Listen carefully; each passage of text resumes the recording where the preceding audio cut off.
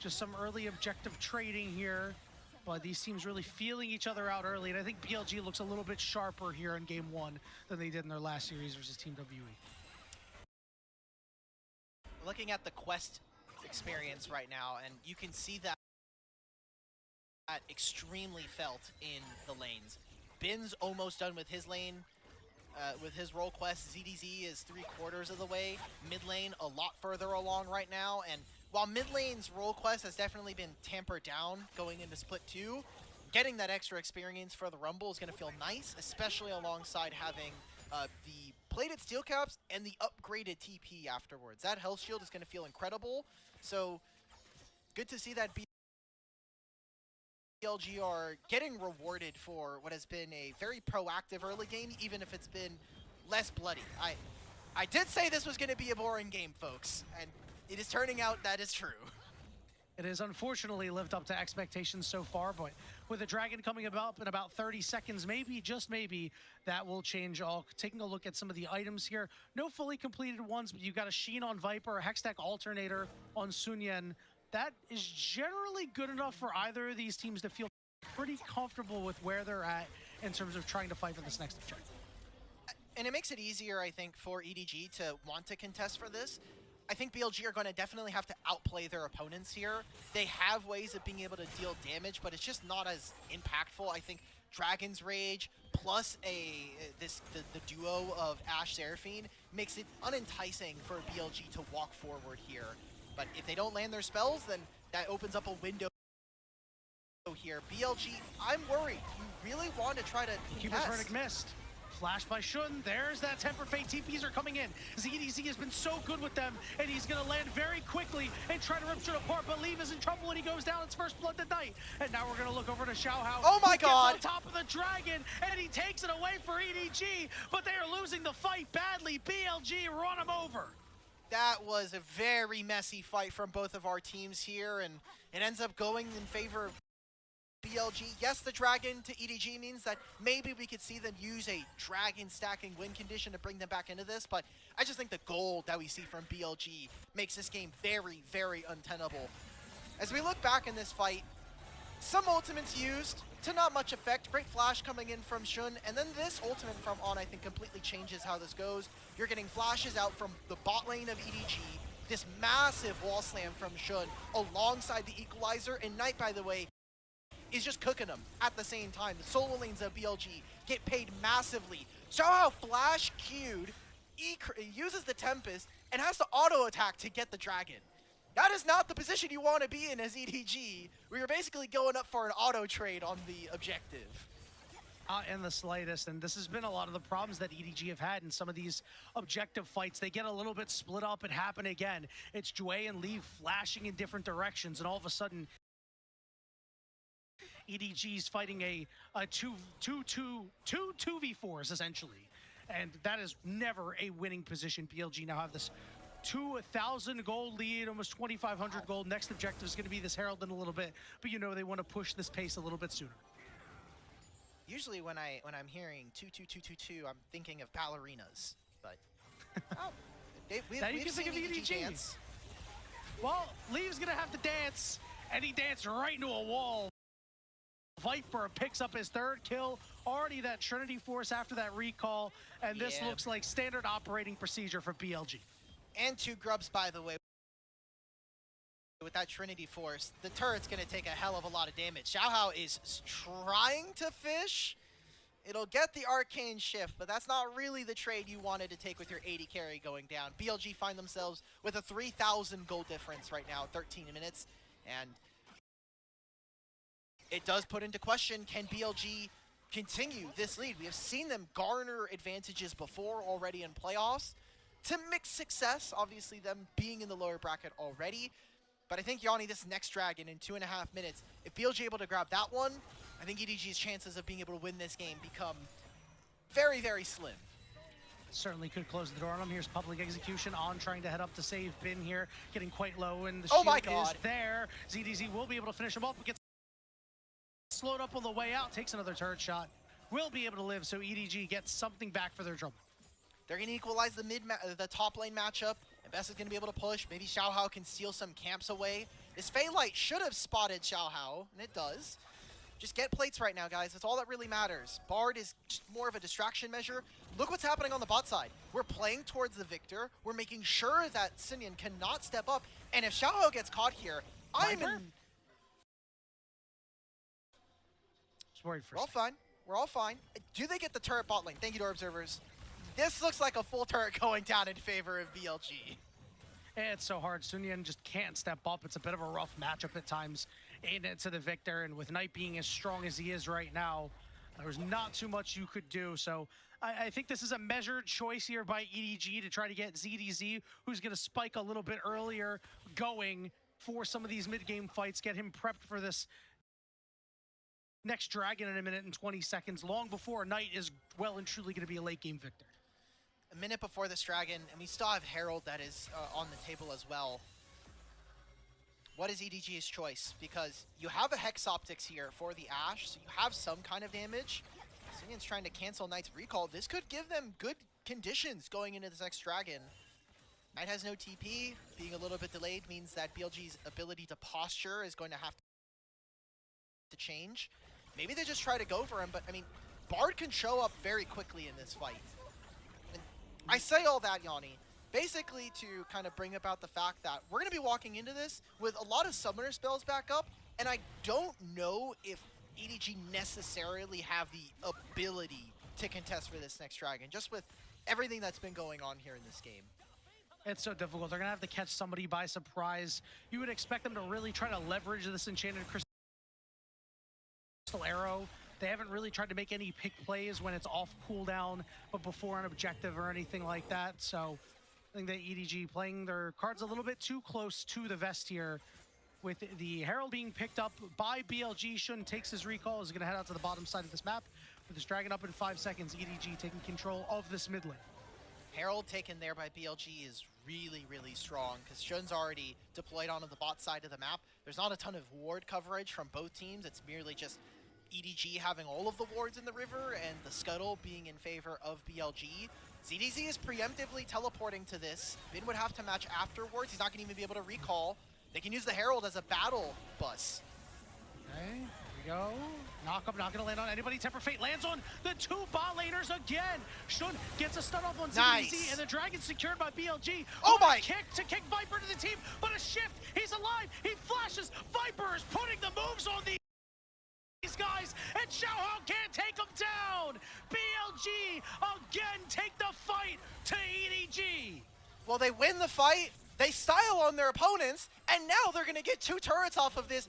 Yanni, that feels like the closer has joined this game. Viper gets away from a Hail Mary play coming in from EDG, and now doubles their goal difference that they had right before that fight, and maybe even looking to grab themselves 3 turrets in just one trade.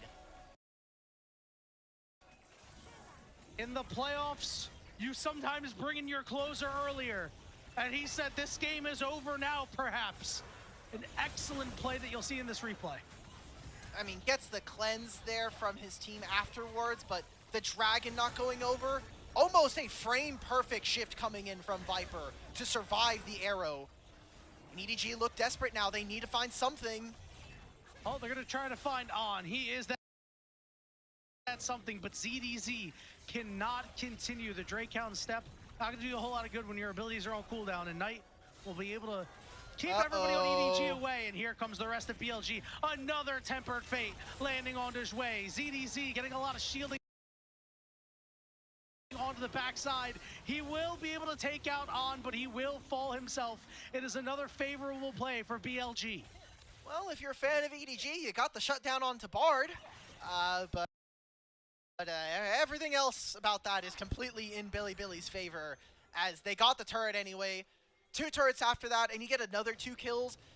A problem that we had for Edward Gaming is their coordination from their playoff series just wasn't quite there, and it seems like that is still the case going on here.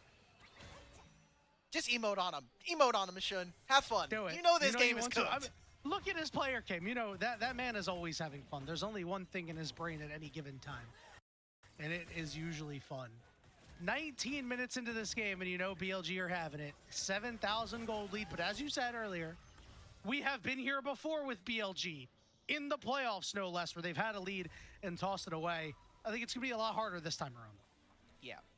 I just look at items. You're having a 2-item Ezreal at 19 minutes. The Murmon is completed. The Trinity Force is there. He already has 5 stacks of his Gluttonous Greaves.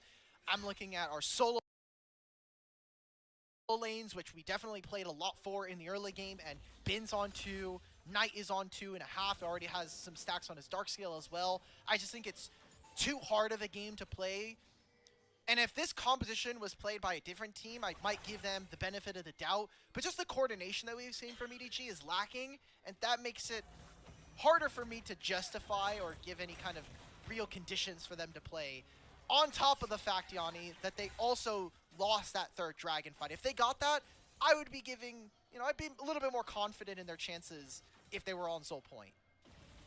That's something that we've talked about, right? Is that lack of coordination at times where they just kind of get a little too split up. It's something that has really plagued them the entire split. It was a problem when Angel was starting. It's still been a problem when Sunyan's playing. So, they will, again, have time to correct it in split 3. This feels like the ultimate, house It's game money 1, it's game 1, it's game team. 1. Yeah, I'm saying that, they're still... Sure. They still have these problems. It's not something that's gonna immediately get fixed here in the playoffs. But when you need it to against BLG, ZDZ on the side lane getting picked off by multiple members of BLG, and there's no response on the other side. Oh, Xiaohao's walking in, trying to catch out Knight. Good use of the Rocket Belt to live. BLG are just taking all of... There's an Ashe ultimate. Not gonna land. Okay.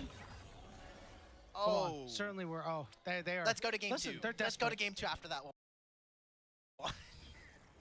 Are you sure? It's still early, as you just said a moment ago. It's earlier than split 3 for sure. True. Here comes Shun right over the wall, right on top of Xue. Encore lands on the 2. Unfortunately for Xue, they did not like the music very much. BLG will be able to get another pick here, and it feels like they are just kind of playing with their food at this point. Look, EDG, they tried to overextend. They tried to look for somebody that was out. They got Knight's flash. But the play completely turns on its head once the rest of the Billy boys get back in and find themselves here in this game. So you're up 10,000 gold. I feel much better about their ability to end this game than I did in their first series of playoffs. And I think this was a very well-played game from them. It was slow to start, and still, by all means, in terms of the kill count, it's definitely a slower and lower kill game. But I think Shun has done a lot for opening up and getting a ton of information. That is something that is usually hard to match versus a champion like Ashe when you have essentially free map packs. Yeah, they were able to shut down Xiaohao a lot. All right, and Shannon Crystal landed onto On. Here comes the teleport in from Bin as Xiaohao is between turrets. He's looking for Knight. He flash kicks into the public execution. Knight trying to stun them all up, but he will go down. It's a Xiaohao shutdown, but Bin is ready to burn EDG to a crisp. On trying to get away, will Tempered Fate himself as well as EDZ flashes over the wall. There's an emote. This is an emote time. Come on, bro. Yeah. Viper, he's gonna throw a stray W just to see them. I see pings on to Baron here, Yanni. I think we're starting the purple worm. Why the heck not? Knight's up in 17 seconds. He can TP in. Bit of a risky play here, but we'll see if Xue, Leave, and Sunyan can force a BLG off and maybe get something out of it. At least force them off, but nothing to be had. All right, so I can already feel the one guy from the ether of Twitch chat saying, why are they trying to hunt Knight? What is this obsession with the MVP of the regular season? Well, Knight has a fairly large shutdown at this point, and you just need gold. You also have the pity prizes called objective bounties that are available on the outer turrets and all of these places. There's a ton of crystalline overgrowth. So the play from EDG when you're down 9,000 gold is go objective bounty hunting. If you've got a bounty on your head, we want the gold. We're already down 9,000. We're already going to lose a lot of regular 5-on-5, so we need to do something. We need to create numbers plays on the opposite side. This is probably Sinin getting out using the Between Worlds. Great job. And they did get that bounty, but the game is kind of chalked at this point, so you need to do more. And look, there's still big gold. If they cash out Viper, that's 1,000 gold out of the 9. I think my biggest question in this game, Hulk, is Sunyan going to die? He is 0-0-1. He's PLG probably have going to die yet to take this man down. He's going to die once. I have a feeling we're going to have a base defense, and he's going to be the last player up, and they're just going to try to hunt him. There's the value of the Bard, as we saw in real time. If Seraphine has Flash, if the Ashe has Flash, you just throw the Tempered Fate on them, and they lose that Summoner spell. Or they die. Or sometimes, if it's really like Super Christmas, you get both. Yeah, just like what happened to that first dragon fight that BLG wanted to contest. Yeah. You know, you hit them, and you got the flash, and you got the kill. It's you know, Christmas did come a little bit early. We're getting to about the 25-minute mark here. BLG has not been able to extend their lead any further. We have yet to see them actually start the Baron here. AG playing rather measured, but BLG not really setting up any traps at this point. And as this game continues to progress, we're just going to still talk about it from BLG's perspective, because the fact that they have a 2,500 gold lead in both Knight and Viper means that they're going to stay an item ahead of their opponents.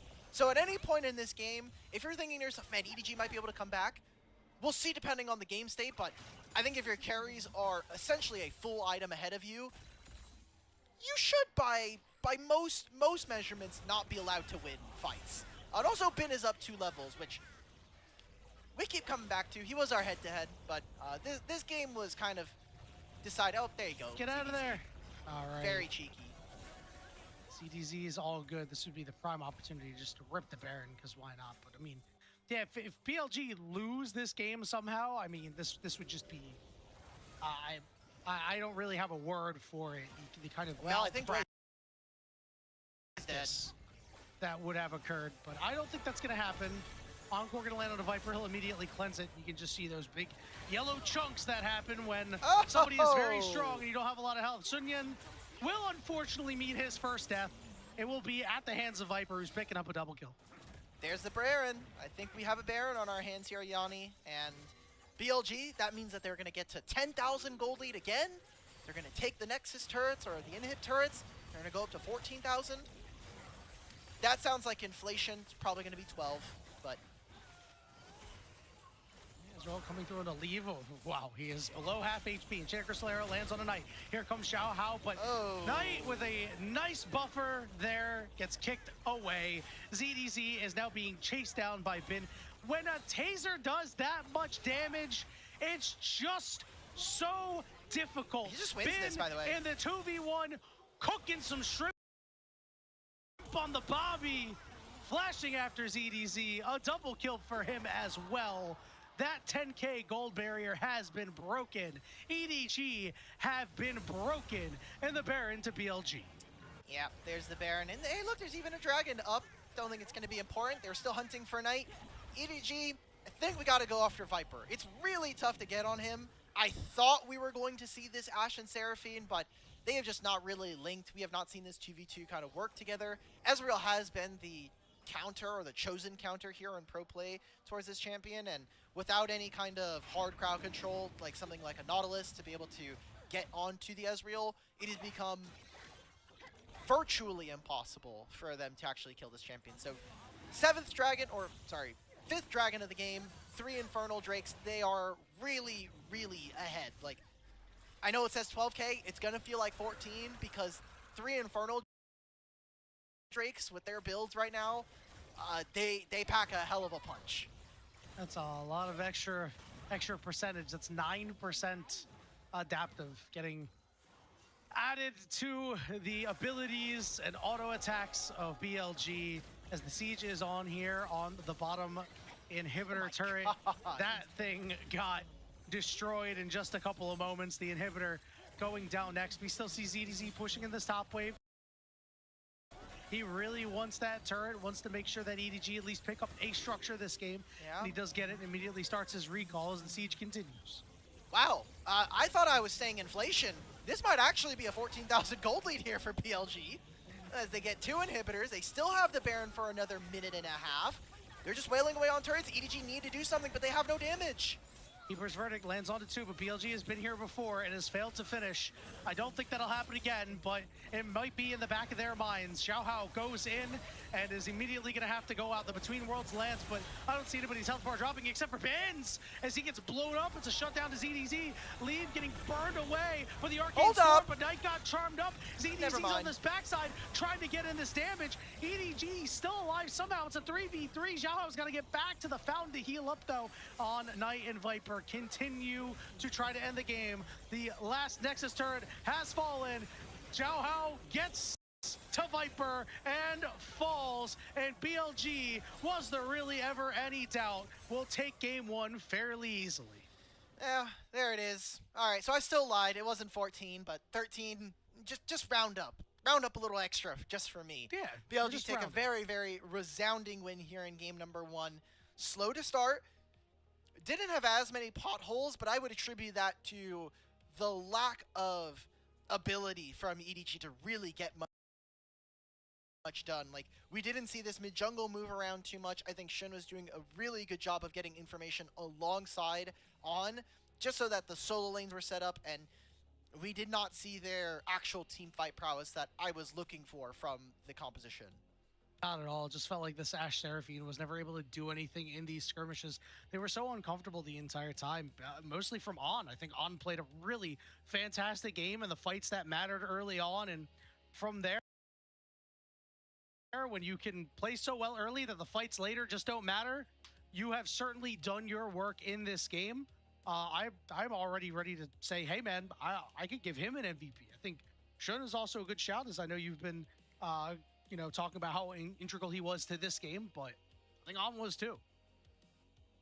I mean, there's very little that I think I could be like really critical of BLG here in this game one, and to their credit, I want to see that from our first seed.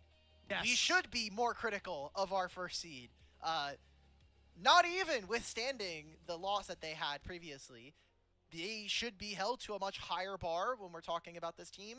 They are obviously very tenured players across the entirety of the roster, and we do look at this team as the hopefuls to be big even at the beginning of the year, they're supposed to be like the super team. This is yet another super team being brought in for the LPL, and we want to see that. And hopefully this series, if they do end up winning it, this should be a confidence series for them to then go into the JDG matchup and further beyond.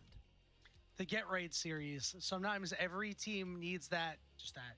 Yeah, you know, we can run these guys over, you know, get in, get out, go get food afterward, and you know, we're on to the next matchup here. And that game 1 certainly could have been an email, to be honest. And BLG just absolute domination.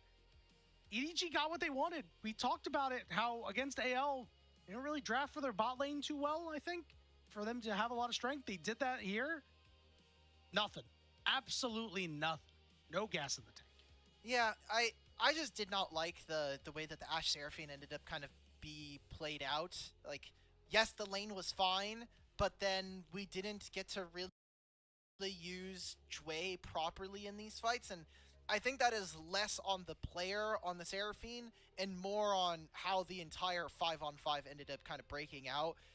Just the Lee Sin plus Seraphine combo never really got working. A lot of the early game might have been different if Xiaohao actually landed some of those Sonic waves that we saw throw out. So it's a misexecute from them for sure. But I also think that they just got out-handsed in a lot of scenarios. Like, this Poppy was incredible. I think On was just more effective from the support position than his counterpart. And like I mentioned during the game, like, Ezreal is literally untouched in like almost all of these fights. And in the fights that he did kind of get clapped up, this fight, he literally smurfs on them and they win. That was just so awesome. It was a classic Viper play, honestly. And he sidesteps that twofold hex that's coming over the wall from Sunyan. I mean, that was just super sick. Slayer, go break down that team fight, you know, later on. I know that you like breaking down team fights for AD carries. That's one of them you got to break down. And yeah, I think this just goes to show that we're this late into the game in terms of highlights of of how utterly dominant this game was for BLG, because they want to give EDG some sort of shine here, and I think Killing Knight was the shine that they were looking for. Like, yep, we got him, boys. We can go home. We killed the MVP. A through line that I want to have for folks that were watching the AL series, or the WEBLG series, is me and Grape spent a lot of time doing a lot of marketing for BLG. We were giving them big praise. We were big up in them as the favorite to win. I mean, I have publicly said that I think that BLG are the highest likelihood to win the LPL in Split 2. That has obviously aged very poor. Has aged a little poorly, maybe not fully poorly yet, but when I look at series like this, I think it's very easy for community members to look and say, like, it's EDG, this is going to be 3-0. I think there was moments in this game where you could say, like, if EDG were not as far behind, they might have actually been able to come back. Like, just this base defense alone made me a little worried. I was like, okay, how are you down 10,000 gold and we're still kind of making it look a little playable? Yeah, I mean, you're outside of the turret range here. There's only one turret still left standing, and this somehow ends up becoming a 3v3. You know, that again, something that we've seen them struggle with is when they get to this Nexus, they just kind of get cold feet. They're like, do we really want to end the game, guys? I don't know. But, I mean, one thing that you said is certainly true, that you and Grapes were doing a lot of BLG glazing. I believe you said, and I quote, I'm paraphrasing a little bit, see you later to EDG if BLG gets sent to the lower bracket. They did. I still feel that's the case. I predicted this is a 3-0, so until they prove me wrong, I have zero qualms of seeing BLG win here tonight. It's the expected favorites. EDG have played a significantly less amount of games just by way of being in Group Nirvana, and BLG's game count this year is, I think, the second highest of any pro team playing in Tier 1. The only team that beats them right now is JDG. Yeah, those boys have played a lot of games. I mean, we play a lot of games here in the LPL. Good. There's an odd MVP. He had a fantastic game. I feel very vindicated, and I called it. We're in lockstep with the official broadcast. That's always nice. I mean, he really showed it. I mean, if you don't get an MVP out of your support for that game, how are you ever going to get an MVP on support? You'll just get it on the Lux game that's coming up, right? That's the plan here. Not Definitely if you're going the Shirelius build. Well, who knows? Good job to BLG, but now we need to see how their opponents are going to adapt going into the rest of this. As a best of 5, anything could happen. We could potentially, in 3 hours, be talking about EDG very differently if the future is against Kurt. Oh, we had some Viper votes. Oh, okay. That's valid. We had one Shun vote. Thank you to my summoners. My summoners knew where the bread was buttered, but not enough. Not enough. Yeah, I think the summoners are onto something. I think that if we had one AD carry vote swapped to a Shun vote, could have felt pretty good about that as a whole. But, you know, you are absolutely right. Anything can happen in a 5-game series. It can go very long, and a lot of things could change between now and the end of the series. And one thing that could change is that some of you, yes, you in the audience, could become Coffee members to support the LPL English broadcast. Coffee is the best way to support our LPL English project because the vast majority of your contributions go directly into the show. A lot of the initial payments go into upgrading the broadcast, but a large bulk of it pays on air talent like myself and Alk Battery, and content creators like me one time and Alk Battery all of the time. Subscribe to our Coffee, which is going to be linked in the chat, and you can unlock perks like early access to content and the ability to ask interview questions for our unique on-site interviews. I see you. Best part about it, by the way, you don't have to make a membership. I know some people might say, hey, I don't know if I really want to subscribe. You can also just do one-time donations, which is great. Still helps out the show, and with affordability being on everybody's minds nowadays globally, memberships are not always super feasible. But if you do feel like you can and you're able to, always feels great. We thank you. Even if you're just a viewer, still love you. Yep, we appreciate every single one of you. It sounds like we're going away for a while, but we're only going away for just a little bit. We're going to go to a short break, and when we return, the Game 2 draft between EDG and BLG will be on your screen. See you soon.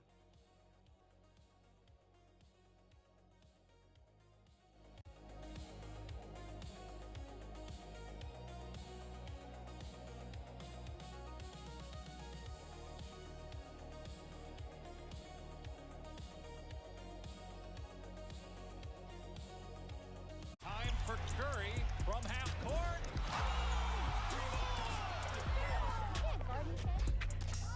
Repetition, again and again and again. Hit the three, bust.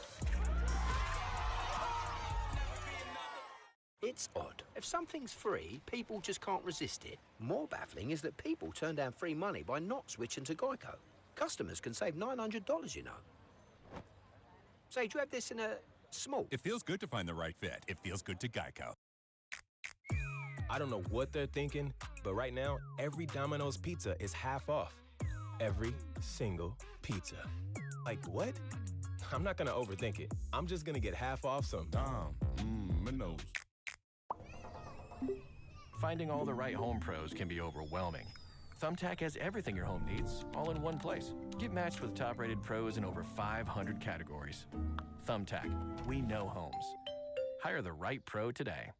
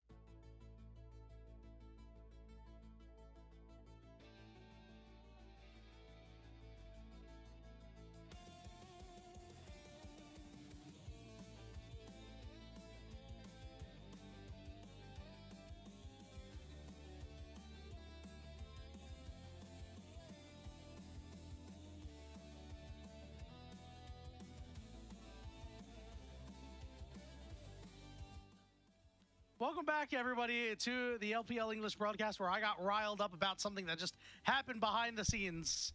All right, I guess I have to talk about it now. Yeah, Because- let roommate Ilya know.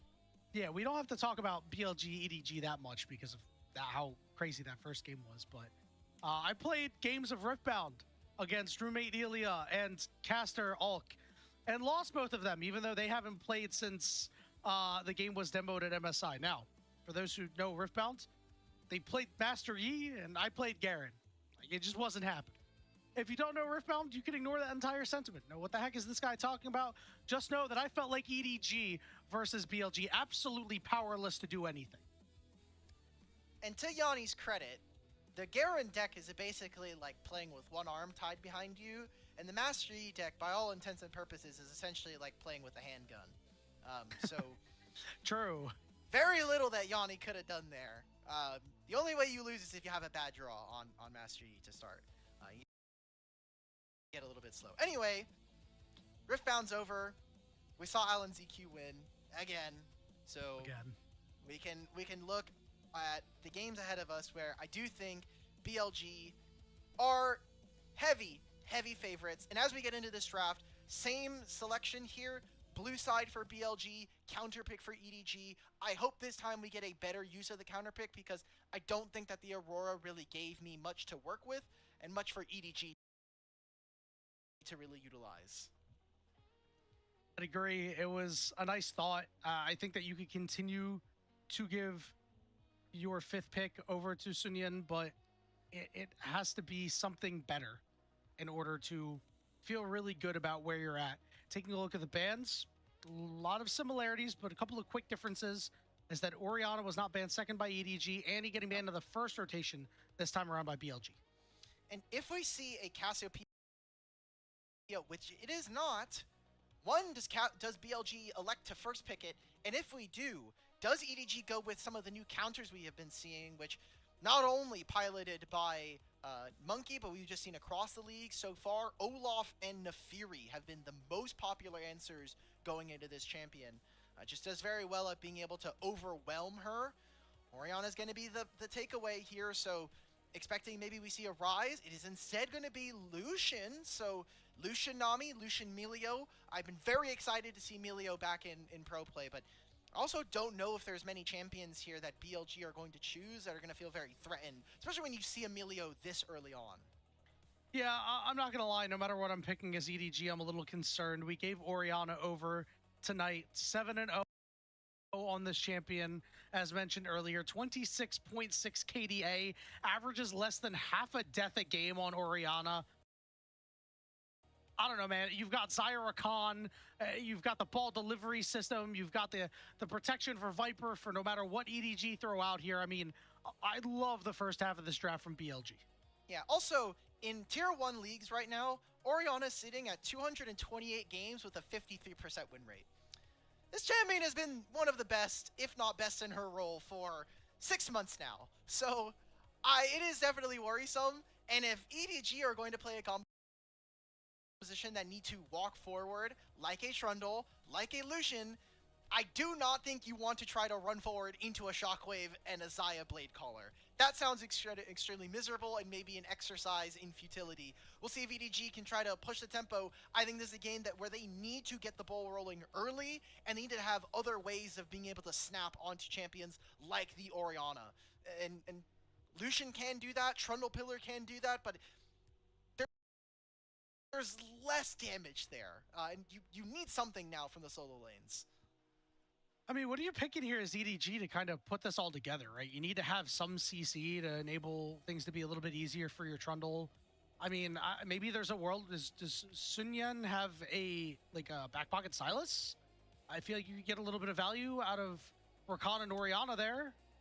Yeah, it's still tough. I mean, Silas can be fine, and especially with Annie already taken away, I think just makes it a lot harder for this EDG comp to operate. I looked at top lane, and maybe this could be a Jace game here for ZDZ. Instead, let's just play a poke war, outrange the Rakan, the Xayah, and the Orianna, and make it difficult for your opponents to do anything. With Sion gone, I think it becomes much more palatable to actually try to play poke versus this team. Trundle can kind of be your frontliner if you give him Melio shield and all of the like here. But again, what is the counter pick? What are we using this counter pick for EDG for? And for BLG, I think you just need tanks, something that's going to lock down and slow the game. Things like Cassante for top lane definitely start to rise. And if we're looking towards jungle, I mean, you still have the Pantheon. I know we've seen that completely drop out of the meta, but Xin Zhao's also still pretty decent here.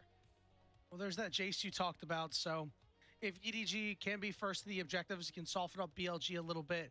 It's something that they have struggled with at times, is not only getting there first, but also being cohesive when you get there. So we're going to need to see ZDZ group up a little bit earlier with EDG and start to make things like that happen. You had also mentioned the Pantheon. You were just calling every single thing, and it does get locked in. It's been one of Shun's best. All right, Zion's gone. Likely going to be Cassante here. It could also be Gnar. Has been a popular answer, or at least a matchup that people feel comfortable with. I'm not as excited about Vayne, mostly because we've only had 2 ranged top lane games for Bin. It has been the Vayne and the Varus, and neither one were noteworthy enough for me to feel confident about it. He's going to go for the Yorick, a much more standard counter, and I think one that makes it very difficult for EDG now to kind of play the game as we go forward. You know, I wouldn't be surprised to see Zyra. I know Showmaker over in the LCK has played a lot of this matchup into the Orianna specifically. I hope so. There we go. Heck Right. yeah, dude. Listen, this is what we said earlier. Pull out your crazy picks. Go down swinging. If this is your shtick, Sunyan, if this is what you are going to be remembered as a player with your debut, having some cool creative picks like this, go down swinging in a playoff series where it actually matters. And now we've injected some CC into this composition that really wants to run forward at you. I think this is a great pick. Right now, I think Melio gets so much extra value. Being able to knock back a Pantheon or a Rakan when they go for engage is really nice. The problems that will arise here in this game is that if EDG are not ahead, they can really suffer. Just not having flash for Zyra versus Pantheon Rakan sounds like it could be pretty miserable, and they don't have clean ways of stopping BLG from running at them. If Pantheon plus Rakan jump, Melio can really only stop one of them from coming in, and then uses the ultimate to do something a little bit different there. Not also to mention, by the way, the Zyra matchup has not worked out over in the LCK. I think Orianna is still rocking a pretty high win rate versus it, and it's few and far between, yes, but I trust BLG are going to be able to pilot this, and this is kind of a high execution comp, I think, from EDG. Yeah, it seems like they are making things really difficult on themselves, but the good news is they have their recipe. They've got the strong bot lane, right? And even though it didn't work out in the first game, that has been the recipe for success. It's always going to be difficult to make it happen against BLG, but they get another bite of the apple, Alk Battery. Game 2, EDG BLG.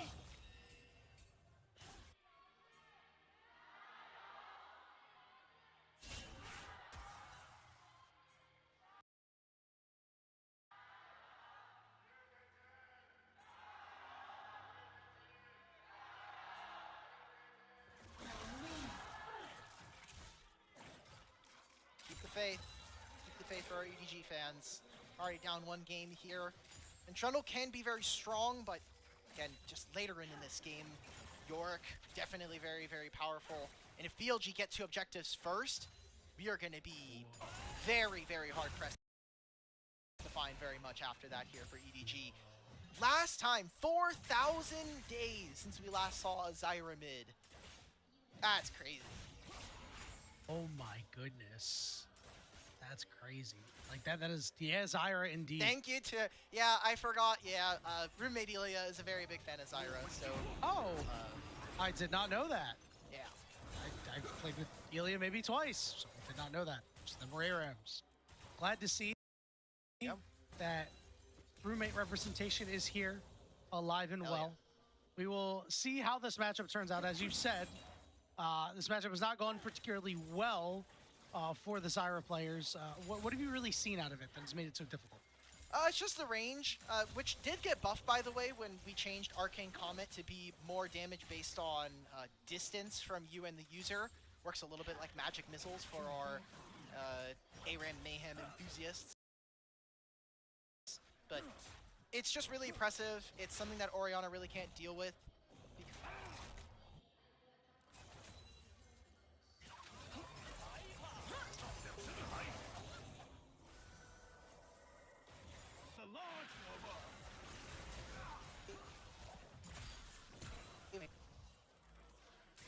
Okay, CDZ getting chased down by Bin here, and this doesn't look like it's going to go so hot. He'll be forced to flash away, so no flashes on either of our top laners.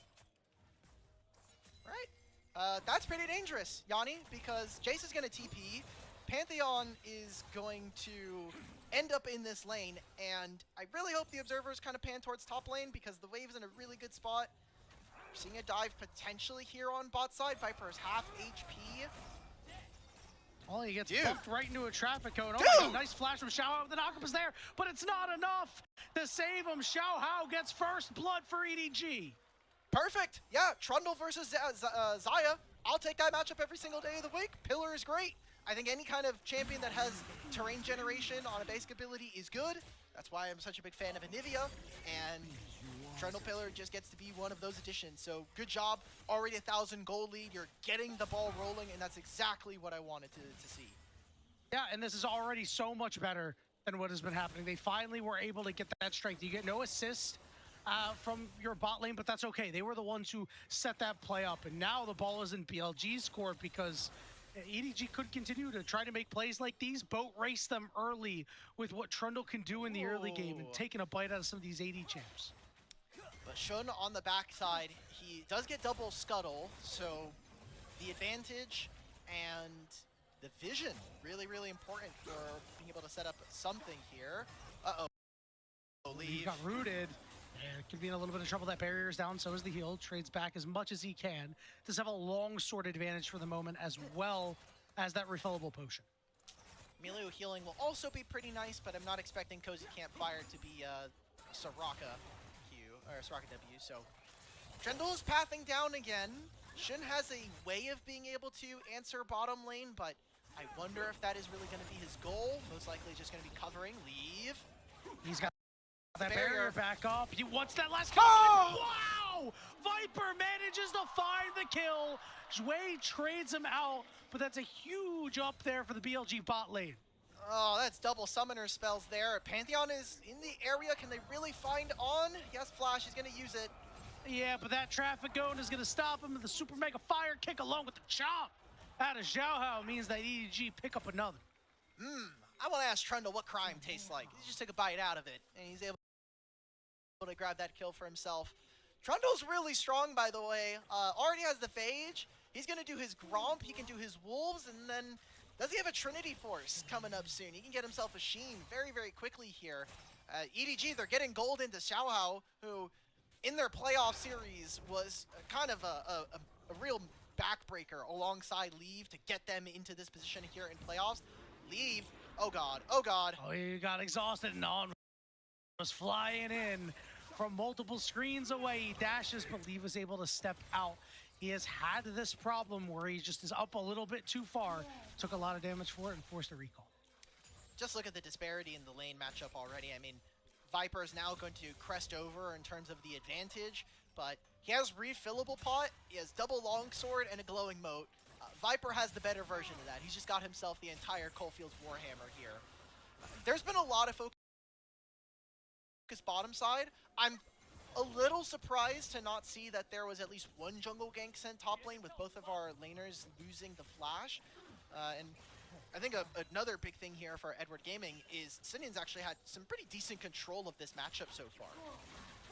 Yeah, Knight hasn't really been able to get a discernible advantage, hasn't been able to move too much.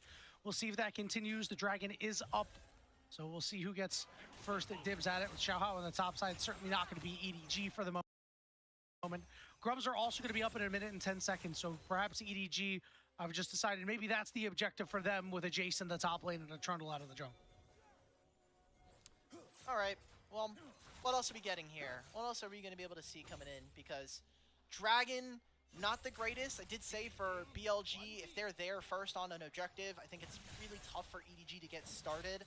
They have some poke. It's good for them to be able to walk in later with Jace and Lucian, but if Lucian's behind, that's a little less exciting from their perspective. And Zyra, you need to have plants already kind of set up if you really want to get anything done.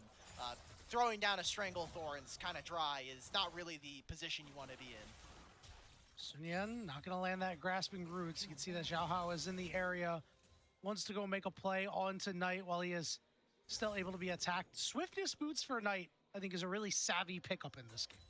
He also went for Storm Raider Surge, which is another piece of tech. Doesn't have anything like the Arcane Comet.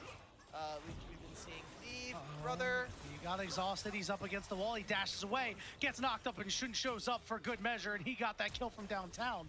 And now the flash is there onto Zhui, and BLG take down the EDG bot lane. And BLG are just running away with this lead now. They've completely collapsed whatever Xiao Hao is able to get for himself. They're not going to get the Dragon, which is going to be as good as it's going to get for EDG, but Leave is really putting a really big stop to the potential for this team, which is disappointing. As a Leave apologist, I cannot make up an excuse for him in this game. He is just straight up getting outclassed versus Viper and On. There's no shame in it. It is very difficult to be able to go up against a bot lane like that. Yeah, but it there's a is little very bit of sad. shame. There's a little bit of shame when it's your fault.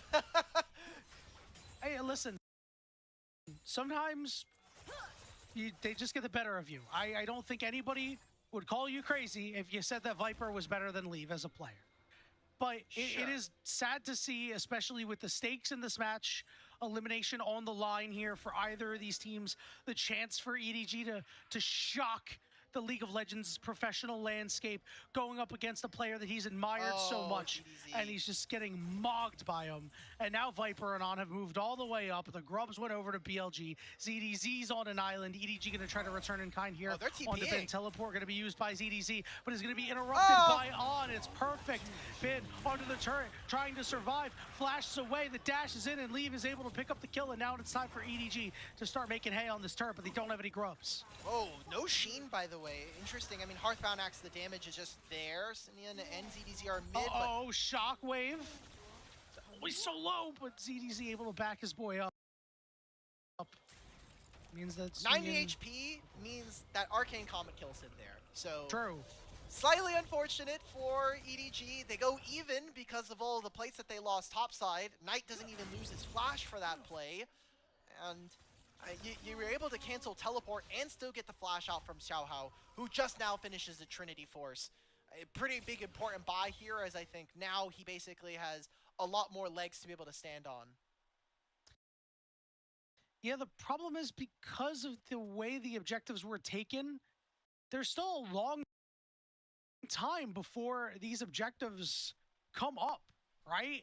And you have this Trinity Force here that is sitting in the inventory. He's going to be sitting in the inventory for a few minutes, going to allow time for BLG to go ahead and get their items. As you see our beautiful faces, technical difficulties for the moment. We're going to be looking to get back into the game really soon. Yeah, for everyone at home, our feed has gone missing. So we'll be trying to get... So how good does it feel to save on your commercial auto insurance with Geico? Good as having a great hammer. Can't touch this. Break it down. We just put it up. It feels good to get your savings on. It feels good to Geico. Hey, you just earned 5% cash back on that. He's a real heartbreaker.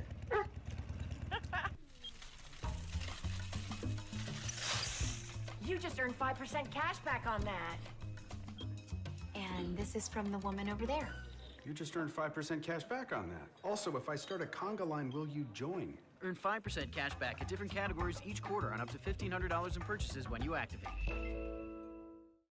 Applebee's all-you-can-eat for just $15.99.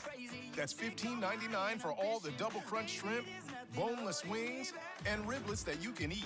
That's unlimited value for $15.99. Applebee's all-you-can-eat for $15.99.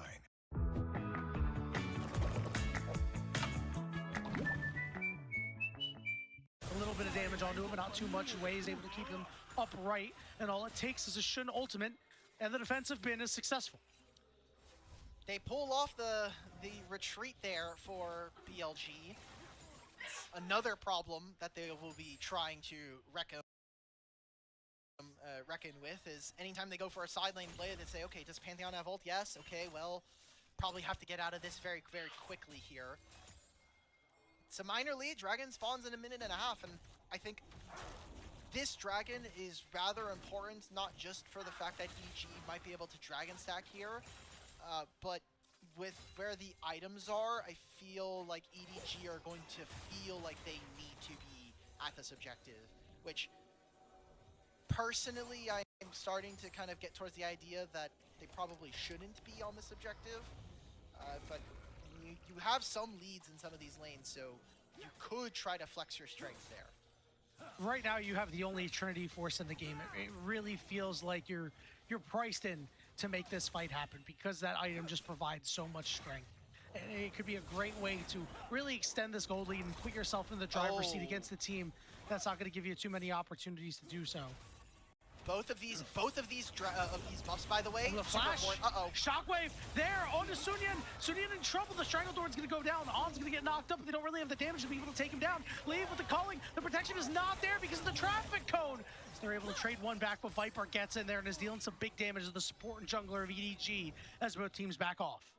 That dragon, or getting the blue buff, might seem like it's very minor, but it means that it's an upgraded smite now here for Shun, whereas Xiaohao still on one jungle pet. He will not have the upgraded smite unless he does his Chrom, which you can see pings go out onto.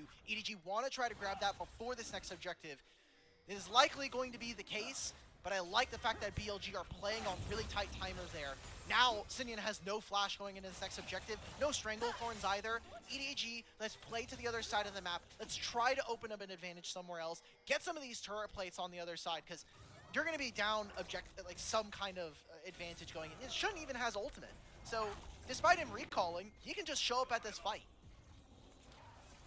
In the blink of an eye, he can drop that Grand Starfall and get in there, and maybe he just might.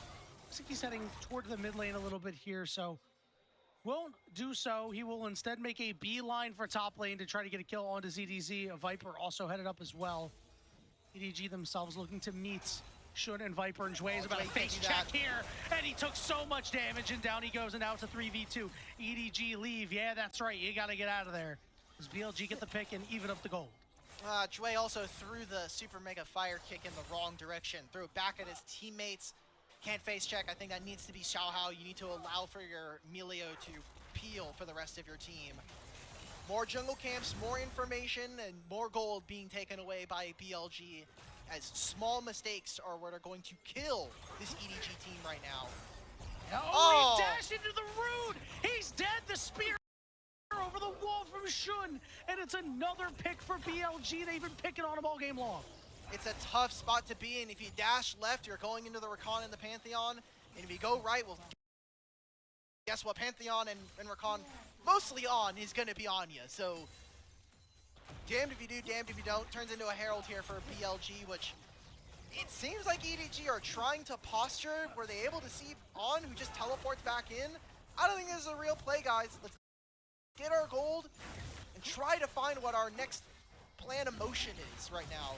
BLG are just getting advantages here in this game off of what I would classify as kind of silly mistakes from EDG. Just getting caught out, walking into feathers, dying for before objective plays. They got the dragon, which is nice, but it's only going to needle you that much more as this game goes on. Yeah, I mean, you've put yourself in a playable game state against BLG. It's really not the easiest thing to do. And now you're starting to feel it slip away, and that means that the pressure is kind of getting turned up a little bit here. Shockwave going to go down onto Xiaohao. His Knight wants to keep EDG here. On is here, so is Viper. Looks like they might be out of there. Lucian gets to farm up another Wid Wave, and we haven't touched on it too much this game, but if CDC is going to have 1,000 gold lead on his opponent, I want to see him use it. I want to see him be brought to this next team fight.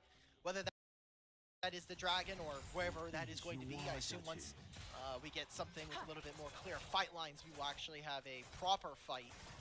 But this is not a position that I would want to be looking down if I am Edward Gaming. I'm up 2 dragons. The game is even, but it's all about the actual, like, events of this game. With how Leave has played so far, I'm not super confident in their ability to do much more than keep themselves even versus Billy. I'm not either. He's really going to have to step up and start making some good plays. I mean, you take a look at the build that he's got here. He had to go get some heel cut as well, take that early pit stop, and, you know, his build is, yeah, I'm a little confused by that too. I think, I don't know, I wouldn't have done it personally.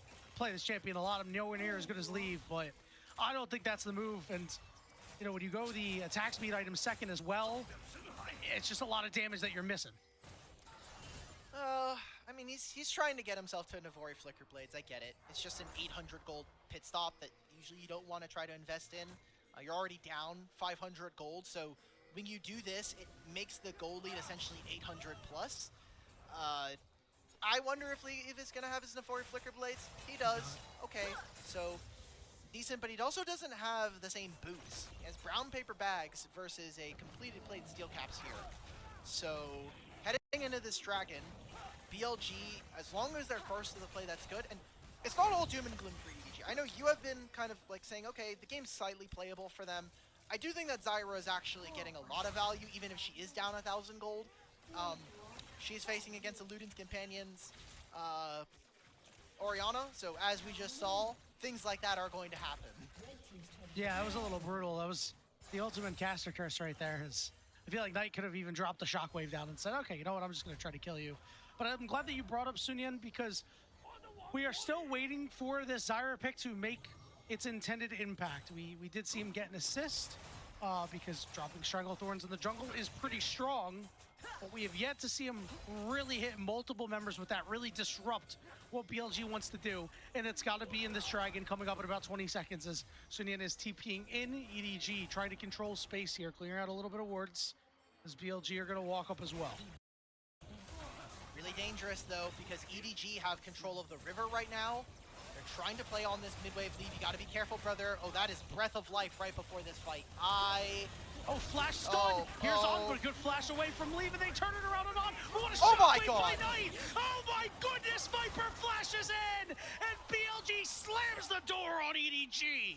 Well, that play went from bad to worse in favor of BLG, as now they get the Herald to spawn in mid. They're going to take the mid turret. They're going to get this dragon for free off of that play. Knight finding a 3-man shockwave lined up with Viper Xayah. Really great stuff there. And on a game that is kind of on the edge here for EDG, they've now been fully pushed off the cliff here. And we're going to see a very similar state of play from game number 1, where EDG have some ways to play. They have the early objectives, and then third dragon comes along, and the game kind of just explodes from there. That's thing of beauty from that play. When are we getting this replay? I gotta see it again, Ulk. That was so sick. That's exactly what you want when you've got an Orianna and you've got a Xayah, and now BLG are turning up the pressure up here in this top lane with Knight teleporting in. That was beautiful. That also, I don't want to take anything from On, who baited out, or maybe was looking a little strong for some of that engage. Does have the ability to do so again. Another knock up. Here comes Pantheon. Stranglethorn's gonna land on multiple members. They don't have a ton of damage. Shun's able to get the kill, and everybody on BLG's alive. Leave is late to the party. ZZ's here. He teleported for this. What else can we get? We just teleported the only player on EDG that has a lead right now. He's gonna pick up the wave versus Ori. Can we actually see something of a fight? Because it's getting more and more apparent that Knight is a better Orianna player, and that he has the overwhelming goal lead over his opponent. And as we noted from the draft, Xayah makes it nigh impossible for Edward Gaming's carries to step up in any real fashion here. Shun doesn't have his ultimate, so they won't be able to find a flank play onto the Jace. And ZDZ is definitely playing with a lot of respect, but BLG are putting numbers here. They want this turret plate. Now they're trying to focus the one member that's got all the gold on EDG. Do whatever you can to make sure that he's as uncomfortable as possible. You talked about needing to see ZDZ at some of these fights. That was the opportunity, that fight right before that third dragon. And in the blink of an eye, BLG hit the go button. We've yet to see him make an impact in this game out of the top lane. A big reason why BLG are holding on to a 3,500 gold lead and have broken the stacking of EDG. I'll give ZDZ some credit. This game is not his fault. He pressed tab. It's not. Oh, my bot lane died. OP.GG says he's innocent. Yeah, he's getting the innocent tag for this game.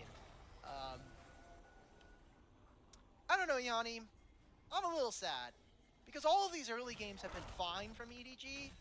This one's a little bit more worrisome than the game before this. No doubt.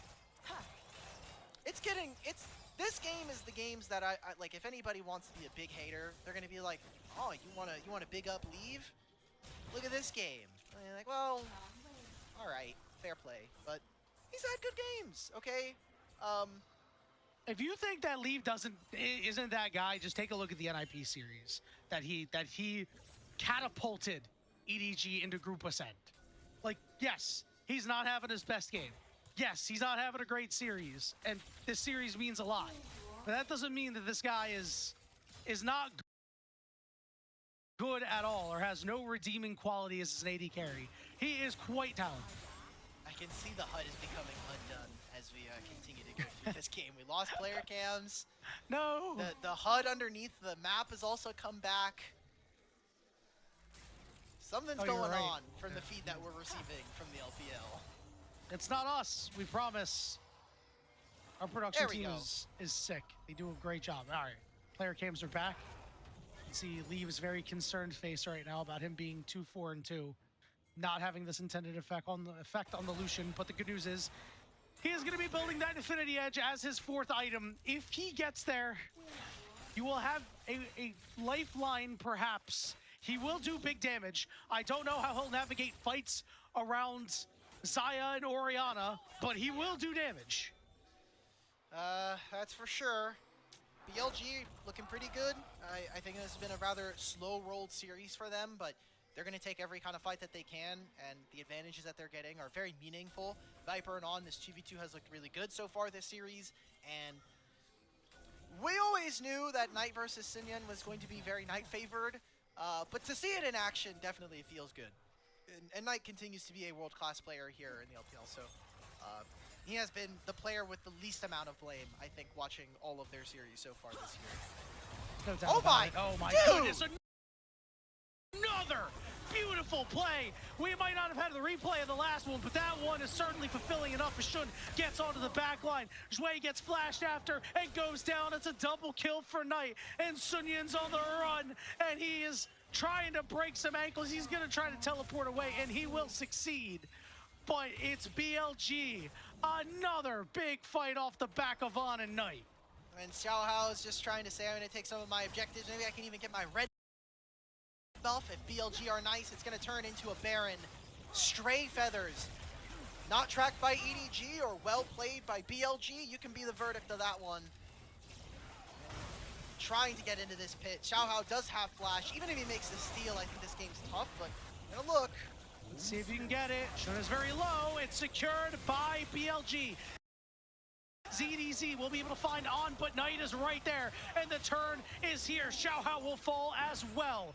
BLG's gold lead has swollen to 6.6K. Their pockets are full of gold, and they're ready to finish off this game. Let's see how this happens. So 3 feathers, he walks down. Maybe Leave didn't count. I mean, but Viper can just flash. Oh, why are they still up, by the way? That's more my question. This is a very long uptime, and then they just snap for this. Good job from Viper, well played. And EDG maybe miscounting the timer on which those feathers are going to despawn, but with that, it essentially breaks the game in half. It means that BLG are going to continue with their lead. They're going to have this bear, and they still have 2 minutes, so it looks like they're going to go and push on bottom lane wave. And hey, Orianna gets to keep the near flawless KDA. 4-0 and 6. You're already saying that he has a half a death on average every game, and he's on track to keep that alive. I don't know how the hell you load up into a game of League of Legends, average less than half a death, and in this game, you're lowering that average. That's incredible. They're gonna go after Bin here on the side lane because it's really the only thing they can do. And Bin's Goose is just a little bit cooked. ZDZ gets a kill, but BLG will push the mid lane. They've got Baron and they've got 3 grubs. The turrets are not going to be very long. As you can see, What 3 items turrets? Zaya also, which we did highlight, is going to be a big power or spike in strength for them. Comes through. They're going to grab this inhibitor turret. They didn't get to push out too much on top side. Leave is He got probably dead. exhausted. Yeah, he got charmed up as well. The breath of life may only mean death as Viper drops down the Feather Storm. Knight shows up as well for a kill. Viper's still alive. Viper! Sunyan can't take him down. Nobody can take down BLG in this game. It's a triple kill for Knight.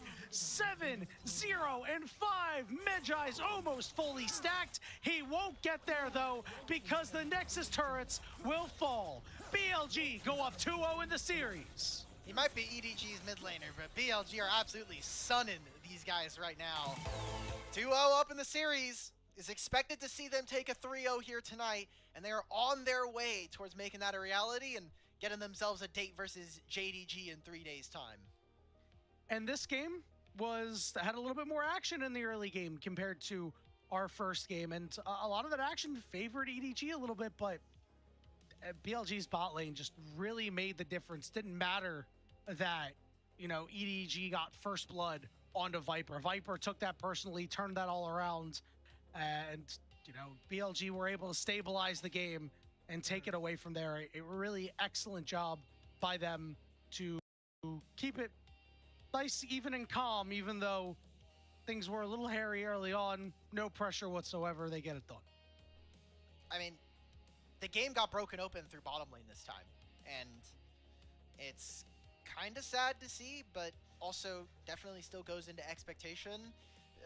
Viper and On, we wanted to see them actually step up, and I think this series they've done a really good job. Game number 1, obviously, they were more of a passenger for what ended up happening in the game, but still had some nice outplays. This time around, they do it again. They have the Zyre Rakan. They win the lane off of slight error from Leave, and they pounce on it. They completely obliterated this lane and took away what was going to hopefully be a strength for this Edward Gaming team coming into the series. Yep, we were like, hey, this is how they did it against an IP. If they can get it going against BLG, maybe they have something. They have had nothing in these first 2 games. You've had lanes that you would expect that you'd be so happy with loading into the game. We're on Ashe Seraphine. We're on Lucian Melio. This is great. And you know what? In game 3, BLG's probably going to give them Corki Nami and say, try to beat us again. And I don't know if it's going to happen. I mean, that is... They've thrown down the gauntlet, and BLG has answered the call each and every time. It feels like that WE win was, you know, set something in BLG's brains to just feel like we are in kill, destroy, kill mode. We are going to run the lower bracket. Well, in all fairness to them, they are now on elimination for the rest of the tournament. They cannot lose another series anymore.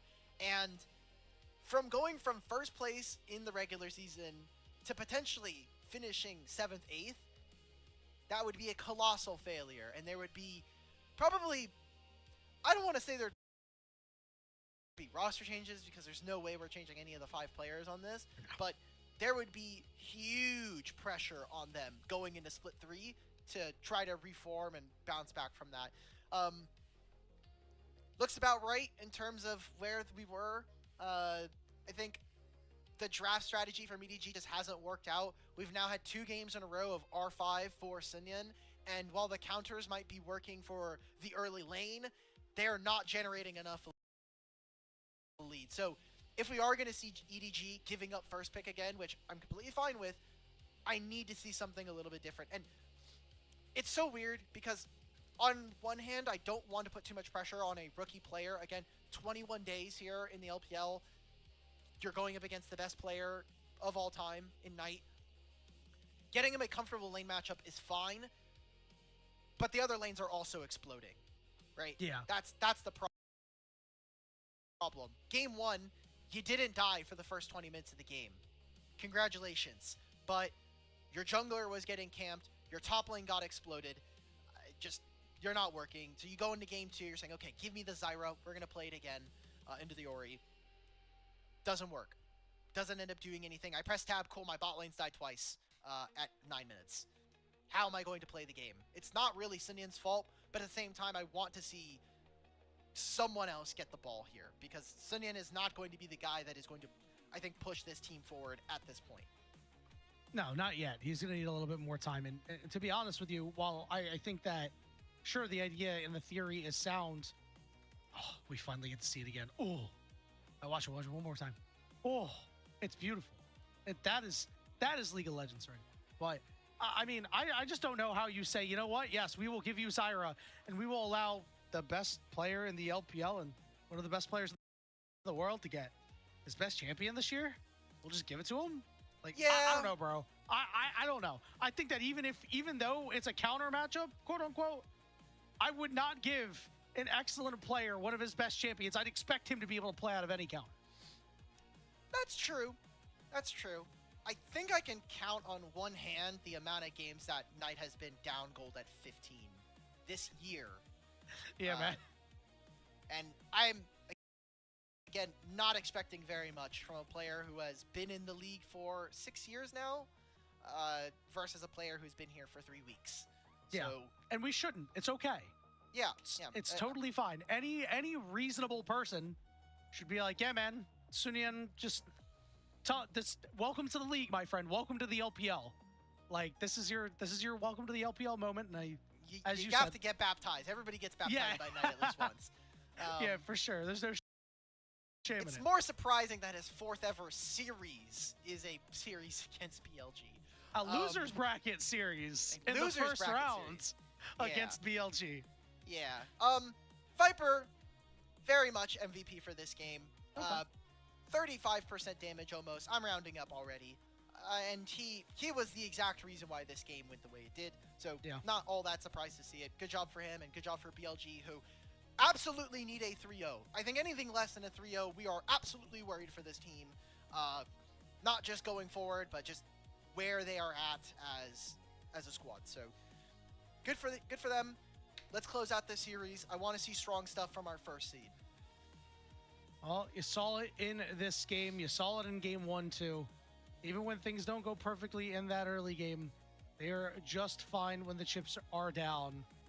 Another big win for BLG. They've put themselves on series point. 7 out of 8 total votes. The referees had to give one over tonight, and honestly, I can't really blame them for that. Fair play, man. Fair play. Absolutely. He deserved at least 1 vote. That said, we're going to go and could take what could be our final break of the night here, because BLG are 1 win away from 3-0 sweeping EDG and continuing their lower bracket run. Will EDG have anything to say about it? Find out after this break.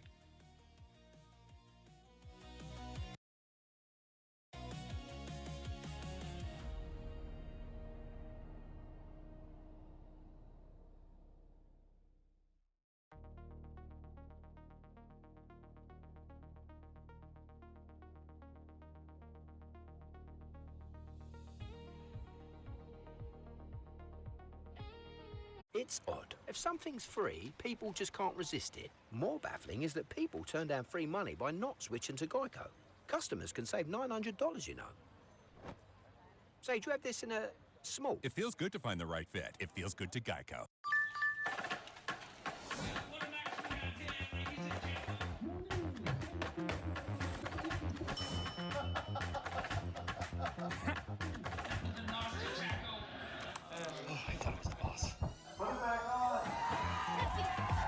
Delivery for Kaka? 5-star Soyuz.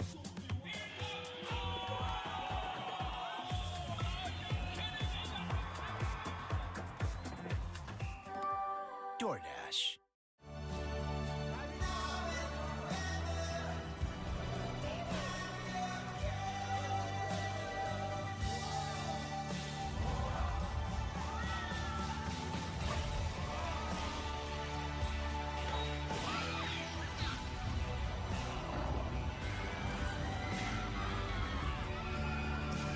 Four parks. One vacation that changes everything. Universal Orlando Resort. Hey, you just earned 5% cash back on that. He's a real heartbreaker.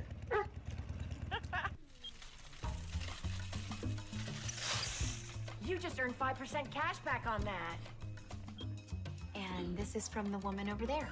You just earned 5% cash back on that. Also, if I start a conga line, will you join? Earn 5% cash back at different categories each quarter on up to $1,500 in purchases when you activate. Going for the win. Look at the determination on his face. I just flipped the switch. Flip. I don't know nobody else that's doing this. Don't ever stop. The magic is alive. For the lead.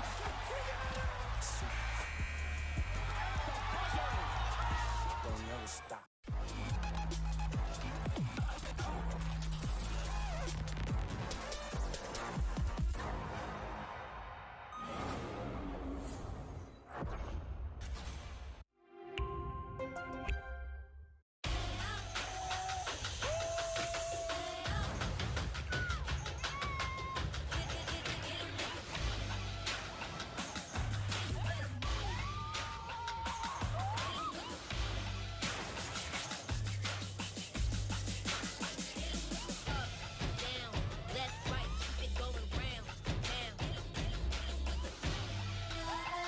Big time, best time, all the time. Come seek the Royal Caribbean.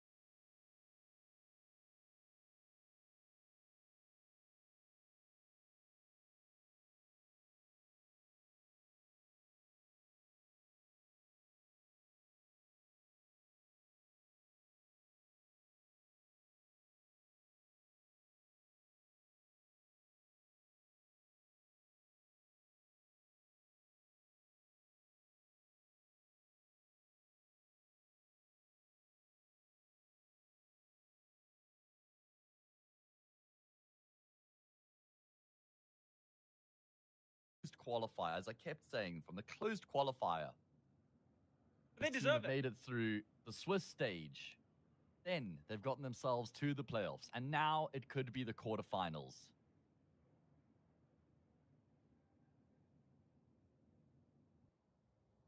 Yeah, this could be crazy. I think Ill Will, though, as I was saying, they definitely come into this game as the favorites, with the firepower, the names. But XET, I think they just have been better, haven't they? You look at the kill disparity here on Nuke. You've got bottom performer with 12, top performer with 16. It says it all. Yeah, you're right. That's a very good point. Just a very even kill distribution, and they're going to go for a big blow in towards, say, bomb site. Lovely spray through the smoke there. That burst there will take Chofo down. You have to watch this round from the sidelines and hope that his teammates can finish off the job. Hadji is playing with danger.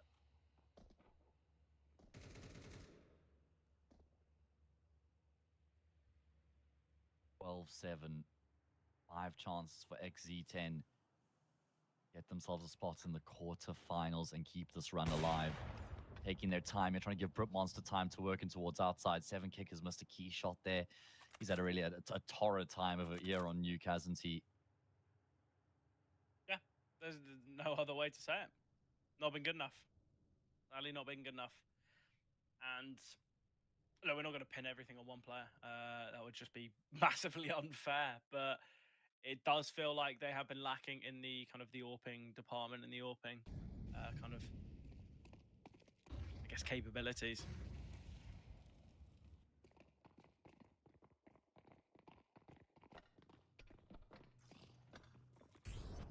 Are they going to make their way down towards B now? XET, nice find from Kindo. Now a 4v4, an open B bomb site. They'll get so... Look at the util they've still got to use. They've got Molly's either side of ramp. There's still a smoke on AVN.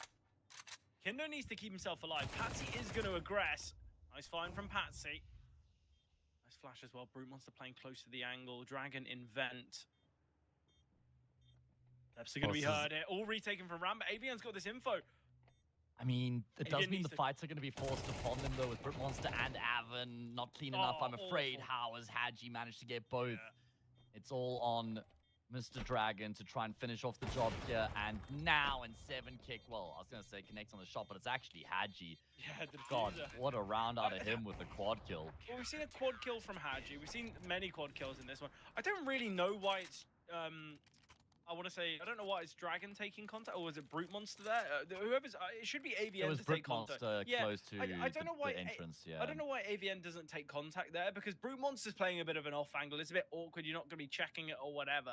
I think if AVN takes contact, he can get a kill, back away, and then everyone's going to be fixated on him. AVN's playing the more traditional angle. He can hold a deeper line in as well, so it's not like they're already going to be out in the open. I think if AVN's the one taking contact there, I think we see a much better outcome. Still going to be the investment here from X0 Tenacity. We've still got 4 opportunities. They should find it, but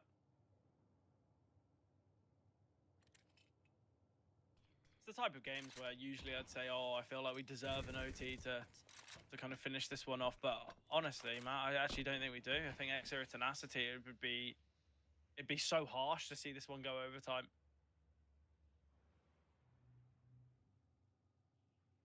Yeah, this would be insane if this game does actually go into OT.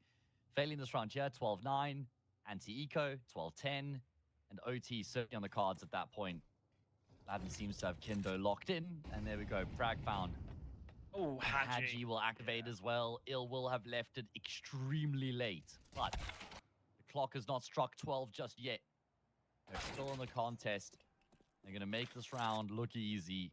Not taking any prisoners. No residual money here for XZ10 either. And this game is the gift that will continue to give. Yeah, 25 seconds. Madden holding. Dragon. Not spotted. 4x3. Okay. Well, Vladden doesn't get to see him. Oh, Dragon. He fired a little pot shot there onto Patsy. Dragon. 1v5 gone 1v2. Okay. Problem is Hadji's position. He's never going to expect Hadji there. Yeah. No, No, not in the slightest. Look, either way, he's done some financial damage, and I think that alone can be helpful. Gained a lot of money himself. Unfortunately for Exo Tenacity, the loss bonus isn't so high, so they couldn't. It's not like they could purchase a round Dragon, or it's not like Dragon could go for a hero AK. Look, he can, but I think it'd be a bit of an unnecessary risk. Second tactical pause called on this map. I would have thought maybe Illwill would have employed a few more, but either way, Exo Tenacity still just one round away from taking the series, making that push to the quarterfinals, obviously, of which they will face against, I would say, a possible victory. I think Johnny Speeds and TNC, I think both teams aren't playing on the kind of the best of form. Recent roster changes as well for both. I think if Exo Tenacity, if they do find it here, I think they do have a chance in that one. Yeah, I agree. I mean, it should be Johnny Speeds, but I agree. It's not like that's an impossible game for them to win. Like, what a game against, let's say, Namiga, 100 Thieves. Exactly. Even like Tricked. Probably even one win. I would say Tricked as well. Yeah. Yeah, I think Tricked have been on some really nice form. So yeah, I think there's... Look, they're on the other side of the bracket to Namiga. I think you're going to be sat there and going, okay, well, at least if we have to face them, we face them in a grand final. Because I think Namiga and if we make a grand final, we don't even care at that point. Exactly. Oh, wait, mate, they force sport. They have force sport here, by the way. Timing is perfect. Yeah, it does for Choffa to catch Hadji on the reload. Make it down the vent. It's going to be a running race. They need to find this pick onto Vladen. Smokes it down. They will find That'll Vladen. help. And now AVN questioning whether to pick up the gun. Playing close, Madden. That's a nice find. 3-on-3. Dragon on this hero AK, as I mentioned. Patsy clambering down the vent. Patsy might not know about Dragon. Dragon is so late in secret. Patsy's not even going to clear this. Dragon going to get a freebie. Oh, nearly cost Kindo his life. Yeah. And they've got Hits on knowledge both of these two remaining now. players. This is where They've also Kindo got just needs to utility. Oh boy, Kindo will, and that's going to cost him his life. They don't know if the diffuser is being stuck or not. This one smoke is causing so many problems here for this team side. The fuse being stuck, 7Kick's going to go down, and the force buy will work the trick for Exo Tenacity to keep the run alive and get themselves into the quarters. There was like half a second, maybe even less on the diffuse there, and we see him taken down through the smoke. So unfortunate, but Exo Tenacity, like we mentioned, they've probably been the better team here on Nuke. For the game to end like that, bit of a unforeseen circumstances. I'm sure Illwill will feel a little bit hard done by there, but Hadji spamming through the smoke, get caught by that Tech 9. We're seeing some nice shots from AVN. I know he's traded by Madden, but look, overall, Exo Tenacity, very happy with their performance. Don't get me wrong, Overpass was a really poor start, starting CT side, and they only got 3 rounds there. But look, who cares? They won the series. That's all that matters. They're now into the quarterfinals. A great result. Matt, I'm going to cut you off. I know you weren't actually talking, but I'm going to cut you off. You're not going to have time to say anything because we're a little bit behind schedule. So we're going to head into the next series. Obviously, this one is going to be a banger as well. We've got one win. We've got Lavkedvs. I'm excited to see how that one goes, but we're going to be jumping to a short break beforehand.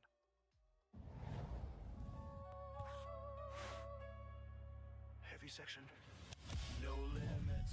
Break it. No silence. Shake it. No borders. Take it. One X. Heavy guitar. 808 kick. Crowd in the dark stars. 1x bit. It'll be ace.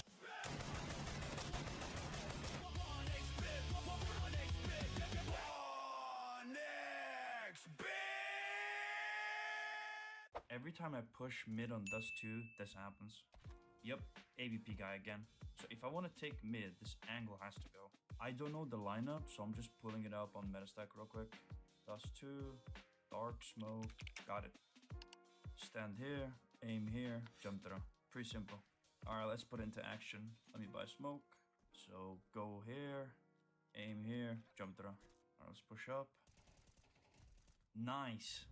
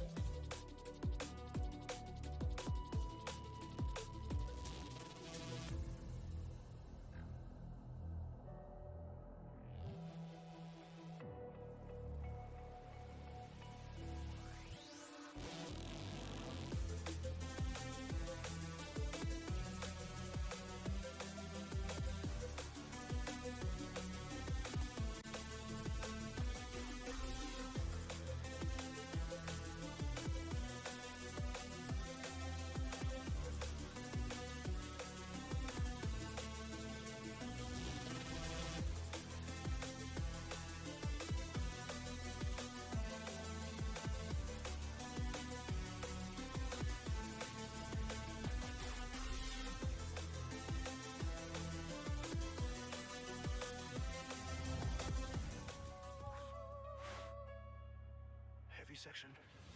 No limits. Break it! No silence. Shake it! No borders. Take it! One X! Heavy guitar. 808 kick crowd in the dark starts. 1x bit. It'll be ace.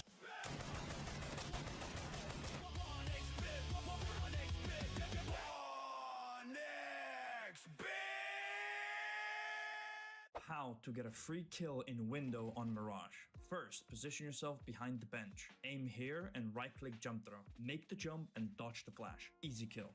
If you want to see more Mirage Pro plays like this, or you just want some free elo, go check out metastack.gg.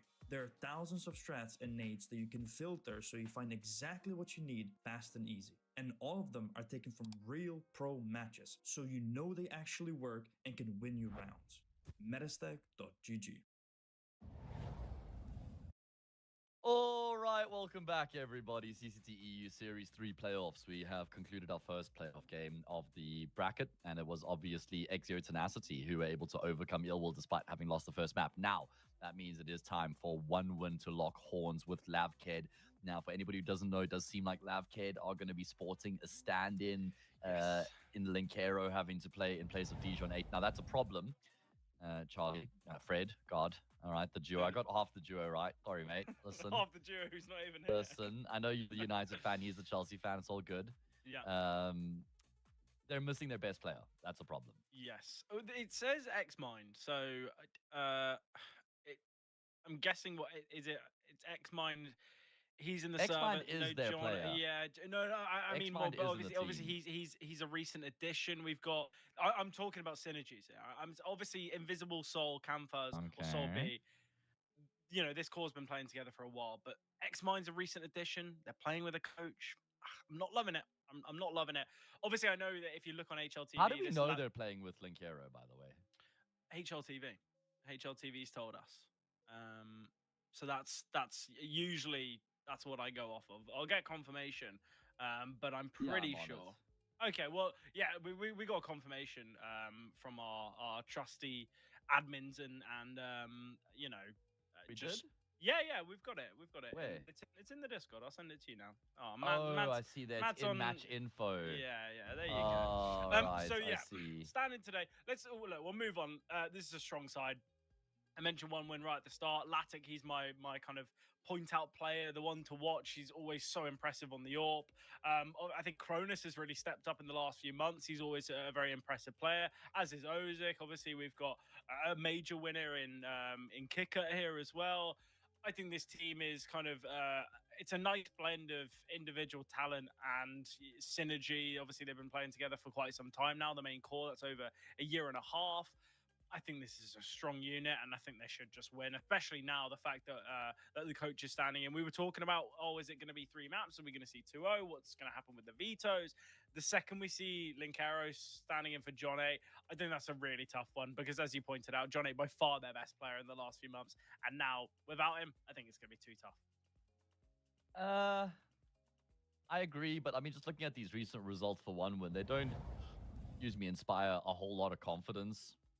With losses against AM. I mean, that loss in particular, 2-0. They've had a lot of 2-0 losses, actually. 2-0 loss to Cybershock. You don't mind the VP one. The Nuclear Tigers one's fine. Cybershock's not the end of the world. That was 6 weeks ago. So, yeah, I'm kind of curious to see where they're at. I mean, they have beaten that run of wins over Eternal Fire, Focus, Nuclear Tigers, and Tricked are all very impressive wins, And those are all within the past 2 weeks. So, good results there. Look at the veto. Overpass has been a map that one win have really been able to start to bring into their own lately. I mean, I think it's quite a new addition into their pool. Mirage picked in response from Lavkedvs is their general go-to 82% of the time. They pick the map when it's available to them, but it's a map that one have played heaps of as well. And then Anubis to settle the score if we go to a third. I think the vetoes are pretty decent for one win. I think they're going to be looking at it and going, well, Overpass we should find. Mirage we're pretty competitive on. Same for Anubis.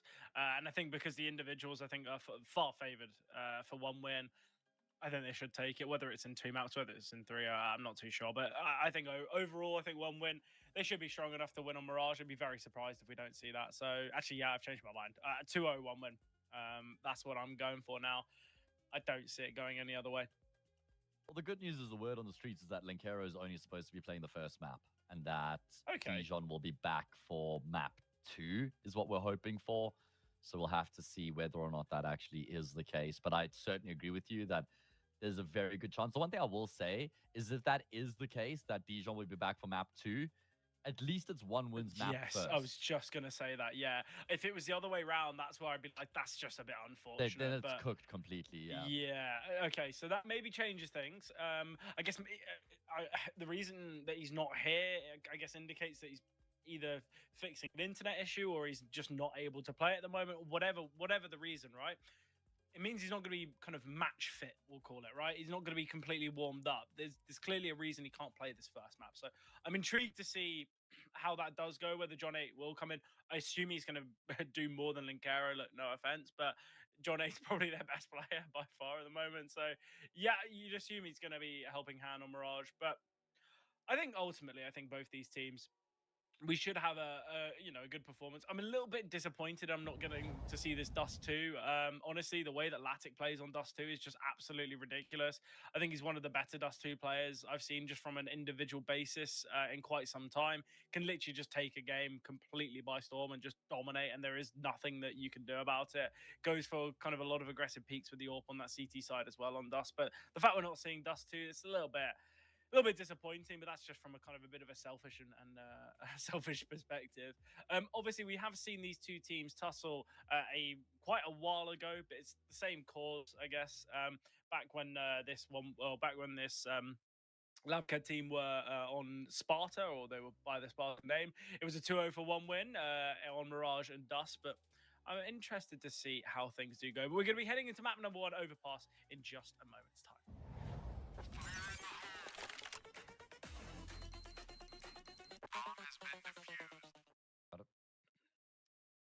All right, here we go. Overpass indeed. One win's picked. I'm going to start off on the T side. And as expected, Linkero is on the server. Now, I've done some digging to have a look at the matches he's played in the past. And he's only ever played 6 best-of-3s. However, they do come in like the past 9 months.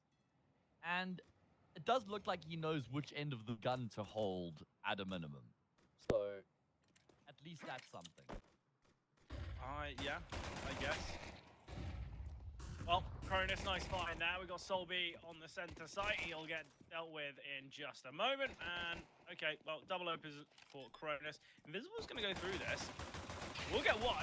Can't find the bomb planter. Okay, Ozek can get the trade. Linkaro dealt with, though, by Cronus. Tripling this round from Cronus. And now it is all on X-Mind. Yeah, I mean, it's just impossible here for the newer guy in the team to do anything about this 1 versus 4. One when he just pausing and posting on angles, waiting to see if X-Mind shows his hand, and then they can commit with some confidence.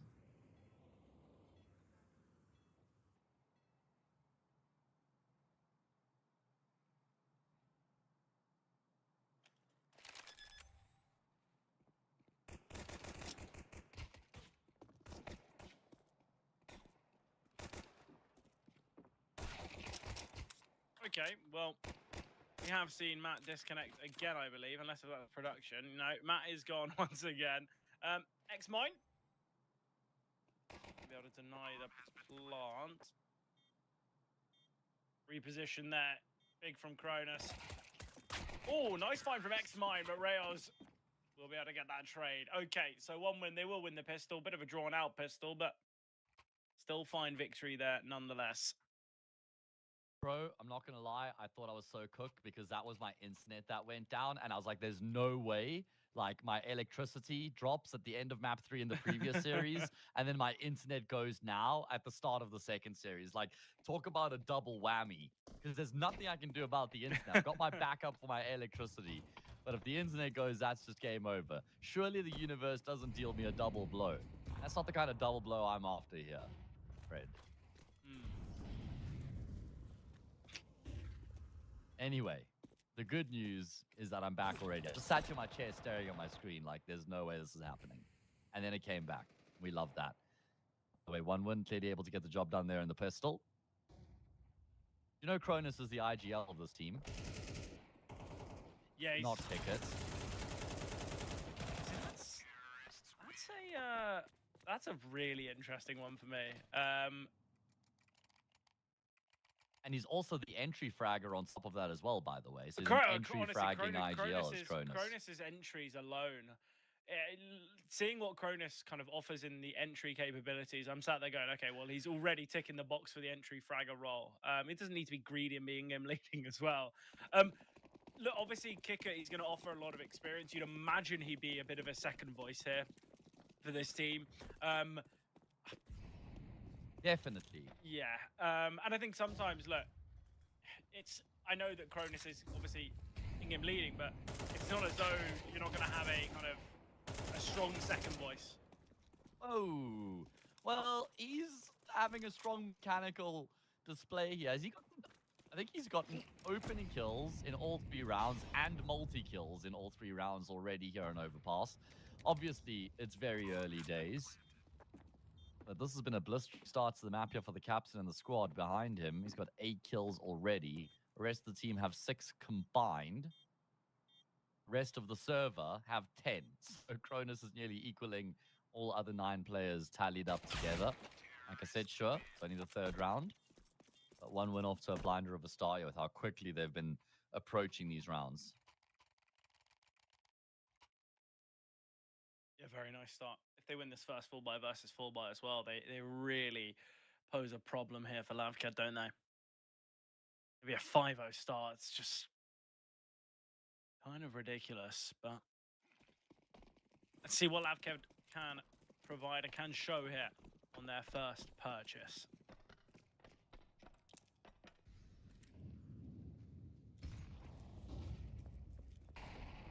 Yeah, it has to be something. Even if it's not a round, it's got to be a degree of competition. Canfas have he's a straight up swung monster. Like, effort we ball, and then he just gets dunked out of the round. That is not a great look. Ozek is in a bit of a gnarly position. Invisible, really nice crouch into the angle, and then stands up immediately as he starts to take the duel. What that does is it disrupts Ozek's crosshair from ever ending up on the head. Very nice little movement tech there from Invisible to get that kill and bring it back into a 4v4. Pick this duel brewing on the other side of the map, by the way, between Rayos and Invisible. This is an important moment. Doesn't look like one are going to be trying to use it. Kona spots the smoke. That's his cue to go, but he can't get out of dodge. Yeah, Team damage doesn't help. For a second there, I thought Solby wasn't actually going to get that kill. I was like, how do you not get that pick? Invisible will find Rayos elsewhere. And they're just going to have to play here towards B. That's the round-defining kill. Wait. What was that? What just that was happened? X-Mind. Yeah. X-Mind tagged Solby. Yeah, I thought it was Solby. What? Well, I don't know. Something happened. I think X-Mind was trying to wall bang or something, bro. Yeah, maybe. It is going to be this play towards B. Nade on the corner. Molly once again towards barrels. Positioning here for Solby is good. If anything, he's just giving time though for the rotation. Smoke on the back of the bomb site. Shot missed. Yeah, that's the problem. Bomb can get planted. No need to blow this open. Invisible does have a Molotov, but Latic, he's going to be the difference maker in this round. The question is, when is Latic going to strike? Invisible will find Kicker. Latic gets the trade, and now it's X-Mind on the orb. He needs to connect, and he will. Simple shot for X-Mind. So confident in his decision to hold that angle. Lavkedvs, they will win this one. Also just well read there from X-Mind with the scope being posted on that exact angle there. And that's the position that Latic walks into. Opening round here for Lavkedvs. Good job coming through from them to get themselves on the board. Considering the way the map had started, winning the first gun round will certainly feel good. 3-1.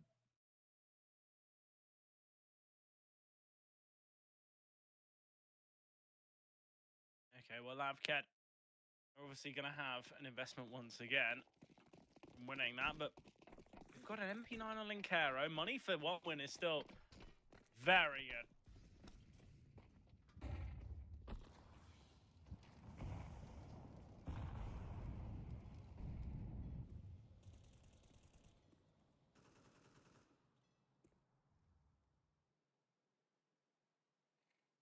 All right, well, if one can win this, then Lavkedvs are in more than just kind of like a spot of bother, right? CT side overpass.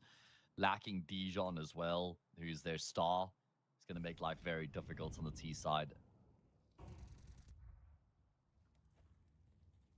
They're going searching into construction, and Ozek, he gets a bit of a warning shot fired in his direction. At least for him, that'll put him on notice.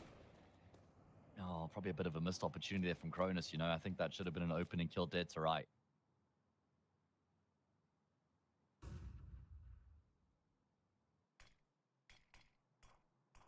Okay, well, still a 5-on-5. No bloodshed yet. A lot of control from one win towards the A portion of the map. They've got front toilets. Smoke drop's going to force them back. X-Mind on the angle, and those are going to have to be a pre-fire, but X-Mind find there. Oh, okay. We've seen the rotation from X-Mind. This is all going to be about timing for Cronus. He's taking this space. Oh, this could be disgusting timing from Cronus, but Camfuzz will find, able to slip back as well towards water. Nice from Rayos. I don't like the fact that Rayos is just lurking so heavily in this one. Oh, but clearly not ready, and Camfuzz can find Kicker. 4 survivors there for Lavkedvs. That's nice, but I don't really know why we're continually seeing this lurk here from Rayos. It seems pretty unnecessary. Yeah, well, it hasn't really resulted in anything for them just yet, right? Hasn't worked the trick in any sort of situation, constantly just going down on the opposite side of the map, so not really helping his team in any of those situations. What that means is Lavkedvs draw within one, only just enough money here for one win to reinvest, but Lavkedvs starting to actually showcase that they've got something going for them here.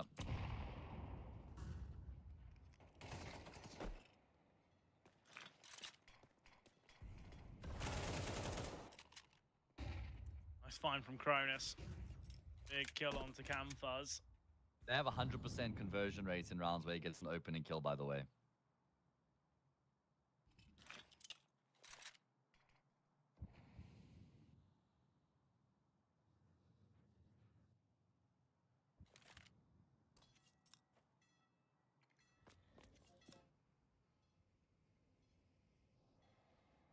Okay, well, boost coming through here. Invisible's just cleared. I think this is where one win. We've got the opening pick, but they don't really have much control.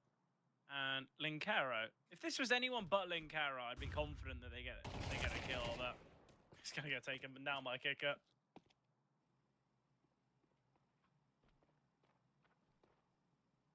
Yeah, it's not gonna help. They shift their pieces in towards the B bomb, so at least Lavkedvs have gotten all three of the remaining players over towards the B bomb side. Soul B comes so damn close to finding 2 kills in the spray down. Still very doable for both X-Mind and Invisible between the two of them. Bomb has now been dropped. There's Rayos on your lurk. You were talking about how much you were enjoying him lurking over towards that A bomb site. Well, he's done it again here. I wonder if he's been heard. I think they have heard him, especially with how they positioned themselves. 14 seconds. Kick it, you can't just continue to jiggle this, mate. You got to start to get a move on. Rayos can't find anything. And He's now knows figured out where they are. There's no time to even plant the bomb. What have OneWin just done? Just to let you know, Matt, I've been pointing out that Rails is on the lurk towards A continually, but I'm not enjoying it. I think it's quite possibly the I know, worst I was being decision ever. sarcastic. Oh, okay. I was being very sarcastic in that moment, mate. You sounded too serious. You sounded way too serious. No. That means it was good sarcasm then, I guess. Oh, by the way, I don't know why he's... I guess there is the worry for short, but like surely you've got to have some anticipation that they're going to be playing from ABC. I think that's a massive oversight, a massive mistake there from OneWin. A huge error, and it's one that that's massively I also just don't understand why. Like, why are you lurking in a 4v2 if you're not going fast enough to actually figure out if there's anybody on A, such that your team can rotate the bomb up, but you're going too slow that you can't crunch in on B before your team have to exit? You're just doing nothing.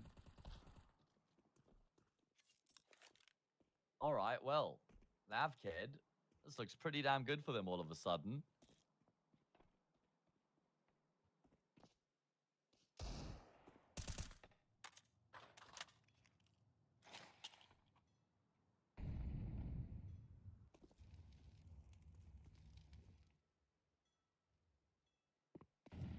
I think this is where Lavkedvs, they have gained traction here on this CT side, kind of from mistakes from their opposition.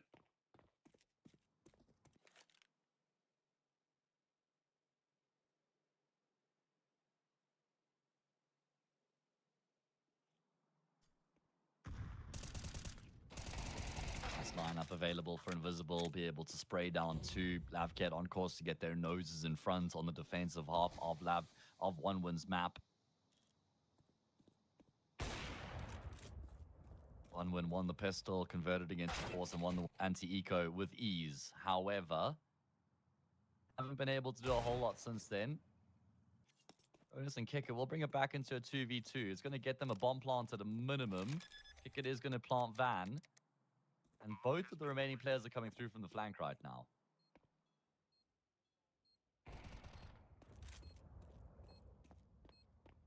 Well, gotten the bomb plant. It is planted for front sight, though, or planted kind of in a weird truck position. So Kicker can just hold the line. We've got Cronus in a very good position to swing off of Kicker's contact. Bit of a tongue twister there, Kicker's contact. Sadly, we'll just get the tag. And now Licaro charging him down. Wow, we'll find. okay. And enough time as well. So Lavkedvs, they will win that one. It's good damage. They get the bomb plant as well. Not bad at all. Not bad at all. Yeah, look. 4-3. I mean, you take that damage every day of the week if you're OneWin, but they would have loved to have actually just been able to convert the round, get a point on the board. Here we go. Lavkedvs with the lead. Can they extend that lead here by winning this gun round as well? That would really set them up nicely here on the CT side. Also just buys time for Dijon with whatever issues he's having to be able to definitely make it for the next game.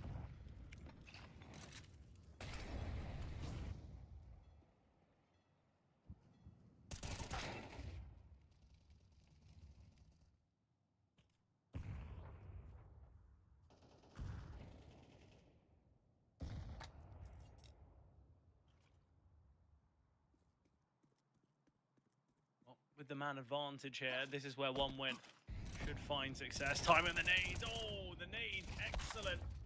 So much damage, but nothing really found from it. Repositions brilliant from Lavked.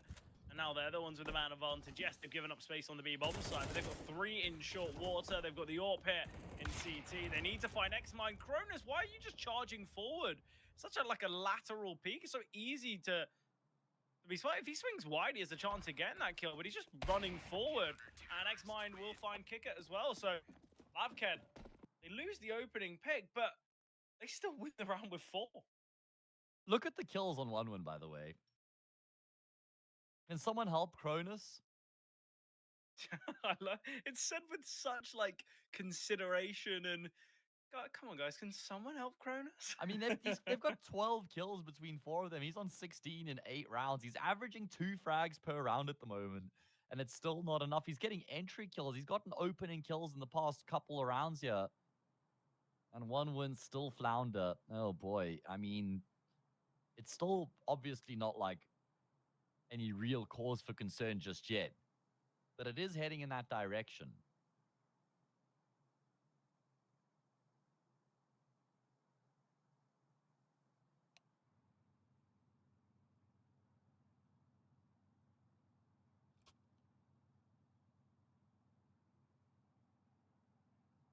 It is a pretty nice streak of rounds though from Lavked.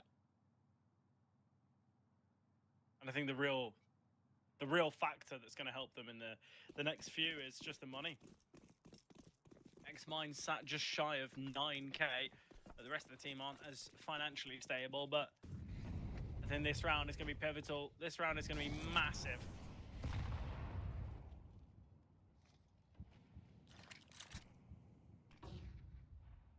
Yeah, I completely agree with you because, like I said, it's not a disaster for 1-1 just yet. But if they lose this gun round, especially without a bomb plant or serious damage, then I start to get very worried for them. And look at this position that Solby's gotten himself in. Doesn't seem like Rayos has got this on his radar at all. And he's not going to be checking for Solby, who's able to get the kill and then get out of dodge. First blood drawn by Lavked. They haven't lost a round in which they've gotten an opening kill yet.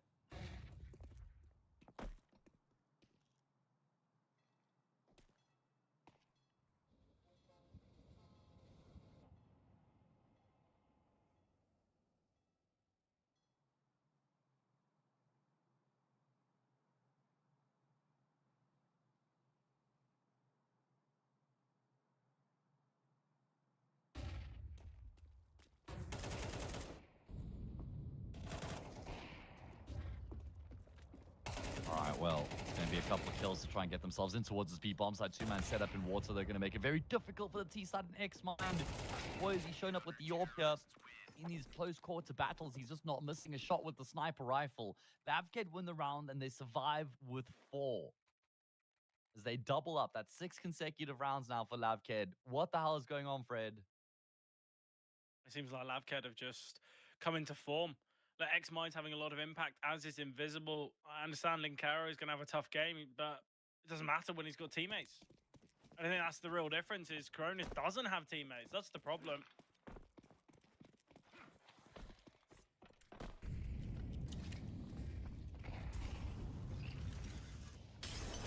Yeah, I mean, just need to see a bit of a step up coming through here from 1-1. I say a bit of a step up, a drastic step up. Latic, Ozik, and Kickert having 6 kills between 3 of them in 9 rounds. That doesn't sound very good, does it? Does not sound very good. Not quite enough. Oh boy, and there's the leader of the pack already been removed. Sure, it's just a half buy. They're gonna look to try and do battle in towards this B-bomb site.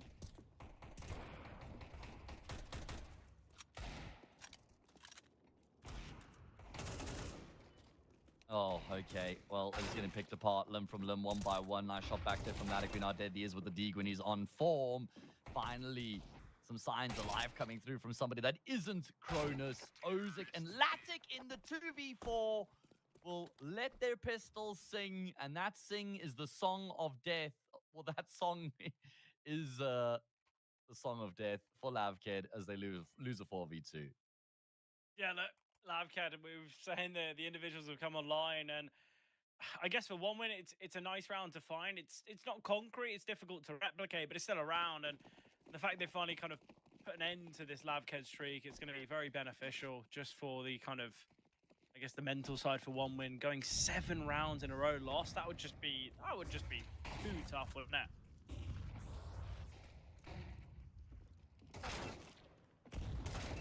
Bonus. Nice fine rails will take down Invisible. Almost still in T-spawn here. Ozik, oh, okay. The CTs are surely just going to think this is a fake. Oh, they know about Ozik. Okay, well, I'll find him.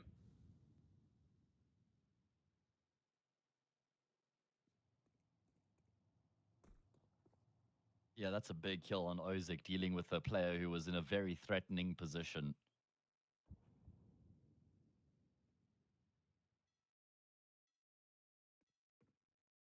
6-4. Oh, shot and a half there from Latic. At least Sol B has started to rotate up already. Linkero, excuse me. Sol B is the one who's here already. He's gone unchecked. He's trying to leave this as late as he possibly can. And then the commitment to the plot. Nobody's checked back into long. Not doing their due diligence is going to cost them. Latic will die to Linkero. And Lavkedvs get themselves back to winning ways. I think it was bound to happen, though. I think one win. Their previous rounds have been really, really poor. They haven't showed up in a necessary way in the slightest, and I think Lavkedvs have been the better team.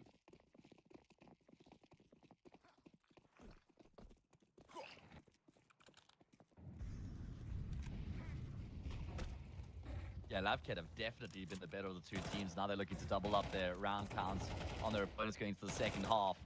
Contained Cronus. Ozik at least going to be able to find a response. But obviously his position's now compromised. He's going to try and fall back through Monster to lock in the 4v4. Visible.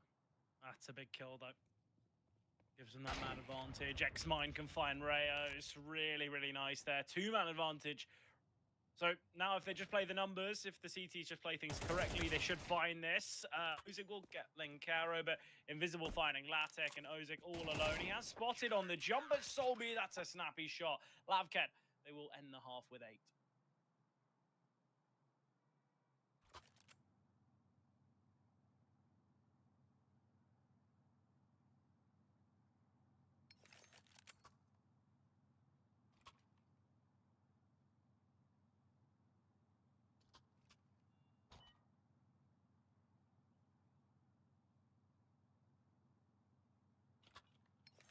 Ad break.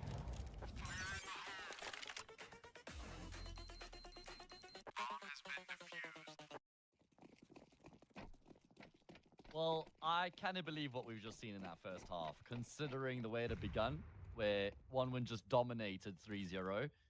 They only won one of the next 9 rounds from that point. Lavkedvs completely exceeding expectations. However, it is going to be pretty difficult to finish off the job on the T side of Overpass without Dijon, I would imagine.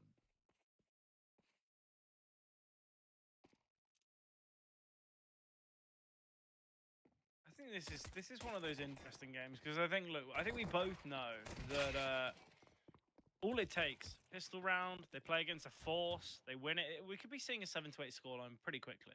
We definitely could. Yeah, and that completely changes the complexion of the game all of a sudden, doesn't it? Especially with one win. This is their map pick on the defensive half as well. If Latic can get going with the Yorbite back then to finish off the job from there. Yeah, and I think as well, you look at the change in win rates between the two teams. Lavkedvs, they've got a 40% win rate on their T side, 47 on their CT. Similarly for one win, they've also got a 40% win rate on their T side. They've got a 62% win rate on their CT. So I think we both know the CT side is going to be much better. I think the level of opponents that they've been facing off against as well have been of higher quality. Yeah. So I think one win. I think it was a poor first half. I think there's no doubting that, but they do still have an opportunity. If they win the first 4x versus 4, we're looking at an 8-8 scoreline, contingent on them winning in the 4x versus half-by. But they've got 4 rifles in play. MP7 on Ozik. Rayo's under pressure. Okay, just keep yourself alive. Just try and keep yourself alive. That's all you need just to allow do your now. teammates, right? There we go. Latte, there Brilliantly we go, done. yeah. They line up nicely. Isn't that so polite just to line up for Latic and make his life so much easier? Barely has to move the crosshair there. One Magmo is down 3. Rails will finish off the job. And one are going to be breathing a bit easier. They'll be breathing a lot easier if they can win this gun round, though. Yeah, I think this is all. This game is going to be kind of massively possible for one win if they win this full buy versus full buy. But even if they lose it, I still think there's a decent chance.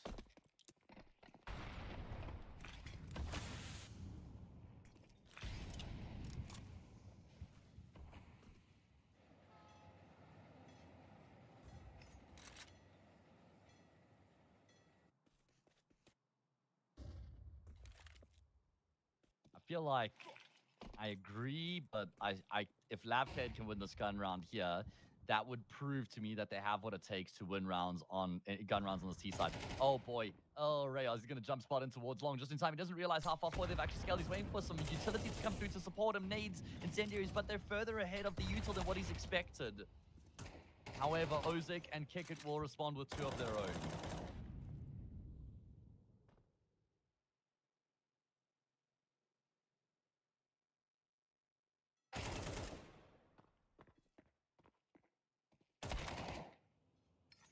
Cronus. 21st kill. We're only in round number 15. This is the type of game, though, that Cronus will look back on. And if they lose, he'll just be like, look, guys, what more do you want? I got the entries. I got the follow-ups. I was the one getting, 2 on the entries. I'm having a lot of success. I'm doing the calling as well. Like, come on, guys. So I need someone to help. Obviously, we're not there yet.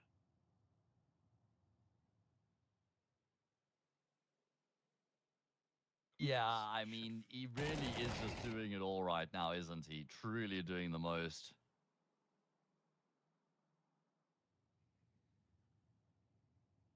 At the moment, he is sat with 146 ADR. And that's before the result of this round. So, could be even higher.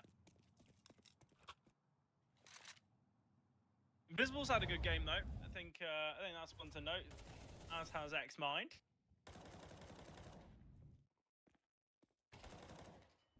Yeah, I mean, outstanding game, kind of matching Cronus to a degree between the two of them, making up for the fact that Linkero's obviously had to stand in, and that was never going to provide a whole lot. Stats-wise, he's not bottom of the server, though. That's Kicker. He's 5 and 12. Linkero's 5 and 11. Like, that's insane. This is a major winner who's kind of getting out-fragged at the moment. Not out-fragged, but out-KD'd by a coach. Look, Kicker, I understand he's not kind of the highest fragger. He's not always going to be that crazy player, but there's levels to this game. He's played and won at the top level, and ultimately, at the moment, he's joint bottom of the server for kills. It's not right. We should be seeing more. Yeah, I absolutely agree with you, mate. I really do. Either way, if they can win the map, all will be forgiven. But if Dijon comes back for map 2, and this is the form we're going to get out of 1 win, then Lavkedvs stomp map 2 and 3, honestly. This is the exact thing. This is the problem. There's 3 players on A, by the way. There's only 2 B here. 1 win are in a lot of trouble because there's an imminent pop over on that B bomb site. Yeah. We do have Cronus here, though. It's going to be fading in just a moment. We've got this AAA setup, but they're not looking to take any space. It's going to be Campus going out first, steps hard. Campus will get 1. That's a big flick onto Cronus. That kill there onto Cronus from Campus is huge. Bomb's going to get caught, though. And that's the problem. The AWP can now just stay on the angle, and it's all on Invisible. 15 seconds. Okay, 1 win. They will be successful here. That is going to be 8. All right, tied up on the scoreline. Well done from them. It's going to give them a good boost of confidence. And this is where we can go while they're on the CT side. It's 8-8. They're always going to win this. You know, that's what it feels like now, but it certainly didn't feel that way in that first half. True. Yeah, very true.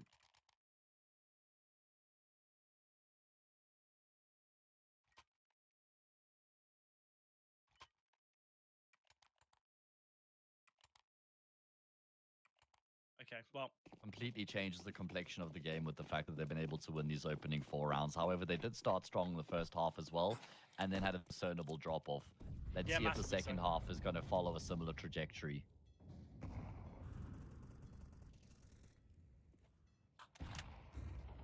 Okay, well. This is where Cronus... Not only has he got those kind of aggressive tendencies on these CT sides, but he's been playing so well on the CT side. So obviously, he's going to get aggressive. He's going to feel confident. Traded up by Linkaro, though. Positioning taken. Look at the space that's been taken from Solby and Invisible. This is excellent. Solby had to get that kill. Could have caught kick at that.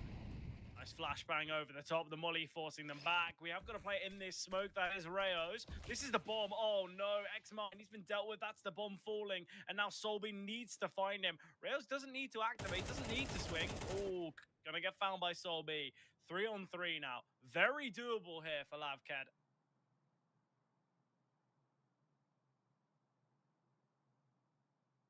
Yeah, it certainly is. I mean, some interestingly positioned players at the moment, especially with Invisible here in the corner, especially how much time has been taken. You're never hard clearing this, are you? But him having stepped out, he's not been spotted by Ozik. I don't know. I guess he's trying to force a frag to sell the fake, but in the meantime, Solby and Linkera heading towards this B bomb side. It's Latic who's here with the sniper rifle. There is a smoke grenade here to enable a safe plant. They've blocked off Heaven. Rotations now start to come through here from the CT side. That's a meaty grenade. Meeting him on the bomb site. Retake will be required, but they've got a man advantage. Just play shoulder to shoulder. Send Latic in first. Just send the AWPer in first. Get the trades going. We're clearing now. Steps heard. And Kara's got all this information.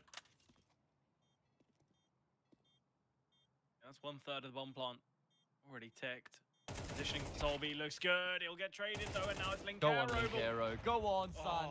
Look, honestly, the second that he takes down Ozik, I give him decent odds for that because it's just one missed shot from Latic and he wins the round. But I think one win could have been punished there by Latic not going in first. I'm just a sucker for an underdog as well, to be honest with you, mate. So when I see the coach in a 1v2, the guy is standing in and is obviously going to have a very tough game. Yeah, I want to back the lad.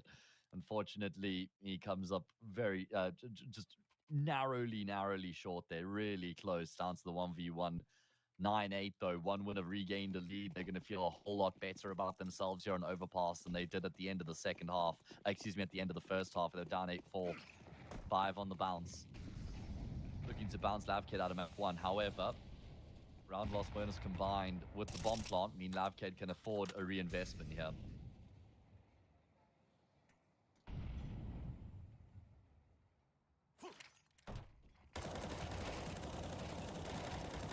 Well, oh wow, what a combo. What a combination between them. Yeah, Invisible probably could have just swung out and cleared from onto B. He was worried about ABC and does lose that fight anyway. Okay, well, Lavkedvs. Gonna be a 10-8 scoreline now. They were 8-4 up. This is 6 in a row for 1-1.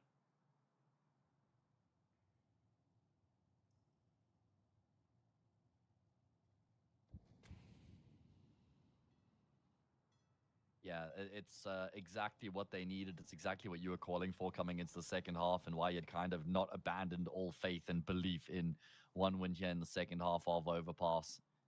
Seems like your faith has been justified. Amnia flawless, only Cronus who goes down. And finally, Kickit has eclipsed Linkero on the scoreboard, brother. So he's no longer right at the bottom. Yeah, I think that was bound to happen, wasn't it?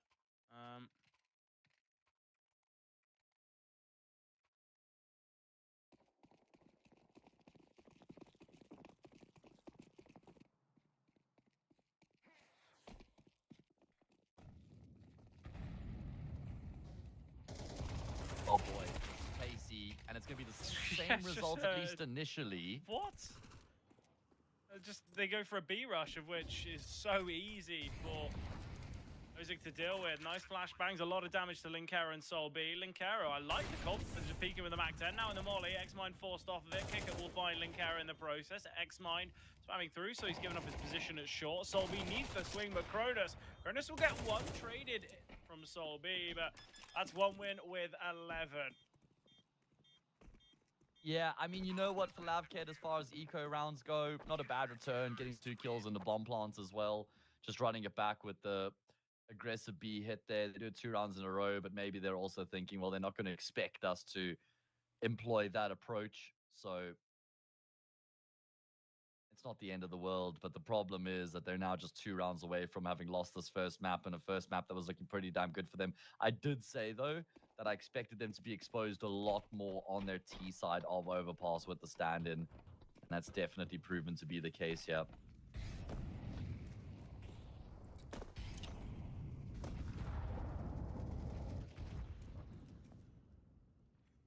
They have to win this gun round, mate. That's non-negotiable.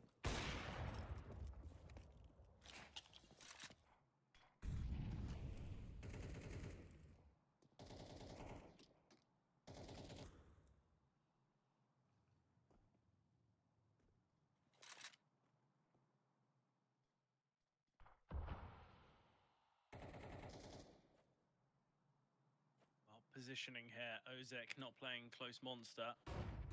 Just jump spotting from barrels.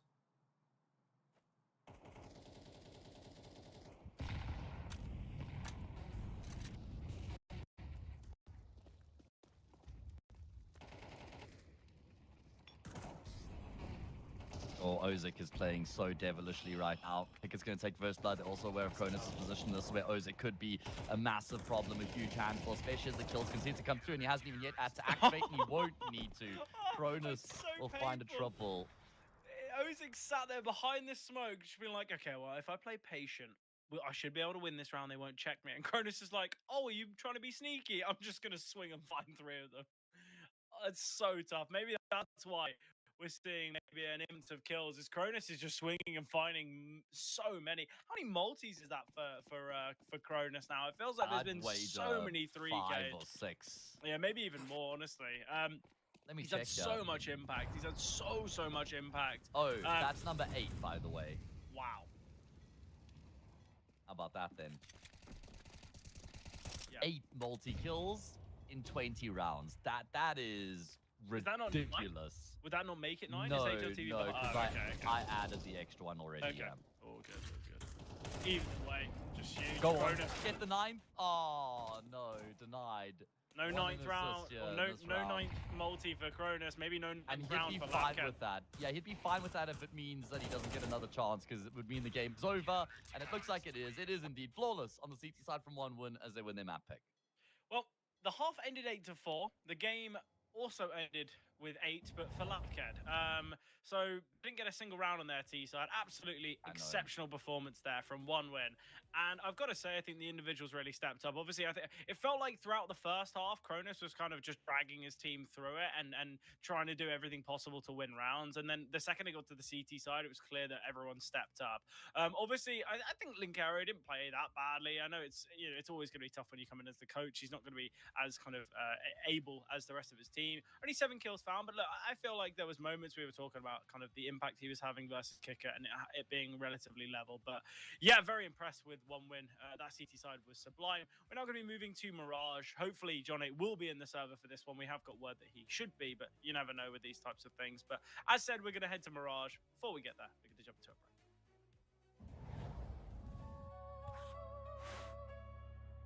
Heavy section. No limits. Break it. No silence. Shake it. No borders. Take it. 1 heavy guitar. 1x bit. It'll be ace.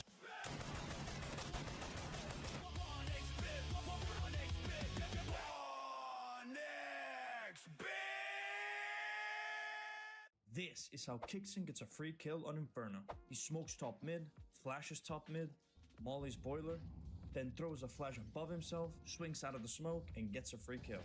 If you're wondering how to throw that utility, this exact solo play has its own tab showing every nade Kixon through. click on any of them and you get a step-by-step guide how to throw the nade. Even has a video showing you exactly how to throw it. For more plays like this, check out metastack.gg.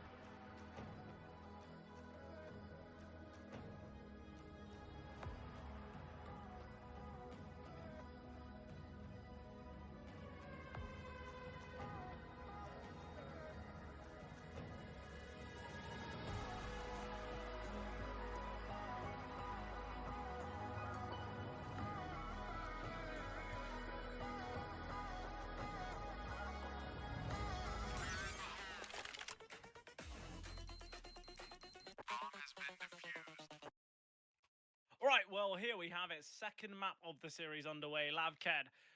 Obviously, they are still playing with Linkero. At least that's what we see on our HUD. The assumption is he's still going to be playing here. We thought that maybe John 8 would be back, but he's not.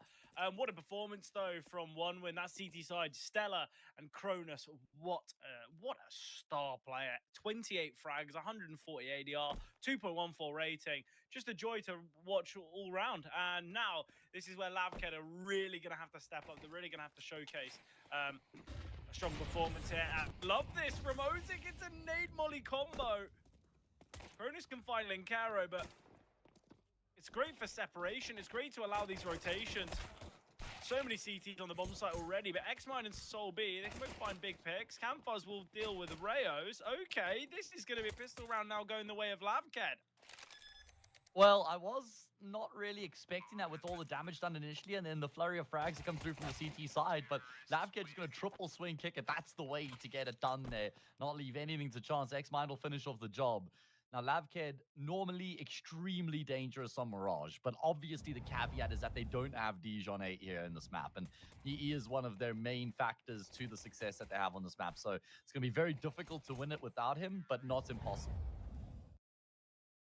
I think the util sent from Ozik is brilliant. I really like what I see there. But my big issue with the entirety of that pistol is that the idea is to go fast and play kind of as a unit to unsettle. It's then disrupted by the Molotov. Yet the CTs, I thought they'd just be retaking it in the bomb site so quickly, but it felt like the players in market were just a little slow there. Okay, well, this was a force buy. Feel like it, as it was dealt with in literal seconds. Yeah, this wouldn't have read as a force buy with how Lavkedvs have just kind of cut straight through them. Made it look very easy. So a bit of a statement here from Lavkedvs, who couldn't win either on the pistols, either of the pistols on Overpass, but they've won the opening one on Mirage and been able to convert against the Force as well. Yeah, I think at the moment, for one win, they have got... They're going to be, what, 3-0 down? The start you'd hope for, especially with the fact that I think we're both in the same boat. The fact that there is no John 8 here, it gives one winner a good shot at 2-0, doesn't it? Oh, definitely. Massively. It certainly tips the scales heavily in favor of a 2-0 here for one win. If they can get it done or not, though. Cronus was a beast on Overpass, and we saw the rest of the team kind of finding their form as the map went on as well with that flawless CT side.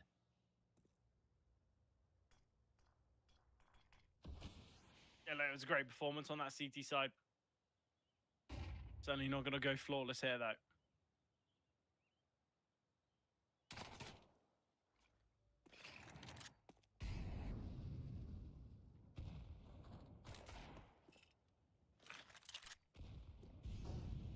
We do have a Zeus in play. X-Mind spots the shoulder of Latic. Invisible will be able to find at least two, maybe more. Ozik just on the edge of the smoke. Nice find there.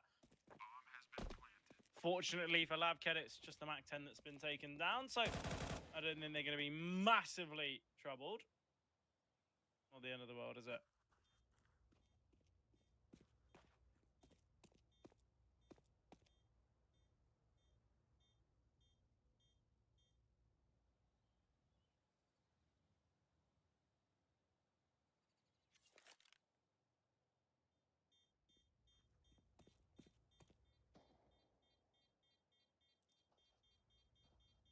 Kickert's obviously just searching for a bit of an exit here in the hopes of finding someone in CT, but they've already crossed. They've already made their way out, and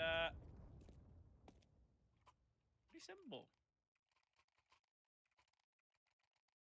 Okay, this has got to be the kind of defining moment for one win. They find this round, they kind of contain Lavkedvs, and they pose some problems, but they've got to find it first, haven't they?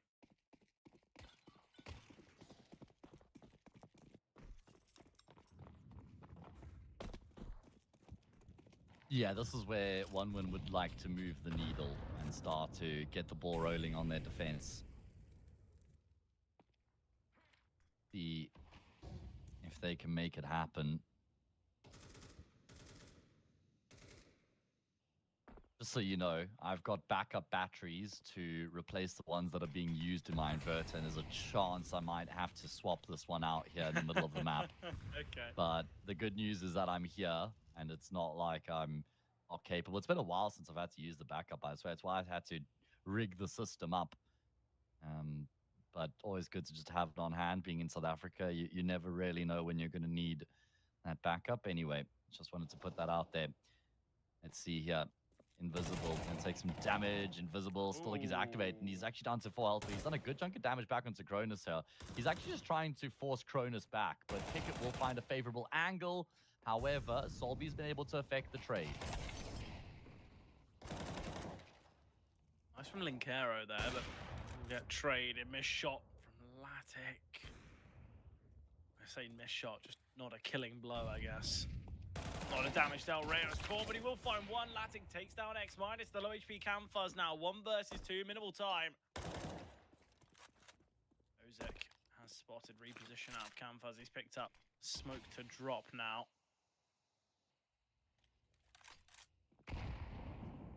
Need of the smoke, Latic spotting. Spam through the smoke, and Ozek can just connect there.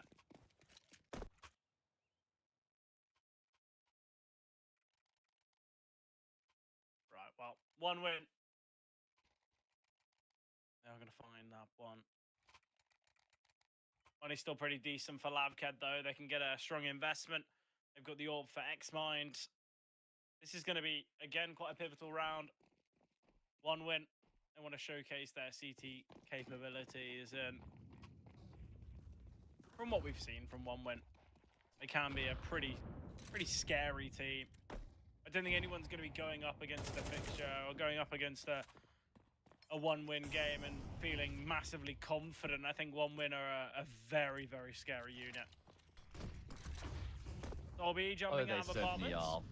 Yeah, see what they can do here. You got Cronus and a teammate here in on the speed bombs. Like we saw how good the duo of him and Ozek were on Overpass. However, Ozek goes down empty-handed. Kickett's lost his life as well. Cronus, just see how frantic he was with the crosshair. And Lavkedvs just going to overwhelm the defense on the speed bomb side. That should have been a... Ooh, that's just a couple centimeters away. Yeah, I have to say, Cronus gets that first kill, but then we see Camfuzz find 2. Linkero then gets a double. That was what? Is it a 2 versus 5 at one point? No, X-Mine was still alive. No, not it was a 3v5. that bad. 3v5. Yeah. Still... even though it was a 4v3 maybe, I don't think it was ever a 3v5. Maybe like very briefly, but it would have been a traded 3v5, so it doesn't really count. Either way, I think, yeah, I think it was a 4v3. But look, I think ultimately I want to see a little bit more out of Cronus in that position. He gets 1 kill and he's kind of just stuck on the bomb side, doesn't feel 100% confident. I think in that moment, that's where you can kind of see, it's just, I guess, the lack of, confidence on a map like Overpass, a map like Mirage. I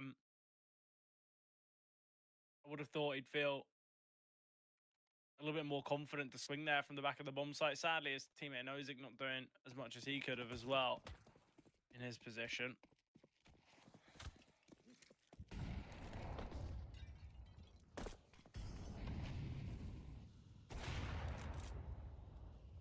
Well, Latic on the AWP. We'll get 1. Could get caught here. Timing for Invisible. It's all going to be about timing. Latic peeking, but Camfuzz finding. Great from Rails. It's all on Kicker now. This round is fully on Kicker. He doesn't need to swing. Just stay patient. Most likely get 1 for free. Linkero clearing. Kicker can get that kill, but we do see Solby and Camfuzz will find his second. It's now Ozek and Camfuzz 1v1. Ozek. Oh, wow. Okay. Just tap firing with the MP9. I quite like that decision, actually. I feel like a lot of the time you might see kind of a lack of discipline there and it goes so wrong. But 1 win will be their second. Yeah, that's crazy from Ozek that he also just forces the 1v1 from CT. And he doesn't like try and hide in the corner and wait for Camfuzz to maybe commit to the plant. He's taking the initiative there. I actually As don't we mind trade it. rounds back. No, I love it. I love it. Yeah. It's a big sign of confidence. You know what I don't love? Is that Linkero's got the Galil and invisible as a Desert Eagle. And Canfuzz has a Tech 9. Canfuzz is 10 and 3. I hate the No, argument. don't even. It's the Don't even bring it. Nope, nope. I'm not entertaining it. Not happening, Fred. Give him the goddamn rifle. I know that that Invisible and Canfuzz could do more with the pistols than what Linkero could, but Invisible and Canfuzz can do way more with the Galil than what Linkero can, and that's just where it stops for me. First. Send him in with first the pistol. Tech 9, yeah. Yeah, exactly. Solby has been dealt with. Latic, okay. Where is Linkero? Lurking apartments? Oh, weird. Weird way to use the coach in this sort of a round, to be honest with you. He should be going in first to tank that AWP shot and then allow for the team to come through after.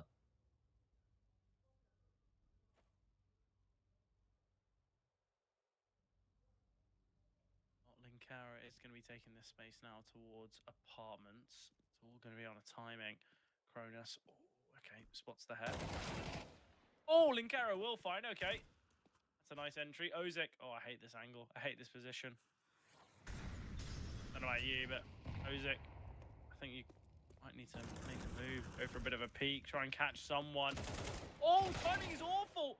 X-Mine can find two. What is this round from Ozik? Watching it from his perspective, all he needs to do is swing. If he goes for a swing, he most likely gets a kill. But for some reason, he's let him kill his teammate and then swung and then died. Like, what is that? Like, to have the confidence in the 1v1 to go for the peak with the MP9, and then, like, 2 rounds later, when you know there are apartments, you know one's in the bomb site, and then you just try and go round. Like, what am I watching? What is this? Yeah, I don't know. Apprehension compared to what we saw in the round before that, which was confidence exemplified. Lavked on course to go up 6-2 now, just playing against the pistols. This is looking a hell of a lot better than Overpass ever did in terms of their T side, right? Where they lost 9 consecutive rounds on their T side of that map.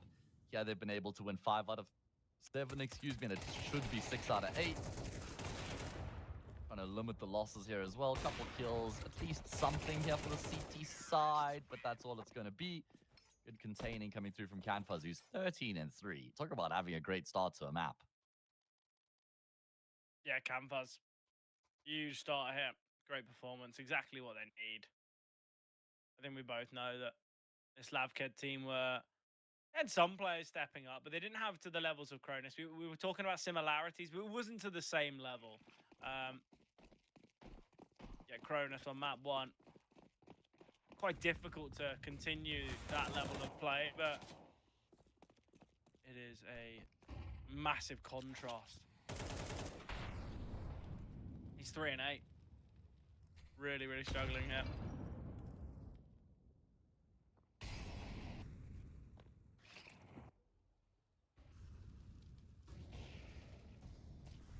Dolby, nice find onto Latic. Might be a bit of a bold call for me, but honestly, I feel like this they've done it again. Yeah, they just had B. Honestly, I think the one thing the one we need to take away from this game is actually we need to work on our B setups because they are awful. We don't really know what we're doing towards B. Yeah, I know. It seems like they just get dominated. Like whenever Lavked do decide to pull the trigger on a fast B, there's just one winner not in that round at all, and that certainly is concerning. Yeah, it's just way too easy for Lavked. I do like the calling. I feel like the IGLing has been brilliant here from Lavked on this T side so far in terms of how they've gone through their motions and processes, and they've identified this weakness, but they're not just looking to try and spam it to exploit it every single round. They're just exploiting it in the key rounds, in these gun rounds, where it carries the most weight. So very good out of Lavked. So I don't know about you, Matt, but it feels like to me there should be a very easy answer to deal with this. Just get Latic on the AWP towards B. Just let him try and post up towards apartments. I feel like Lavked, they are going relatively quick towards B, but it's not instant. It's not rapid. It's not like kind of at a pace that an AWPer can't go for a peak or anything like that. Because ultimately, you're having these riflers, both Cronus and Ozik are playing this like weird, like reactive play style where they're playing close on the bombs, but they're not actually swinging. They're not actually peeking. They're just holding a weird off angle. And in doing so, it doesn't really work. Yet if you were to have an AWPer to take contact and to fixate their opposition's attention, that's where I think you'd have a lot more impact from those kind of patient setups. I think that's where things could work. But Cronus, nice find on Invisible. Return fire in the damage department there, but not in the kill department as of yet. Oh, this is all going to be about timing, Sol B. Cronus is sat in the smoke. Okay, great information gathered now. There is no need for Kick It to peek here. Cronus will get a free kill. We'll find Sol B. Camfuz is now pushing up towards short. We've got Linkero in connector. Good Cronus with double swing. another. X-Mind's nade will find him, but it is a 4 versus 2. I understand there isn't weaponry on Rails or Ozik, but this should still be a round victory here with Latix Deagle connecting. Linkero is all that remains. He's been spotted in middle, and now this is where one win. However slow this map has been to start, however weak this T side has been, this is the type of round that can really spur a team on for success, building so much confidence off the back of it. Can save the AWP as well, I believe. But let's see where this AWP is going to play from. I'm thinking B should be the game plan, but Latix Spawn might go for a con peek, who knows?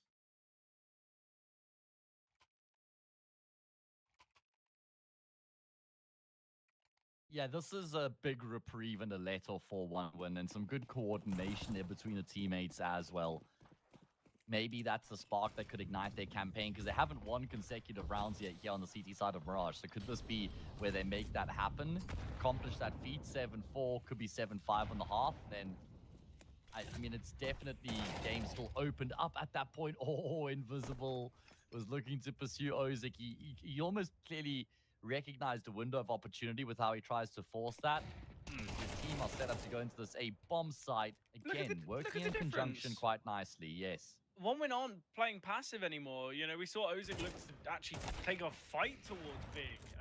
Latic, nice second here at the AWP. Latic's had some big moments on the big green, I have to say. Sadly, it hasn't kind of netted as much success as maybe they'd hoped. But look, I think at the moment, I think one win, it's going to be another round going their way. I think they can certainly build off this. And there's still time. You know, it's not like this game is done. Obviously, 5 rounds on the CT side. It's not quite what you're wanting. It's not what you're hoping for, but it's certainly something you can build off. It's certainly something you can work with, especially on a map like Mirage. Like, I understand it's CT-sided, but it's not like a kind of an overpass or a nuke. I feel like you can still have a good performance on the T side. Lavkedvs have showcased that, but there has been a bit of a stutter and a stammer from one win CT side, and I think Lavkedvs have capitalized upon it nicely. Absolutely. Here's a big moment. One would need this 5th round of the first half, and even it's still going to be pretty damn difficult for them to win the map from that point, but it does look a hell of a lot better than it ever kind of seemed earlier on in the half, where they were down 2-7 on a half buy. That is an interesting kill back. Linkero with the Desert Eagle. Hell of a shot out of him to find that frag. Man advantage restored by Cronus. 3 remaining players for Lavkedvs over towards the bomb site. Fred in this break now. I'm going to have to change batteries, but it won't take more than 2 minutes. I'll just have to disconnect and reconnect because my internet will restart. The laptop will stay on. I'm going to leave the pistol around in your hands, and I'll be right back.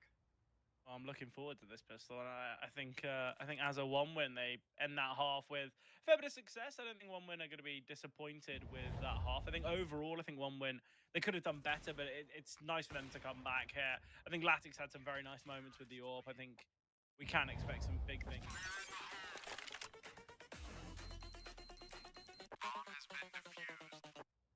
I think the question is whether it can translate to the T side. I think that's the most important part. If it can translate to the T side, I'm feeling pretty confident and not comfortable, but this is where I feel like Lavkedvs, they can have a lot of success. Lavkedvs one win, sorry, but obviously Lavkedvs can. If they can find this pistol round, it will really kickstart this CT side. Kicker. Oh, the flash is sent here. Heading into the bomb site now. A bit of damage from X-Mind from short. X-Mind gets his second. And now, still a question as to where Sol B resides, but positioning looks pretty good. The bomb at bench, Sol B will find his. Sol B with another. And it's Latin in a 1v5. Okay, well, Latin gets 2. Pistol's looking pretty decent, and X-Mind, he'll scoop up his 3rd. So Lavkedvs excellent pistol. Absolutely brilliant. Nothing that can really be done there. And 1 win now. I guess their main chance, their big chance of finding success, I mentioned, was going to be from the pistol. And sadly, we've not seen the pistol victory.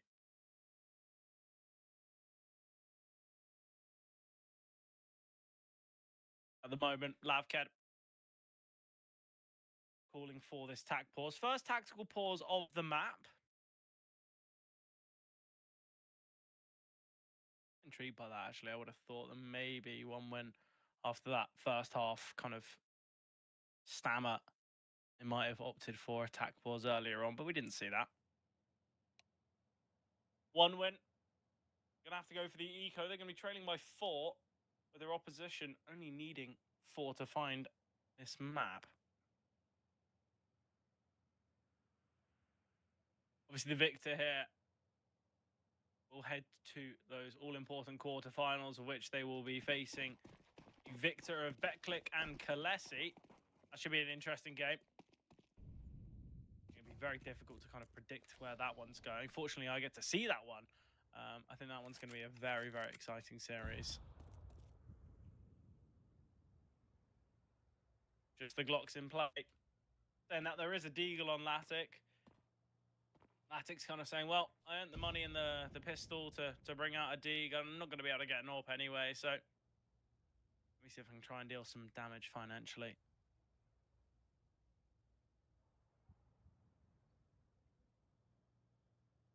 Wish there was like a sim to end option as a production or caster of this round. Just look, we know where this one's going. Nothing's really going to be accomplished in these types of rounds. Let's just give Lavkedvs their 9th. All jokes aside, they are going to be heading towards ramp. We've got a strong 2A setup. I don't think 1 win are going to be able to even get into the bomb site, let alone have the chance to plant. All heading from Palace, though. I guess that's not a bad spot to go from. We've got Camfuzz in CT. We've got Sol B towards kind of top con / jungle. And I think he's just spotted one. Are they going to dart their way through? But how are you going to plant the bomb at default when you've got one in CT? Okay, well, maybe that's how. Deal a lot of damage to Camfuzz. Okay, the pistols have brought this to a 4 versus 3 now. Nade will find Kicker. Okay, there is a diffuse kill on Linkero. It blended in with his jersey. I thought for a second we weren't going to see a kit in this one. There is a smoke. Linkero jumping through. He's the one with the diffuse kit. Missed shots from Linkero. And we will see Ozic fine. And now it's on Latic, the deagle here. Low HP for Camfuzz. He just needs a body shot, but Latic gets the kill with a headshot. I said going into this round, can we sim to the end? Because we know it's going to be a 9th, but it isn't. 1 win have just won a full eco. What is this? 1 win. Potentially kind of written out and written off from winning this one. They've just won a full eco. That is absolutely insane.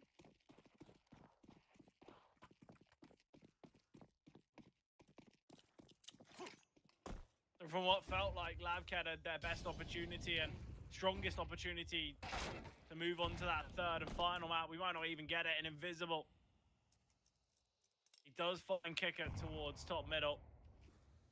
Just a quick swing and a nice find.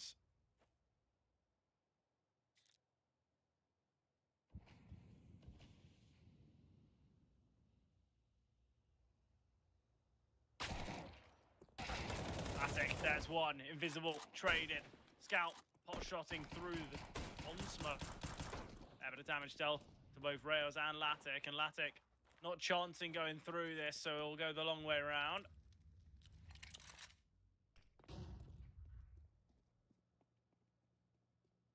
It is a 3 versus 3. Rails has got full utility, but positioning for Rails. Puzzle check him. Oh, You've got that's a big full kill. You've got full util, Rails. Why are you not Hasn't kind of helped. being in a position where you can actually use it? Bomb's yet to cross. Latic will get one.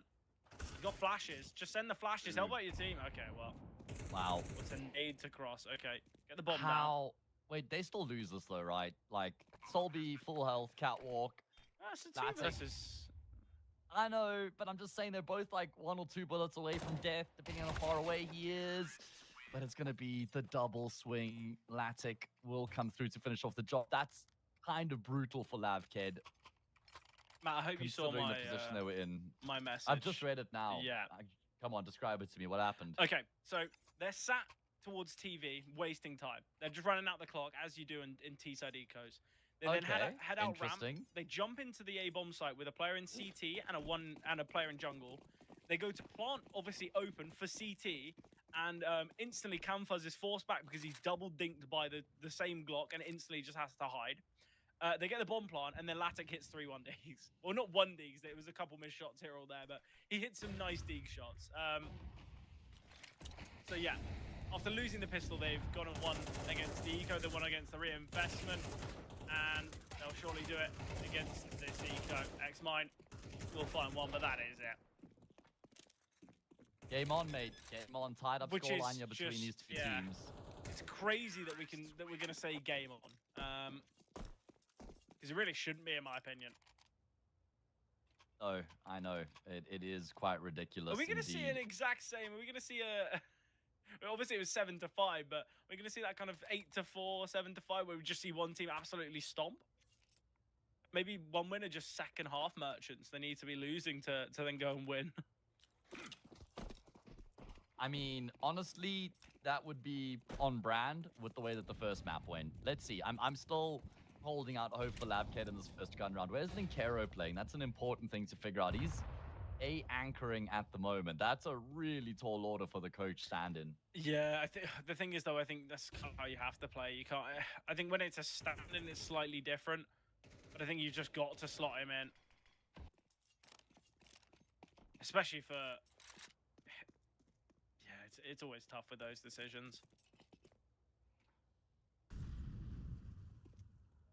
But yeah, anchoring towards A. I think Linkaro's, I don't want to say held his own, but I feel like he kind of has.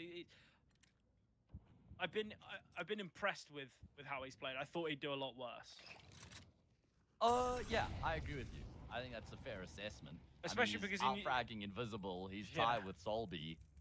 When you look at the games that he's had to stand in before, he's currently, in his stand-in matches recently, he's got a 0.74 average rating. But when you look at the opposition that he's stood in against, okay, well... Oh, Linkero, okay, well, Linkero should have got a free kill there. A lot of damage dealt to Rares and Ozik, but Latic with a no-scope. It's now a 2 versus 3. It's not in OneWin's favor. Latic just holding CT. I love the confidence, but he misses the shot onto the sidearm, and that's where maybe you shouldn't be having the AWPer holding the angle there. Tough to Rare say. swings Tough wide. to say. He gets one. Oh, the bullet health. connects. The bullet connects for Sol B. He'd love to pick up an AWP now, Rails, and I think that's where he's going to recover. The bomb, but going to get found. This is where Latic's healthy. I understand he's a confident AWPer, but the fact his teammate is just planting the bomb, and obviously Latic's just there holding the angle. I think if they swap weapons beforehand, I give that a chance.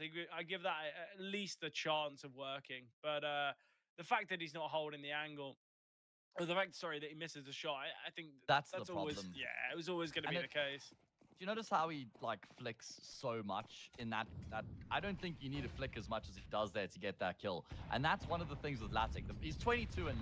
So like the fact that we're criticizing him is ridiculous, but still in that microcosm, in that moment there, he's just trying to be too fancy. It's like, imagine you're taking a penalty, but there's no goalkeeper. No, but there's no goalkeeper to really, and you try and put a top left bins as hard as you can.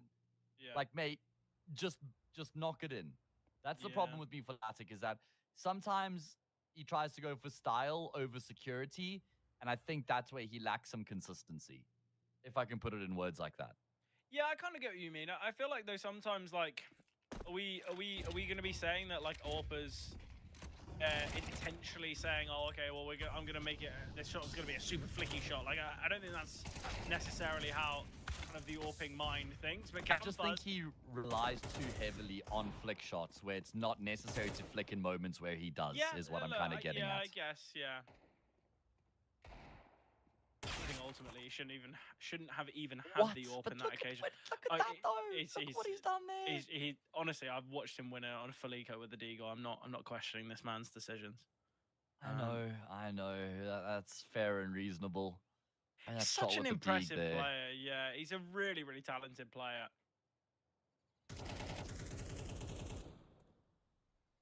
He's like a tier 2 Monacy. The thing is, I don't want to disagree. I feel like he definitely has that difference making capabilities.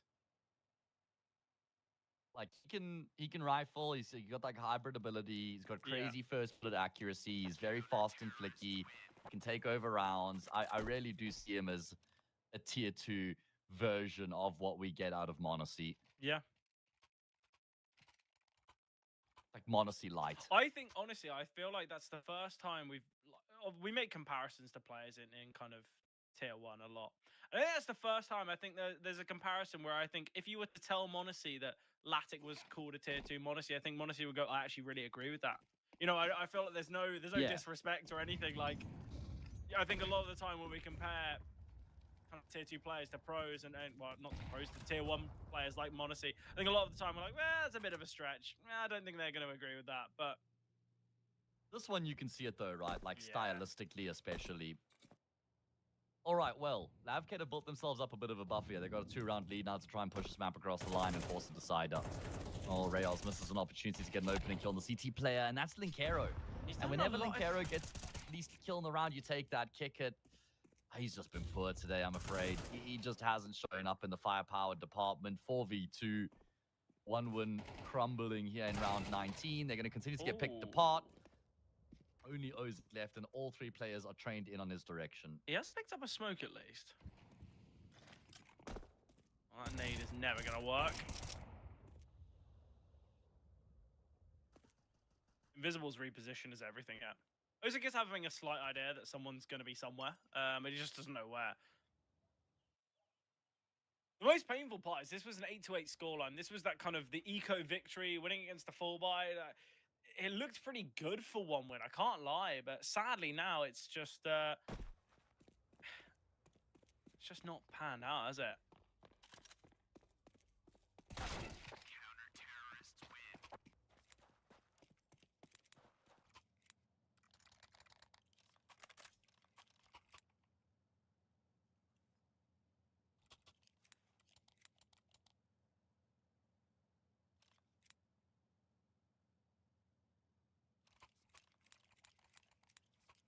Okay, well. Now what do? Do they try to play for overtime? Yeah, actually, probably. I would.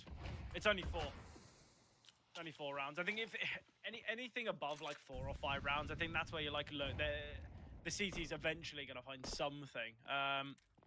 Yeah, I think actually that's probably the right way to play. I think it's the right way to go for this. You go for a bit of a half buy here. Reyes has full invested, but I know he's just obviously saved from the. Wait, or has he dropped an AK over? Matt, I don't know. I don't know what's happened. Yeah. No, he's dropped the. No, he didn't save, right? Because then he'd have armor. Yeah. So, drop the hero AK to Cronus, who's purchased armor in the round. They're going to go A again. But Lavkedvs are on the brink of winning a map with a coach stand-in who's out-fragging Rails and Kickit. I mean, Kickit, I'm not sold on the Kickit move yet here in 1 win, bro. And I'm not just saying it because of this game. I've cast him a couple times since he's come into the mix. He's got an 0.98 rating at this level of the game. And he's not the IGL either. So you don't have that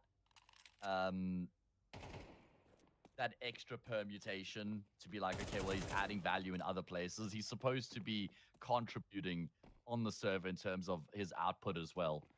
Your IGL is a 1.13 rating. He's the 2nd highest rated player in the team. And you know what I say? Bring back Hobbit, because Hobbit was obviously benched by the team by his own request. From what I can tell, he needed to take a break from competition. For whatever reason, we don't know, some personal reasons. And he was actually the best player on this team when he was still a part of the roster. You know, if you look at his stats now for his 2-year tenure, 2 years on 1 win, he had a 1.14 rating. Bring him in, put him kick at spots, and this team is cooking with gas. Because it also still brings that experience and that second voice that you're getting from Kick It, right? Just like a better version. I think, yeah. Look, I don't think we're going to say that Kick It's played his way out of this roster from this performance, but map 1 only 12 frags. I know it's rating 1.17, but I actually think that's a bit of a false stat. I don't think he had that much impact. The problem is, go back and look at his stats and find a map where he last time he got more than 20 kills on a map. And we'll have some time. It looks like the game is going to be ending here, and now Latic spotting towards the top of middle. He's gone down. It's only Ozik left, and one win will go out of Barrage with a whimper, unless Ozik can pull off a 1v3 on such low health, down to 11 HP. Look, it's the AWPer and it's a low HP Solby. Look, if there's any chance, it would be now. But the bomb is dropped towards top middle, and that's the big problem. Is he's going to have not only a minute to figure this one out of where these final two players are, but the recognition that Xmine is already head towards T side of top mid. Solby. Okay. This is all going to be on timing. Ozik, is he holding? Solby's going to... Oh, it's awkward. Oh, Ozik! Finally seen him. We'll connect. Bomb is here. 30 seconds. Oh, the bomb's landed up right. Isn't that nice? It's like the bottle challenge. Yeah, exactly. But does he pick it up and path his way back through mid here? Or does he go back into T-spawn, straight into the AWP? It's unfortunate. Will connect on the shot. The thing is, I don't look anywhere he goes. It's going to be tough. There's no information, but Lavkedvs, they will win 13-8. We did see it go 8-8 after that kind of second round eco victory. I think we had some nice moments from Latic. Rails again. Look, I have to say, I think Rails bit of an underperforming, a bit of a kind of an underperformance. Went 9 and 19. I thought his T side on overpass was. Like, I know it's not just his decision because it's going to be their game style, but I felt like he was just continually lurking. I feel like Rails now, you've got to prove yourself on Anubis. You've got to step up. You've got to be a difference maker because we've seen it from Cronus on map 1. We've seen it from Latic. The question is, Matt, who is going to do it on map number 3? That is the question indeed. And before that, we're going to need a short break to find out exactly what's going to happen on that decider and see who will progress through to the quarters. If it's not one win, they get bounced out in their first game and Lavkedvs continue their run, even with the coach Stano, should be very impressive. So, time for that short break, and then we'll come back with the third and final map.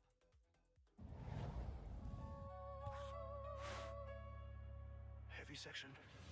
No limits. Break it! No silence. Shake it! No borders. Take it! 1 heavy guitar. 808 kick crowd in the dark stars. 1x bit. It'll be ace.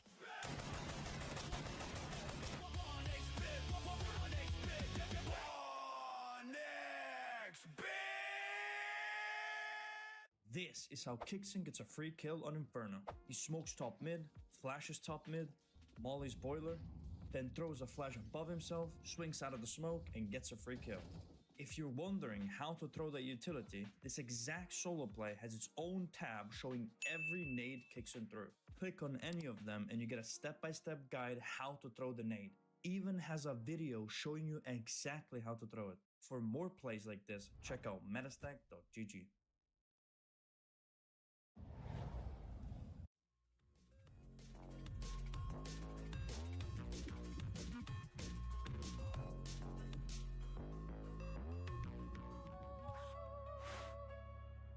Heavy section. No limits. Break it! No silence. Shake it! No borders. Take it! 1 heavy guitar. 808 kick crowd in the dark stars. 1x bit. It'll be ace.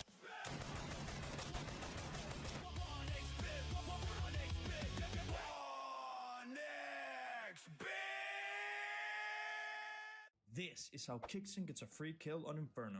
He smokes top mid, flashes top mid, mollies boiler, then throws a flash above himself, swings out of the smoke, and gets a free kill. If you're wondering how to throw that utility, this exact solo play has its own tab showing every nade Kixon through. Click on any of them and you get a step-by-step guide how to throw the nade. Even has a video showing you exactly how to throw it. For more plays like this, check out metastack.gg.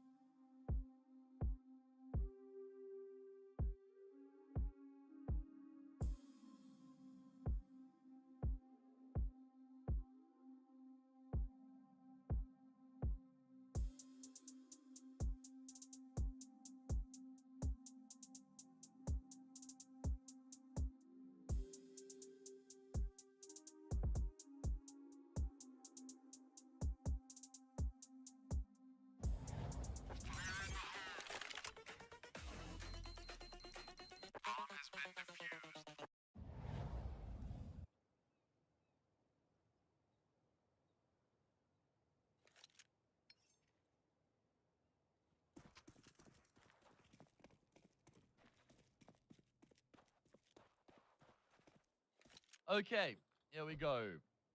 A decider required, if you can even believe it. Despite Lavked playing with a coach stand-in, they've managed to force a third and final map. And they'll even get an opening kill here in the pistol as well, courtesy of Sol Bugo searching in towards B main. He then will retreat back into E-box. So they've had to concede control of the site, which means one will get a plant, and Lavked will have to retake. Yeah, like I think from both of our perspectives, I think we want to see more out of Kicker and we want to see more out of Rails. I think it's not been enough. I think Cronus, he's got a 1.5 rating across the two maps. Latic with a 1.49. Yeah, we've got some really poor performances. Cronus, okay, well, it's going to all be on Cronus. 1v5 now on this. Next mind, we'll put him to rest. Yeah, look, ultimately, I think one win the individuals have been lacking for both Kicker and Reyes. I want to see more. I really want to see more here on Anubis. You've got to do something here now, guys. Certainly do. I'll just say Lavked on Anubis, two of the most recent fixtures, and very impressive recent fixtures. They've beaten Fnatic on this map twice now. And Fnatic are good on this map, by the way. Fnatic often pick Anubis, actually. They probably picked it against Lavked. So, yeah, this is not clear-cut whatsoever. As for one win, they've only played the map once in the past, like, nearly 2 months, bro. It was the 13-5 win over Eternal Fire, though, which is a pretty damn convincing victory.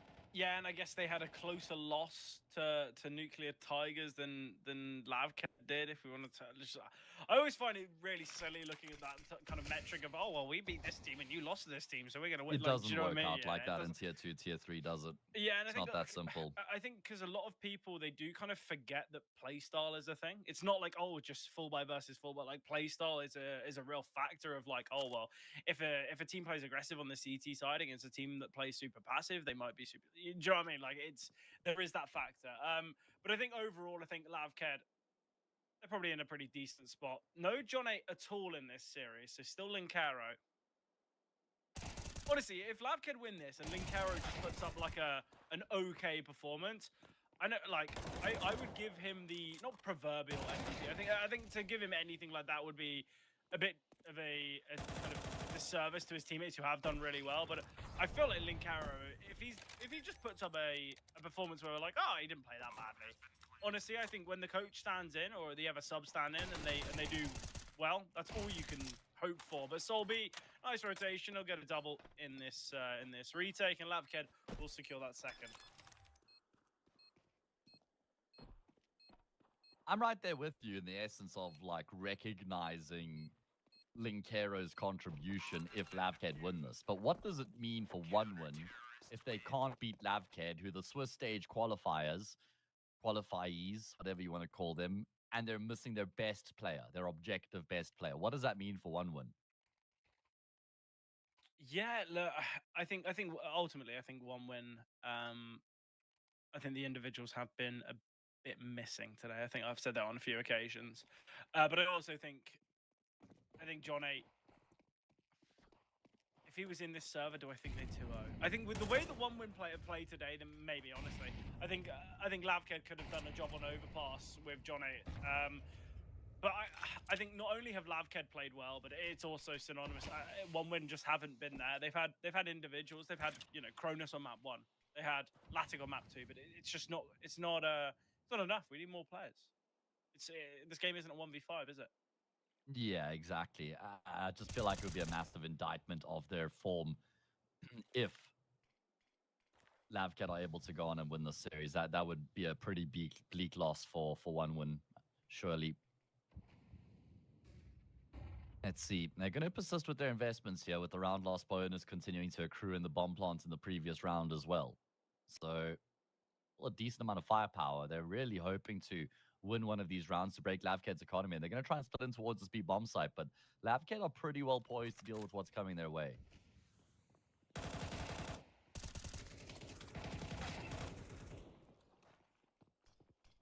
That'll help, though.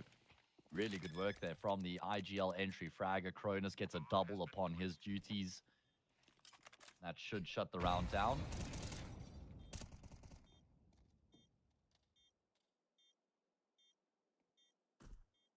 Lavked, are they even going to feel this one out? I mean, if Canva saves, he can drop an M4, but X-Mine's already hit the deck. Invisible, yeah, going to have to accept their fate and concede the round from here. And 1-1 get themselves on the board.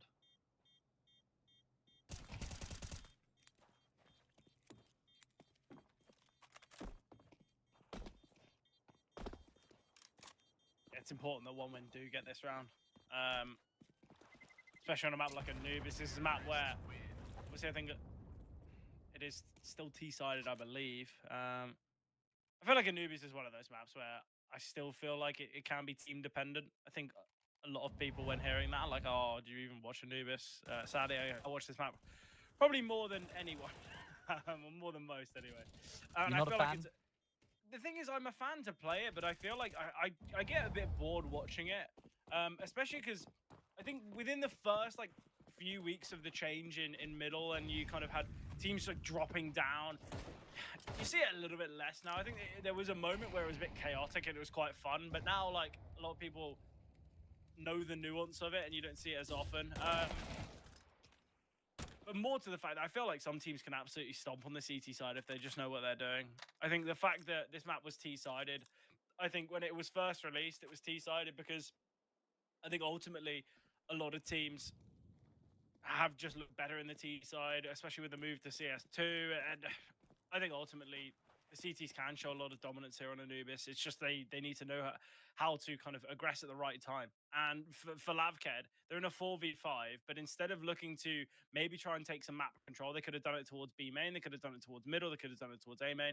Instead of going for that approach, they get a full gamble. And look, this can work, but I think Anubis, we know it is very kind of a map where you've got to gain intel on the CT side. I think that's why a lot of teams struggle on the CT side, because they're so unused to that kind of metric and that game plan. Okay, Molly into camera. Timing on this nade will soften at Cronus. Flashes are good. This is a hefty stack onto this A-bomb, so this could work very well for Lavked.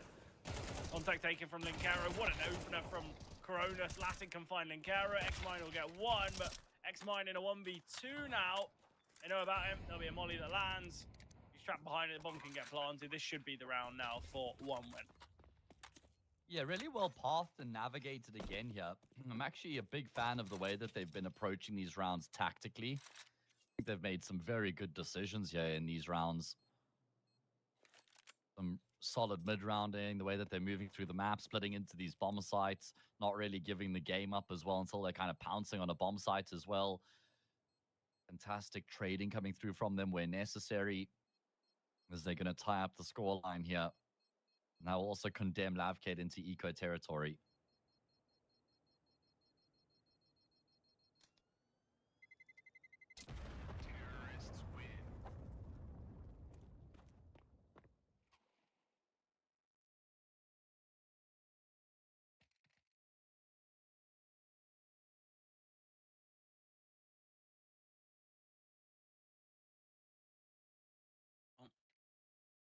Obviously, with 1 win, finding victory in that one. Lavked, we've got an eco around this save Dem 4.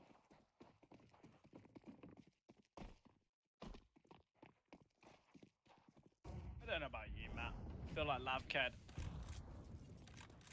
they had to kind of not really work for that win on Mirage, but the second we saw that eco victory, it felt like the game was a bit closer. I think maybe because the halves were less dominant. I think the reason that we look at Overpass maybe slightly differently to kind of Lavked's win on Mirage is the fact that 1-win were flawless on that CT side. I think that is another thing. Yeah, I mean, it's kind of difficult to actually read into this game now, I think. Because I really didn't expect 1-win to have any problems in winning this series with Linkero playing in position of Dijon. Do you think this is the most difficult map out of Overpass, Mirage, and Anubis for the coach stand-in to try and contribute? Oh, that's a good question. That's a very good question.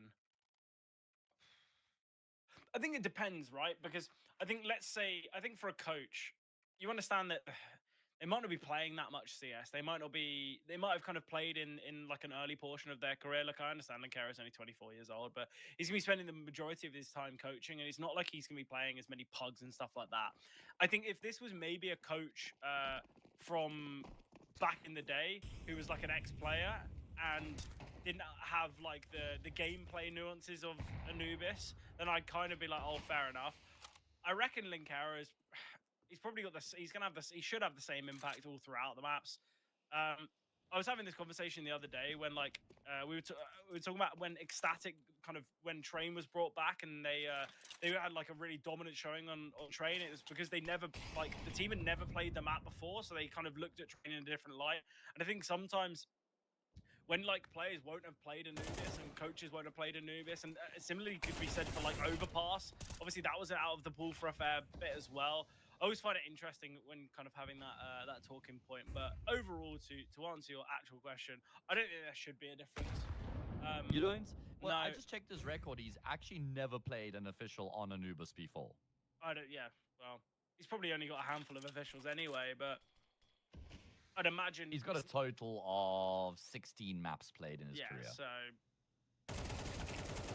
But still, I don't know. I feel like Anubis is such a punishing map that it will be difficult for him. I feel like Overpass, you can get more crafty with your approach. I feel like Mirage, you can brawl more.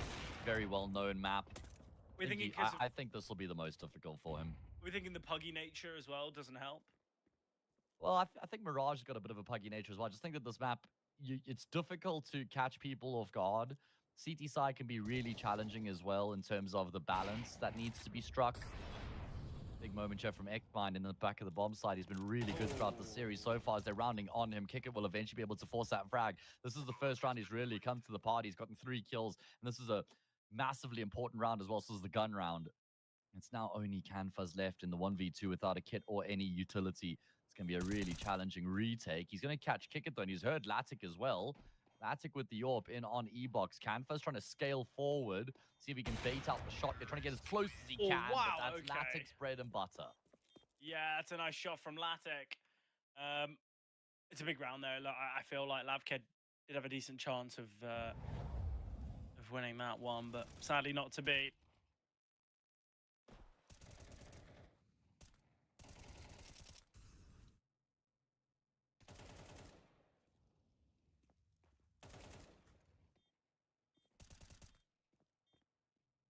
Okay, well, 1 win. They're going to be 2 rounds up.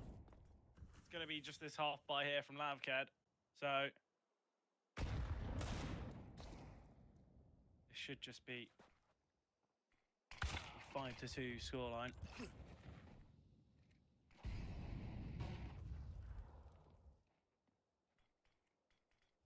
Yeah, this should be smooth sailing for 1 win to get themselves a first round on the board, as you highlight there, and that's going to be 5 rounds in a row as well. This one's also about keeping numbers alive and building up further financial stability. Break on the smoke. Oh, Linkera is actually able to get 2? No, so close. One further bullet is all that was required. Sol B nearly lines them up as well. So at least a bit of damage inflicted with those 2 kills, but it is 1 win who start to tear ahead here on this decider.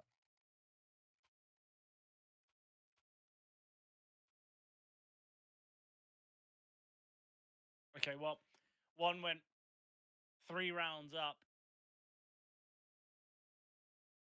I think this would be really tough. This would be a tough way for Lavkedvs to get eliminated here, because obviously they are playing without their star player of John A. And I think when you look at this side of the bracket, no offense to the other teams, but I think 1 win, they're the scary team of this side of the bracket. I think 1 win. Going into this, I'd be pretty worried about them. Lavkedvs have been on some pretty decent form as well, but the fact they're not playing with their full 5, I think 1 win should have looked at this series with kind of just the idea that you win this, you could probably get a, I don't want to say a free route, but you'd only have to face Namiga in the final, 100 Thieves in the final, Ursa a scary side, Trickter on great form. I think X-Ruby are one of those teams that stacked with individuals. I think 1 win have possibly missed the biggest opportunity they'll have. If they again, lose this, yeah, because true. they're playing against a side whose best player has now been reduced to a coach who, going into this game, had a 0.77 rating. No, you're right. I mean, even just this whole side of the bracket, as you highlight, like you win this, you play against either Betclick or Kalesi. I take one win in either of those opponents. You win that, you play one of X0 X0 Tenacity, Johnny Speeds, or TNC. I pick one win in all of those. They've got like one of the easier runs to a grand final that you could realistically have in a CCT playoffs. So if they fumble it here, oh god, that would just be awful. Think about all the VRS points that they'd have left on the table as well. Yeah, I always think that. I feel like teams probably do have that in the back of their minds now, don't they?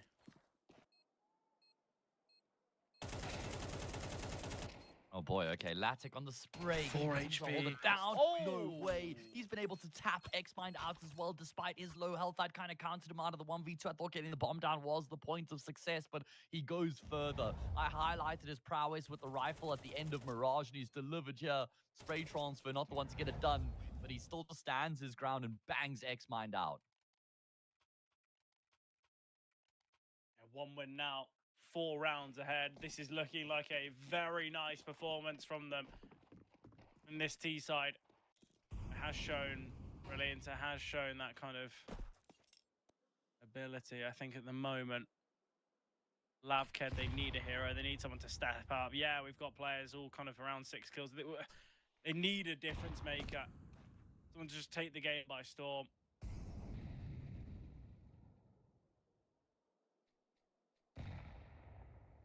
Yeah, someone to ignite the game and get a fire going under them once again. Invisible's in a very strong position. This almost never gets checked when you're the T player coming through. Cronus is going to shift walk into it. That's so unfortunate. The timing. Rails would have gotten that kill, and Cronus wouldn't have gone down if it was just a second earlier. At least they're able to affect the trade.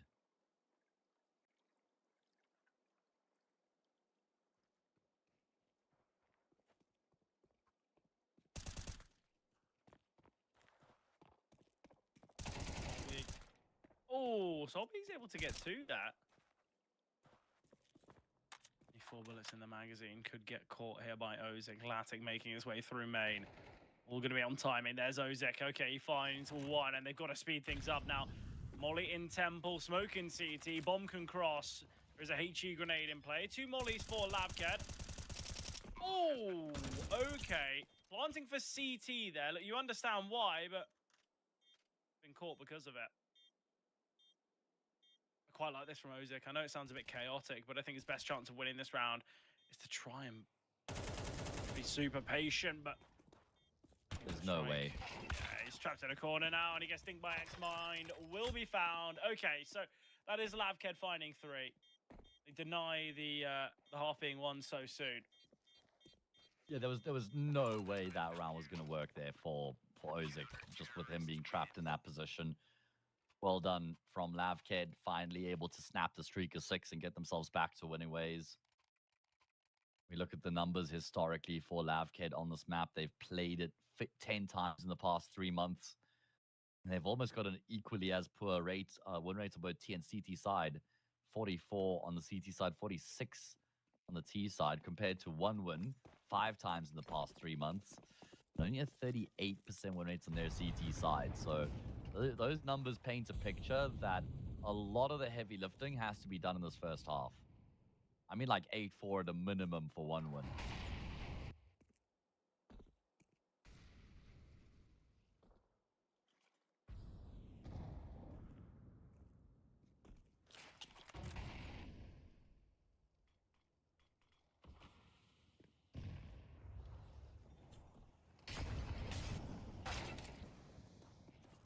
Nice find from Kicker. Okay, well, I asked for Kicker to do something. I asked Kicker to step up, and we have seen that. We really have. I know he's not top performing. He's not even number 2, but he's doing better. Yeah, definitely. Like a far better individual contribution coming through from Kicker, and also in gun rounds. This is what we want to see from him, is just like stability and contributions. And we're getting it here. big opportunity for one win. If they win this round, they reset that CT economy, and then all of a sudden, 8-4 is almost a guarantee, and they may even get 9-3 as they've successfully opened up this B bomb. So good timing on the activation there from Rails. Invisible, can he get ahead of the smoke? Instead, he holds the line as it blooms to hope he can catch someone on the spray down. You got X-Mind with his orb coming through from long.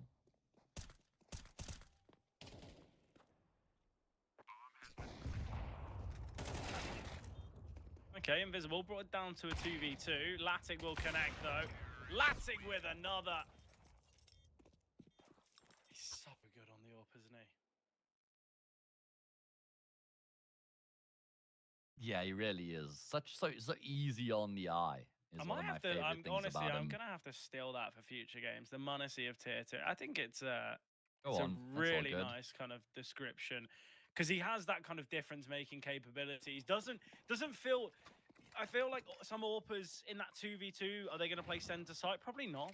But Latic's quite comfortable there. He's happy to be within the chaos. He's comfortable and confident in connecting those shots. And the thing is, it's not like he's overconfident. It's coming from a place of, oh, well, why is there this arrogance? Why is there this ego? He's just really good as well.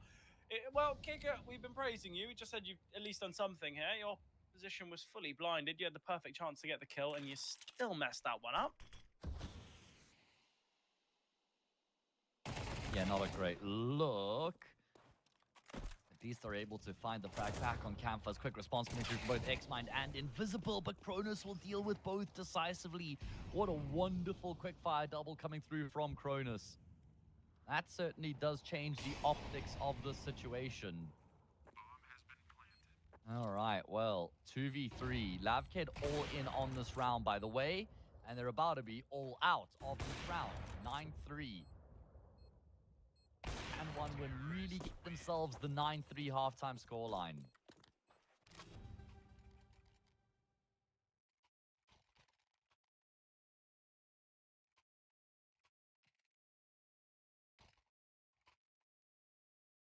I think that's the hope for one win, isn't it? Get to that 9-3 scoreline, find yourself in a really, really good spot.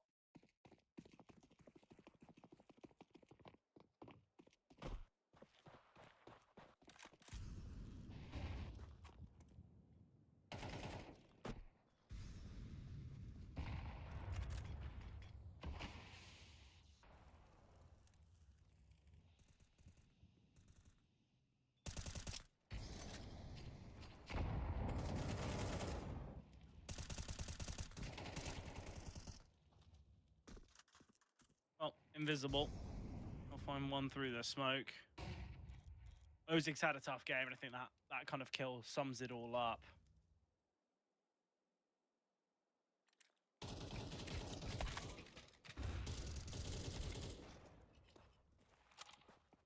Okay, well, now man advantage back their way, and Rayo's with a nice double. Can't make it 3, but he has spotted out Linkero.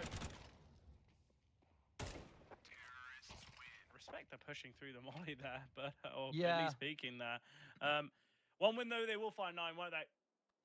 So good in those late game situations. Very impressive. Surely they can finish off the job from here after winning 9 out of 10 rounds.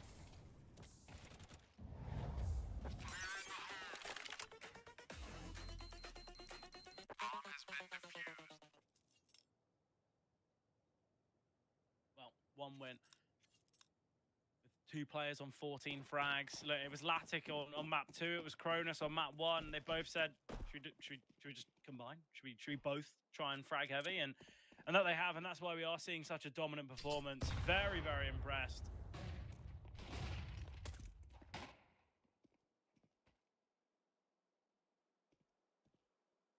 Yeah, extremely impressed. They lost the pistol on the conversion, by the way. They didn't want to force buy in the 3rd round to commence their campaign. Oh, a hell of a shot there from Canfuzz. Kickett's in trouble. The fact that he's gotten a kill before he's gone down is very good, but Canfuzz will just continue to tear one win apart limb from limb.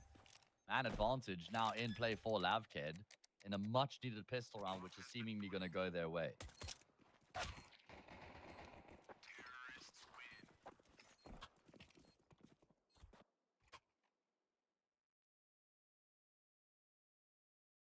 Well, Lavked. That is another pistol going their way.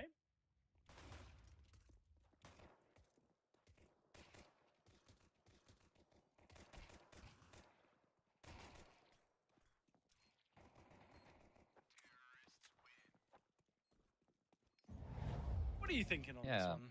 They've now won both pistols, which is quite crazy Yeah. considering they're down 9-4. Not going to be a force spine response here from the CT side, which I don't have a problem with. I feel like force spies on the CT side are extremely unlikely to go their way on Anubis. I'm backing one win here. Like surely they can win 4 out of the next 11 rounds here to close out the series.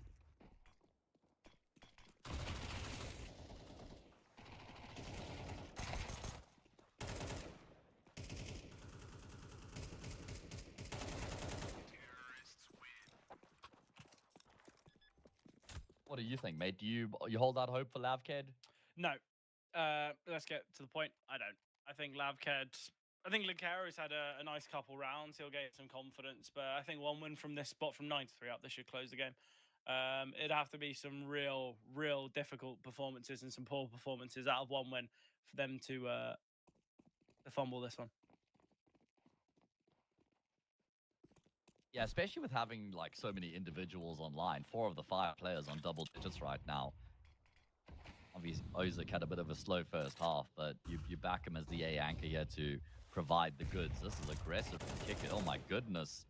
Oh, and that's going to cost him his life. Linkero is the one to draw first blood.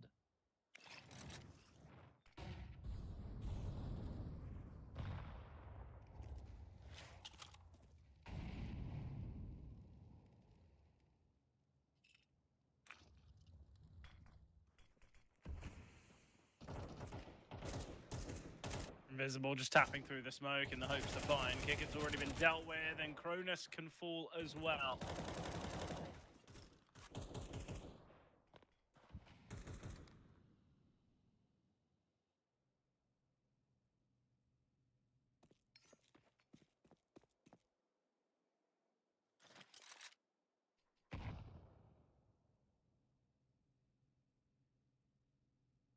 All right, well, this is a very promising start to the gun round campaigns here for Lavked on the CT side by having gotten that kill on Cronus in towards mid. Listen, it was very aggressive from Kicker trying to fight him towards the stairs there. Break when the smoke was perfectly timed, leaving Kicker exposed. This is going to be 9-6. No need for one win to attempt this retake. It's impossible to win, and if they keep these guns in play, they could get a full gun round, not in the next round, but the one afterwards for sure, and maybe even still justify an investment in the following round as well.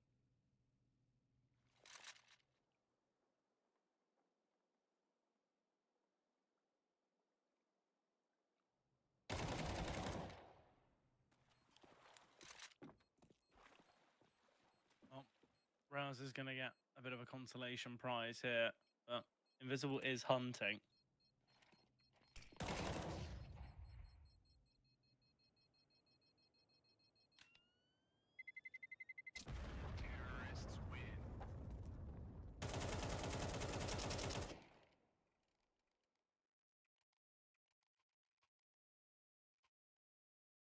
One win. It was a 6-round lead now, just 3.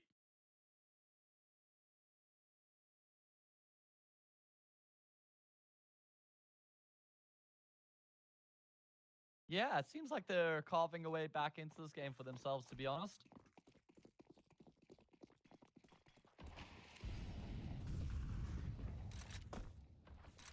See how far they can go. It's going to be a follow-up investment from the CT side to plug the gaps on the 2 players who went down in that previous round. And if Lavked can win this one here, mate, 9-7, especially if there's no guns being saved, and Eco in the next 9-8, who the hell knows what happens from there? Oh, the Deagle going to betray Latic. Invisibles found Cronus. They've just walked through the smoke. Contact into the B bomb site. A flurry of frags. And Fred, it very well looks like Lavked are making something happen here. I think as well, when you look at the money on Rails, I don't really know what's happening with the finances. It seems like every round's like a half buy and then a full buy, but like not a full buy. I don't know about you. I don't know if you feel the same way. It just feels really odd. At the moment, one win. They are just 2 rounds ahead now. This is just honestly, it's a tough watch. From what was 9-3 is now 9-7. They're one full buy away from leveling it up.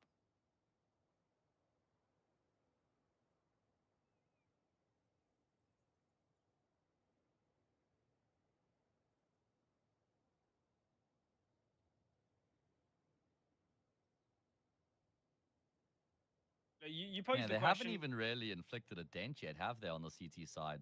No, look, you posed the question to me. You said, look, if you know, do I see the comeback coming through for Lavked? You've kind of had a couple more rounds to answer that question, but are you confident now? You know, you wouldn't have posed the question without there being a slight thought about it. I guess I have to be. Like, it wouldn't be fair to say I don't think they have a chance after the way they've been able to start up proceedings in the second half and win 4 consecutive rounds and do it in convincing fashion at that as well. At least for one win, they're going to be able to persist with these investments, but it means that they're constantly lacking utility and playing with some weaker guns, and Latic has just been wrecked. Latic has just been DE_destroyed by Invisible, who's the top of the scoreboard on the server with 16 kills to his name. That puts a whole lot of pressure in on the, say, bomb site here. It's all down to what Ozik and Kicker to try and lock this down. Kicker can be able to find the frag on the first good transfer. Ozik getting in on the act as well. Can Ozik contain Canfuzz? This is a big moment. No, he cannot. Kicker's gone down as well. Kronos going to try and find a way to come through the smoke. The smoke is colliding with him. The spray transfers on the money for Kronos. He's been traded up by Canfuzz down into the 1v1.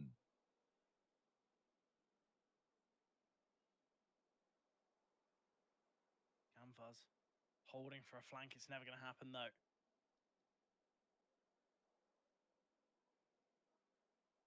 Now it's a question of Rails is now overcomplicating things. Still just clearing. I think it would have been safer for him to just sit in kind of the deep portion of heaven, but he's going to be peeking now. Okay, both have got intel. Rails has got a smoke molly flash. Canfuzz with a HE. Reposition for Rails. Still spots that the bomb isn't collected yet. Playing out in the open. Oh, the assumption was that he was at pillar, but obviously he wasn't. Orb can be picked up. Thought for a moment he wasn't going to get that, but one win, they will find 10. Nice round, though, from Cronus. It's him pushing through the smoke and finding the double. That's the difference. Yeah, that could very well be the difference. You're bang on. They've been doing a lot of damage in these rounds they've been losing as well, and you can see that by virtue of how Lavked are lacking money coming into this next round, at least after they've bought up, right? And if they lose this 11-7, no money, 12-7, surely the ship would have sailed at that point, and it should be a formality from there. So a lot of weight riding on this round, but it goes both ways. This one's worth 2 in either direction. So pressure on one win as well to follow that previous success up with another. Otherwise, it's 10-9. And on Anubis, if you took the nameplates away with the way that the game has been going, you'd probably back Lavked to get it done from there, you know?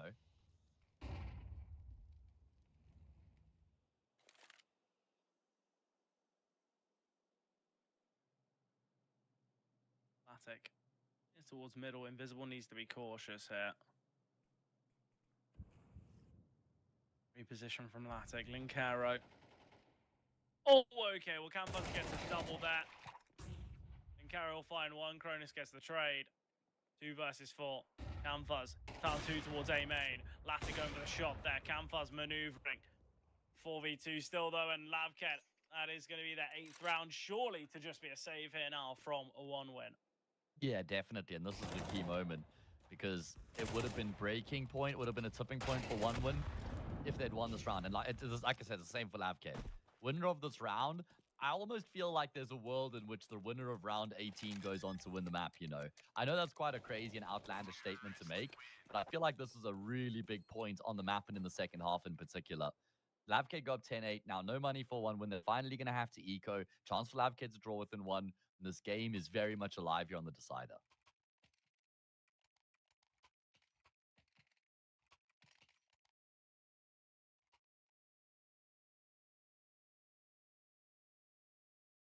Just a 2-round game. Look, again, I think 1 win. The fact that this is just a half buy, this gets a little bit worrying. This gets very worrying now.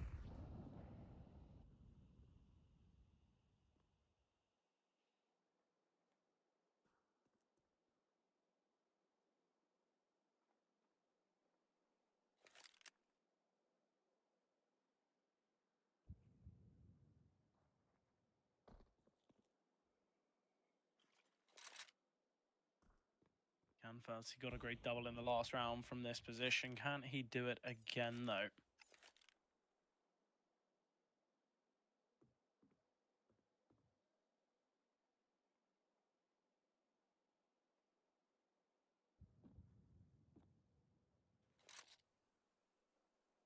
I mean, they have got the correct lean going on with 3 players situated in on the same bomb site right now, but I don't have a whole lot of confidence that this is going to result in a round win.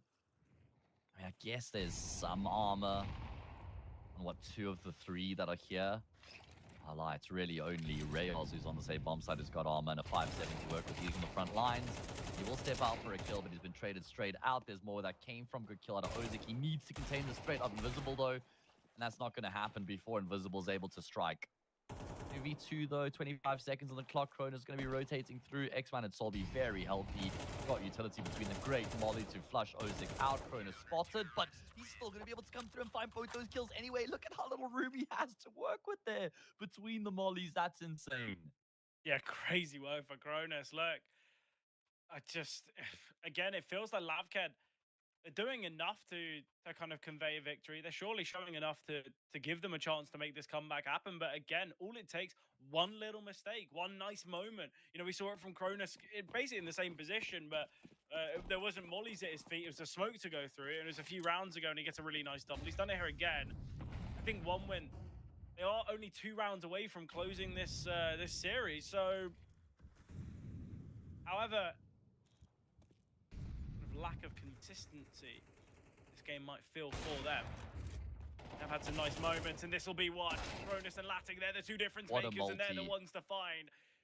Latic with 2, Kronos with just the 1. Finally, Kronos gets a little bit bored. I don't know why he crosses there, especially with the smoke coming, but... Costly. However, Kickert will get X-Man back to the smoke, leaving Campers in a very difficult 1v3, and it's going to be Latic to finish off the job. Who else but Mr. Latic? Capitalizing on the captain's clutch in the previous, the 1v2 won by Kronos, then the follow-up multi-kill from Latic gets 1 win up to 12, and look at the disastrous financial situation Lavked have found themselves in.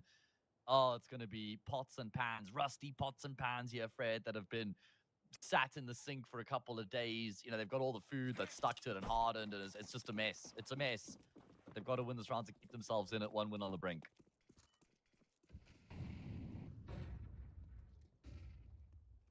Honestly, I think Lavked, it's just that feeling of they've done well, but they've just not done enough. It's unfortunate. It really is.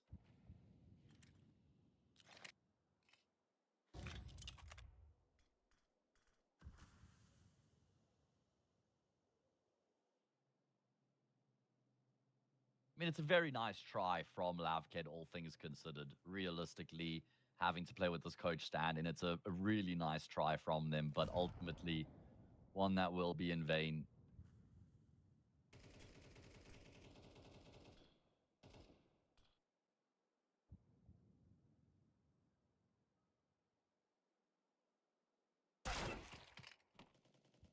Nice shot. Ozik goes searching. I'm not entirely sure why. Well, he's 7 and 16, I think. Those types of decisions are probably why he's having such a tough game. But Kronos, he'll go searching and will find Invisible. Timing on this is going to be everything. Kicker, all and find 2. Oh, Kicker with the double. He makes it 3. Triple kill for Kicker. Solby now in a 1v4. 1 win, just 1 kill away from making it through to the quarterfinals. Lavked. This is unfortunate. It really is. This is what you want from Kickert, though. The most experienced player on the server delivering in these big moments, in deciding maps where their tournament lives are on the line, and he's been able to get a vital multi. Rails will finish off the job, and 1 win have survived the scare against Lavked. It felt like they were on the brink of this map getting away from them and potentially being bounced out of the tournament in their first game. Upon entry here in the playoffs, being invited into the stage of the competition, they draw Lavked. That's a scary team. Lavked with the coach, that is not a great look. Lavked with the coach standing in for Dijon, that's like worst case scenario. And 1 win, well, they nearly fumbled against that opponent, but they've been able to get across the line. Yeah, look, I think 1 win, yes, it's not their best work, and I think they'll probably come out of this series feeling a little bit disappointed. I think ultimately, I know they've made it through to the quarterfinals, but I think it'll be Lavked. It'll be like, you know what, actually, we took them the distance. We were probably the underdogs in general, and you know, with Wonwin being the invited teams, and the fact that Lavked were able to go the distance there. I think there was moments where we were kind of talking up that comeback when it was 9-3, 9-6, and obviously 10-8. It was close, but it sadly just wasn't enough. And Wonwin were eventually going to have some success there on that CT side. It was the fact that we had the kind of the Cronus clutch, then into a Latic double, and then a kick at trip. It's just like, oh, it's going to happen. Sometimes that is just how it goes. But unfortunate there. Wonwin obviously being successful will make them gives them that push to the quarterfinals, of which, as we mentioned, they'll face off against the victor in BetClick versus Kalesi. I'm looking forward to this next series, though, as we do have a bit of an interesting one. We've got that Johnny Speeds TNC matchup. I think both of us have already said that Johnny Speeds TNC, I feel like both of these teams have made recent changes. Obviously, for TNC, I feel like you could be seeing a different five every day. I think the addition for Nork, I think, has really helped this Johnny Speeds roster, but they're still kind of not playing perfect CS. They're still getting kind of losses here and there. So I'm excited to see that one. Look, we haven't really got that much time, Matt, but anything else from you? Any final remarks to close off our portion? I mean, just a good way to start off the playoffs in it with a couple very competitive series here. Of course, it's still some more under 16 games to come later on today, and then even tomorrow as well, as we continue to progress through the motions. But we are going to progress through to a short turnaround time now. A couple new faces going to be on the screens to break down the games that will follow to round out the day. I mean, obviously, there's like some other Counter-Strike games you can watch between the CCT matches, you know, Cologne Major or something like that. I'm not entirely sure what it is. Anyway, I've not heard of it. Yeah, good for good reason, mate. You wear you wear your matter right now. These are the games that matter. And I'm a Bret, so we never really have any. Yeah, you and me both, brother. Trust me, we're in the same boat on that one. Either way, we are going to have that short turnaround time. A couple new faces on your screens to break it all down in about 10 minutes.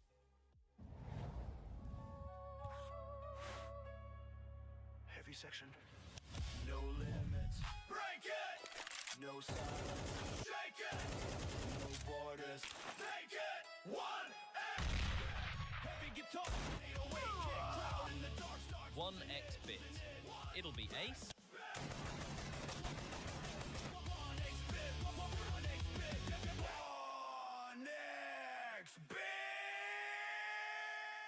This is how Kixon gets a free kill on Inferno. He smokes top mid, flashes top mid, mollies boiler, then throws a flash above himself, swings out of the smoke, and gets a free kill. If you're wondering how to throw that utility, this exact solo play has its own tab showing every nade Kixon through. Click on any of them and you get a step-by-step guide how to throw the nade. Even has a video showing you exactly how to throw it. For more plays like this, check out metastack.gg.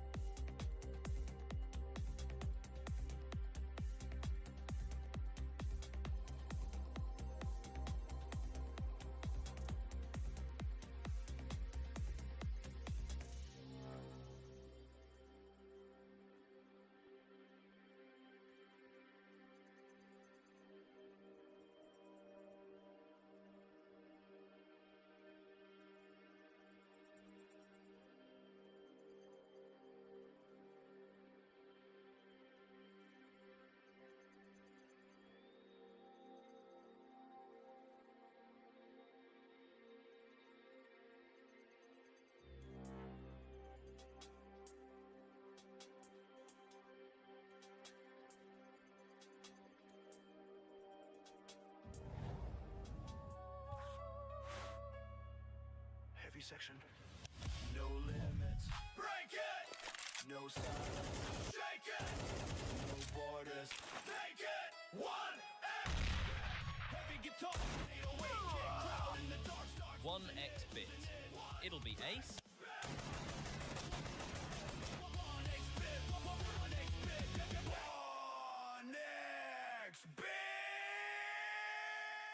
Every time I push mid on Dust 2, this happens. Yep, AVP guy again. So if I want to take mid, this angle has to go. I don't know the lineup, so I'm just pulling it up on Metastack real quick.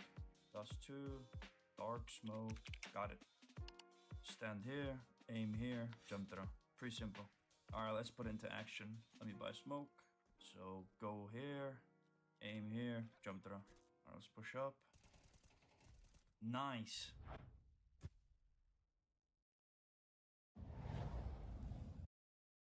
Ooh, 6 maps to start out our day in the round of 16s, Vinny. I know we're keeping up a high bar, but that's a pretty bad challenge to keep. We're going to have to get some of the best out of these next 2 round of 16s of the day. We got a lot of these. Obviously, this is only day 1 of 2, Vinny. We roll into a Swedish game right now. Yeah, it should be a whole lot of fun. We've got a little 50-50.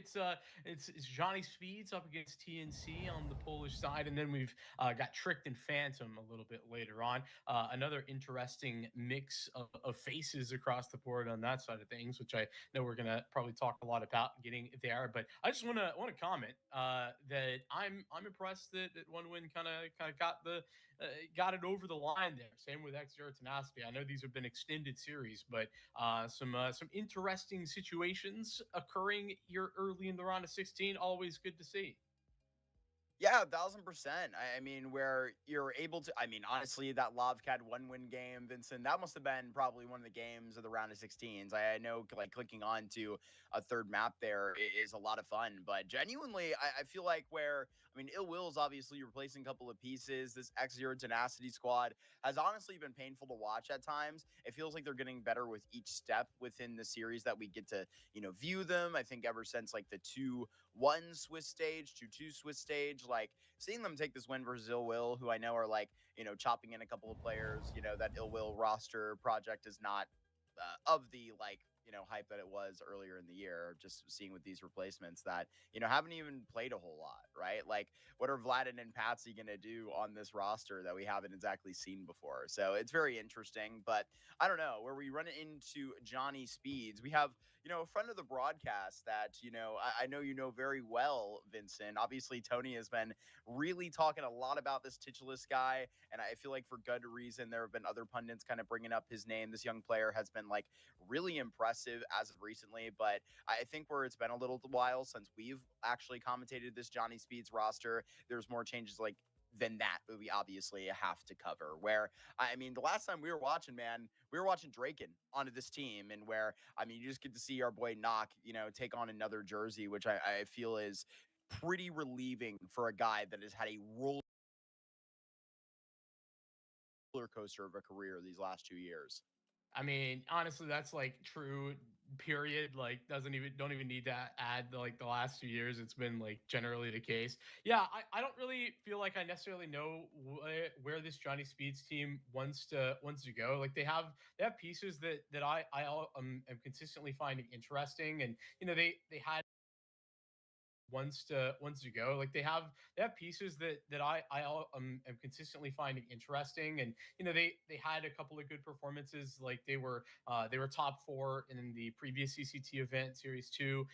They had a, we'll say, decent enough performance at LAN. It was not like a crazy level of teams that were attending, but they were top 2 at that S Play event not too long ago. So that stuff that's looking pretty good, and I think Knock is definitely a very capable piece on this team. I'm not disappointed to see that by any means. The questions that remain for me about Johnny Speeds is more, are we going to see the output from a guy like Heap? Are we going to continue to see, step up performances from Jacob? I think that's the question that kind of like jumps into my mind. And listen, whilst we've been seeing some of these upswings, I think the answer has been yes on those. The consistency of that though is a little bit less so, and the results where they're going deep into some tournaments, but also they're struggling to like make it out of Swiss stages in others, and obviously they got a playoff invite here, so that's not a question. But over in Nodwin, they struggled to make it out of the Swiss, and that was with a forfeit win. So like I think those are the things that kind of come to my mind with this Johnny Speeds roster, even if I'm really excited to watch them anytime I get the chance to check in.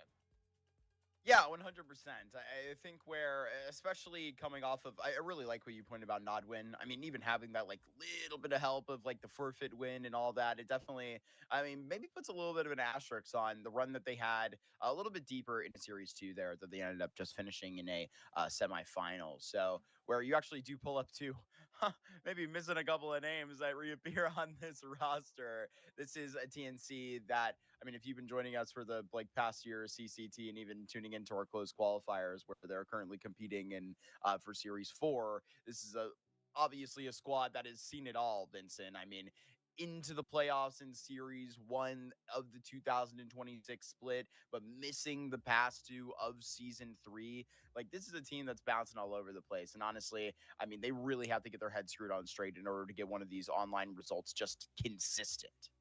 Yeah, and it's hard to do that when you're making, so many changes, right? Tomiko comes in, and he's got experience playing with some of these individuals, and there was also the situation where Marcos was playing really well, but then he was benched, and I don't know necessarily the why of that. Malawi has been playing, but that's only for the last couple of matches. I mean, we're not even talking about the run for TNC through the Swiss stage, where he wasn't playing. So there's all these like question marks around what TNC are looking like what their roster is. I think that they've stabilized a little bit, and that's despite some of those difficulties. But I do wonder, if this is like the long term solution, if that's what they're going to be going with in the future. I think Malawi can be a good piece, no doubt. I think Tomiko is absolutely a fantastic upgrade to the firepower department. That's something that TNC, in my opinion, pretty desperately needed. So I'm happy to see that at minimum. I think that puts this squad in a much better standing than they were before. So no question that TNC can be capable of like playing up against the level of Johnny Speeds. The real question is like, what version of TNC do we get? That's something that I've talked about a lot, because I think TNC are very inconsistent, especially like map to map. Like I can watch them play a map in this same series and be like, wow, this is really good, and then the next map be like, what happened to this team that I just got done watching?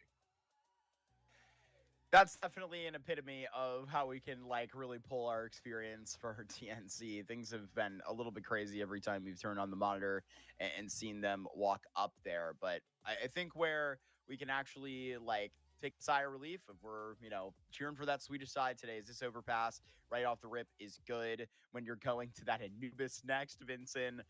I would think it would be illegal not to go 3 maps in the series. It would likely take a lot. TNC, they don't play this overpass, and when they do, it's terrible. Same thing with that Anubis for Johnny Speeds.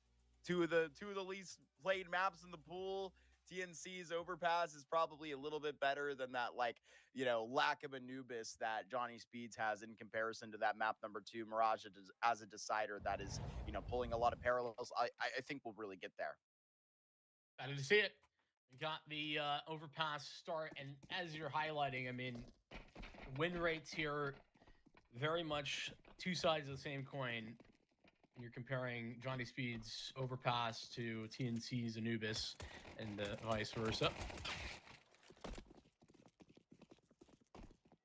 We fight for Adrian, goes 1 for 1, and that's not going to stall Johnny Speeds. They move together. It's a 4-man unit now onto A. That goes right back to Van, and I mean, Yocap is going to run right up into the site. Webro is going to go and absolutely get decked. I mean, this is a bit of crazy timing. Will activate this touch to the bomb plant. Lekro going to try and circle back on the flank. Just one tap, 2 polished. the professional. 1 versus 2, at least coming out from that side. Excuse me, he actually has Mari right behind him. I thought he was coming out from bench. One tap into the bomb. Now he pushes shoulder. I think he'll get eyes on, but the last player is taken out by Titulus at map. That's Mari that was hanging around maybe a little too long. It's a nice pistol round for Johnny Speeds. Nothing complicated, but they get themselves a 1-for-1 on the fountain fight, and with Adrian dead, they can just zoom on up to the A bomb site. Limited utility on a pistol round, but they place it nicely. Smoke for dumpster and a molly for bank that makes life difficult for the 2 players actually on site proper. TNC have no options and end up losing out. Tough time for Tomiko on the flank, where he had a good angle on things, but he doesn't quite get the timing right. Also made a little bit of an audio cue, so that gave Lecro a pretty easy indicator. Or spot from TNC, and it's going to be through connector that the fight comes initially.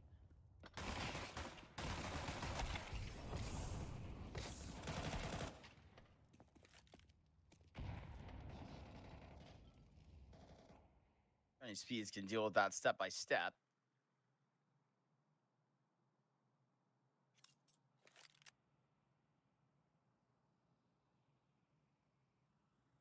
Pulling this thing back towards B. Calling Tomiko home. A man in his 5'7", Vincent, against the world. And he peeks Monster, and now he knows exactly what he's up against. Swings it at a pretty honorable cost. At least he took the fight before he went down. Deagle that will rotate up here to heaven. Have a little bit of fun, maybe take a name out of the conversation. Mari back on his way down momentarily. This bomb will be activated. Oh, big nade coming up there. Knew that would be the end of him. You just knew it. Yeah. I think TNC wanted to try and make that connector duel be a little bit more functional. They were set up, double up in that position, and, you know, it makes a lot of sense, but Johnny Speeds had a lot of resources that were put there. 3 players walked up, and then that puts them in a very frustrating spot from that point on. As you said, only singular 5-7 was available on B, and that 5-7 left is going to be dispatched with ease. Johnny Speeds strength in the starts. The T side of Overpass been phenomenal on this map. I mean, there's one loss in recent history, you know, in the last couple of months. That was to X Ruby. Prior to that, I mean, there's just more green than I can count. 13 or 14 wins in a row prior to that, lost to X Ruby, and that loss was a few weeks ago as well. So it could be like a bar and a rap song. How much green I cannot count. True, it could be. I think Lecro about to say those same words. How much money he about to make out of this Mac 10? I could see Lecro like spitting some mean bars, like at a very nice turn for him. I feel like this guy can rhyme. He can certainly jump and hit it on high right there. Very nice going from the Swede. Johnny Speeds make it easy here against the Pistols. Yeah, they do. You know, it's interesting. I think over the last couple of weeks, Johnny Speed's probably been getting a lot of value out of this win rate. A lot of teams, understandably, a bit scared to play them on this overpass. Problem for TNC is that their map pool is pretty brittle. They could they usually want to go towards the Dust 2, but their Dust 2 has been so inconsistent that I don't think it's as much of a map pick as they want it to be.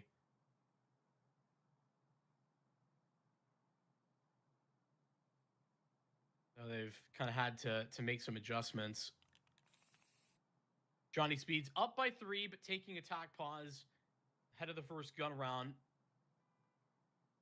Lavi has got their first AWP of the map, and of course the Time to maybe show off a little bit of this CT side prowess is here.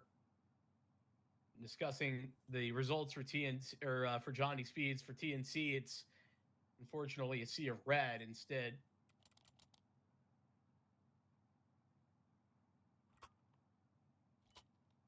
Just a couple of wins, and none of those come to any team even close to the caliber of Johnny Speeds.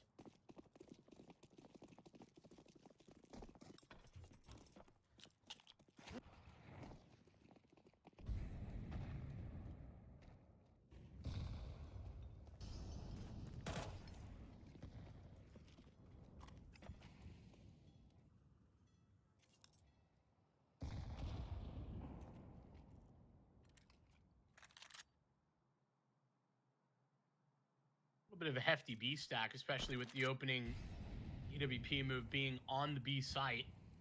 Molly's kind of missed. So they don't have to adjust their setup whatsoever. Johnny Speeds might be walking into it, though they don't currently look like they will.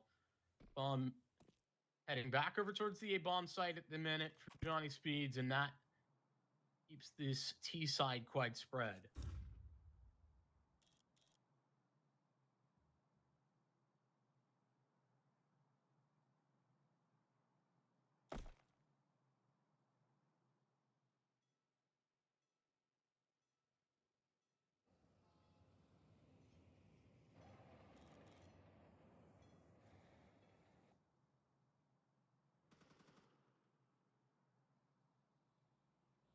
Monster trying to get contacted now. 30 seconds. He will drop.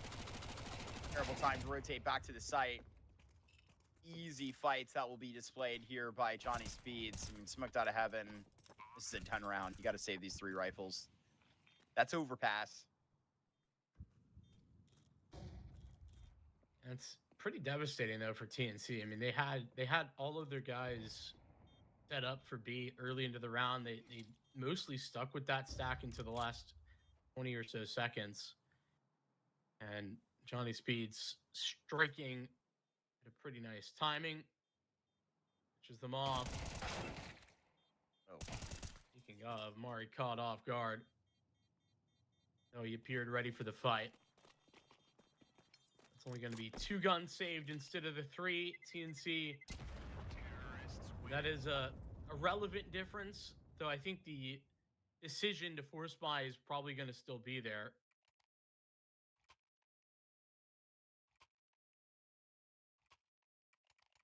4 straight rounds, Johnny Speeds looking good. Don't feel like they've been tested too heavily yet, but it's a matter for TNC to deal with. That's a matter for them to overcome.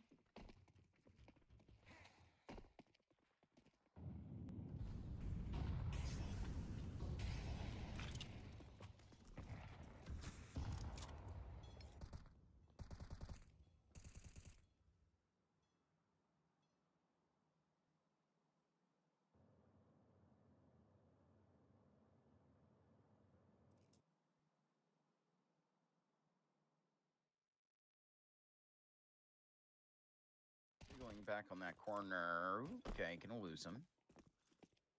Up back away, we still have that little bit of space. I think that goes to the back. Really punishes upon that peek out from Divider. Gotta keep swinging on it after that flash, of course. Rather the Molotov. Scout was gonna try and lock up the C site. Knock is gonna humble that too. You're gonna keep re-peeking that? At least they got a flash this time. Unfortunately, it's ineffective, so fight after fight, loss after loss. Titulus. Oh, this is crazy. Tomiko is gonna get a kill. Oh, but I mean, where's the backstab? Finally, there it is. Round found, 5 in a row here for Johnny Speeds. Are we just gonna be chilling at this like very steady pace?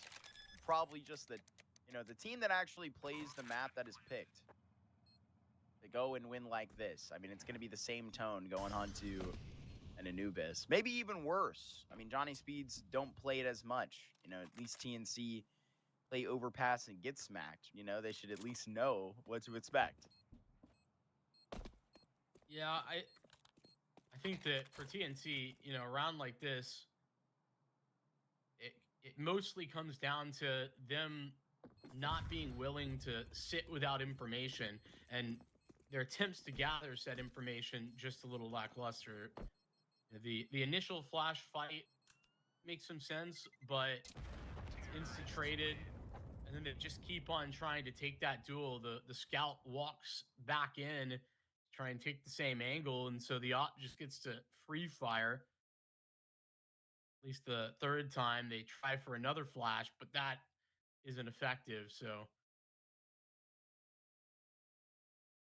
it's a little bit of a painful one out from TNC currently. Johnny Speeds flexing their muscles on overpass.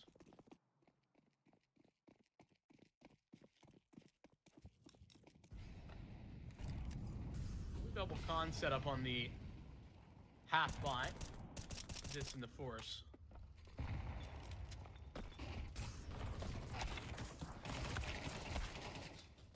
There's Electro to get that double back. Speed's favored on this overpass, but not by much. Maybe that's a little bit of surprise from where we've set up our expectations of the day. Bro is not really going to be able to hear this right now. Yep. Okay, we're trolling. Off the boost. This is going to be perfect for TNC if they stick around, though the fact that they get off that boost and now they're moving away means they won't be sticking to it. Mari will now be the only one here. Not going to be right reaching that corner. Legging a man. Lecro's through the round. Basically locked up. Tomiko, 6 below the line. He's just late to the party. Even get his first kill. I mean, it's here in 1v4. Johnny Speeds locked it up. Turned 6 in a row here on this overpass. I'm liking the pace right now. No reason for Freiburg to get involved. I think that's something that is wonderful when we come from a region, Vincent, us from North America, where maybe we have a lack of leadership, like nationally. It's always really cool to see like a player like Freiburg make sure to prioritize those type of teams. I don't know if that adrenaline little project that came up, popped up for 5 seconds, talked about with like Stewie and them actually happened. Probably not. Probably not. And even playing with like a bunch of retired players, I think that was kind of a waste of time anyway. Yeah, I was gonna say probably didn't amount Victor to anything. Food. Yeah, it's like talked about on stream once. They wrote a Dust 2 US article about it though. Does we have nothing else? Tomiko gonna get that kill right over the top. Bro will be up here. Off angle. Yeah, this is standard kind of utility in terms of what is pulling this default. Talk about a Molotov. Okay, Lecro. I think he might have been seen there. That's kind of the vibe I was getting. That's definitely making sense of that hard clear that came through. I would be very tilted. That was great positioning, and you thought with the Molotov you might be able to get like 1 or 2 kills there. Much. High Speed's another 2-man advantage early. There was a 1-for-1 on B, and now TNC have to try and assemble resources onto the correct sites. It's 2 ops, 1 on A, 1 on B.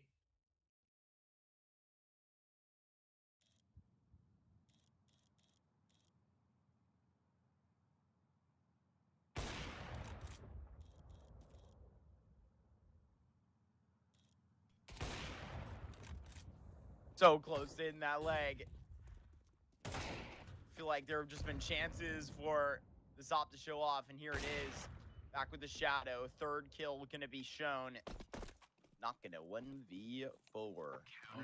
After time, too. Come on, protect yourself.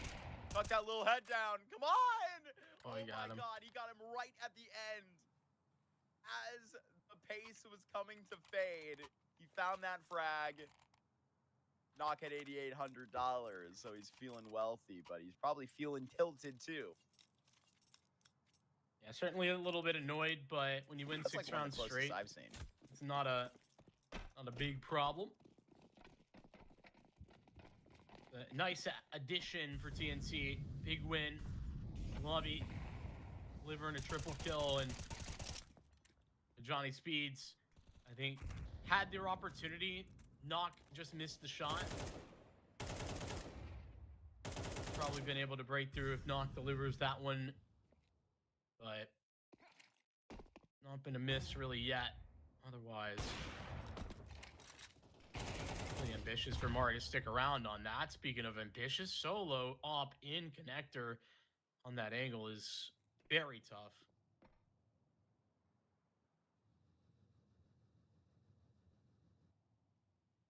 Running a double op is one thing on overpass, but running both of your ops towards A is sort of crazy, and they've stuck with this A stack.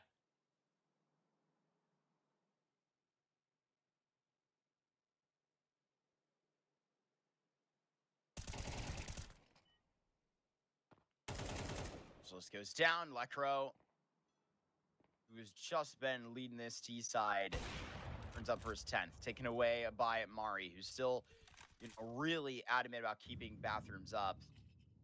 30 seconds past the timer. And with a brief advantage up to TNC, what's the next step taken by Johnny Speed? They basically just have to find a way to clear him out. Oh, so close. Even legged him. I mean, this changes a lot of the entire circumstance of this round. Essentially being sent out of a cannon so fast with that peak. Gonna go right to the back of truck and, I mean, potentially a way forward there. Tamiko gonna pick up that AWP though. 2NC for 2NC. TNC for 2 in a row. Maybe that's what that T stands for. Yeah, it might. They're getting more out of this double op than they really got any business doing. It just feels like Johnny Speeds haven't really been forced to play methodical on their default yet. And so now that these ops are a threat, they need to be doing that. And so any little missing moment is punished because the ops just are on the line. So I think that it's certainly a little non-traditional, but it's working out for now. I think Johnny Speeds, with the amount of money that they currently have, they're getting maximum opportunities to deal with that. And if I'm being blunt, I think there's an obvious counter to what we're talking about, and that is, Johnny Speeds could just pick up the pace or play towards B. They haven't done that very much. They haven't worried about taking water. That hasn't been a big part of their game plan.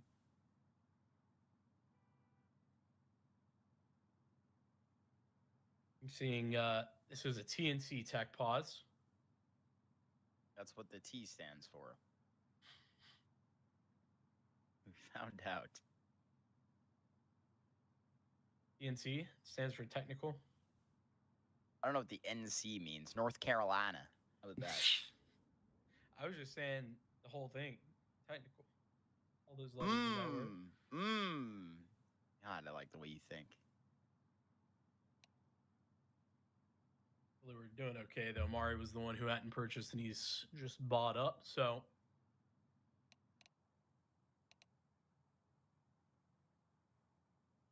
Interesting, because I think Johnny Speeds have gotten 6 rounds so far on their T side without really having to work that hard for them. It's as if you've been there, in your scrim when you start playing your regular game and you're not necessarily looking to practice anything in particular. You're just trying to run your default, and that's just working really well. It's kind of what this is like for Johnny Speeds currently. And so ENC have made the adjustment. I love that they've stopped with the double op here, because it's most certainly something that they could have reinvested. They choose not to. Just as I said for Johnny Speeds, they're going to take water control of a lot of the A presence that we've been seeing.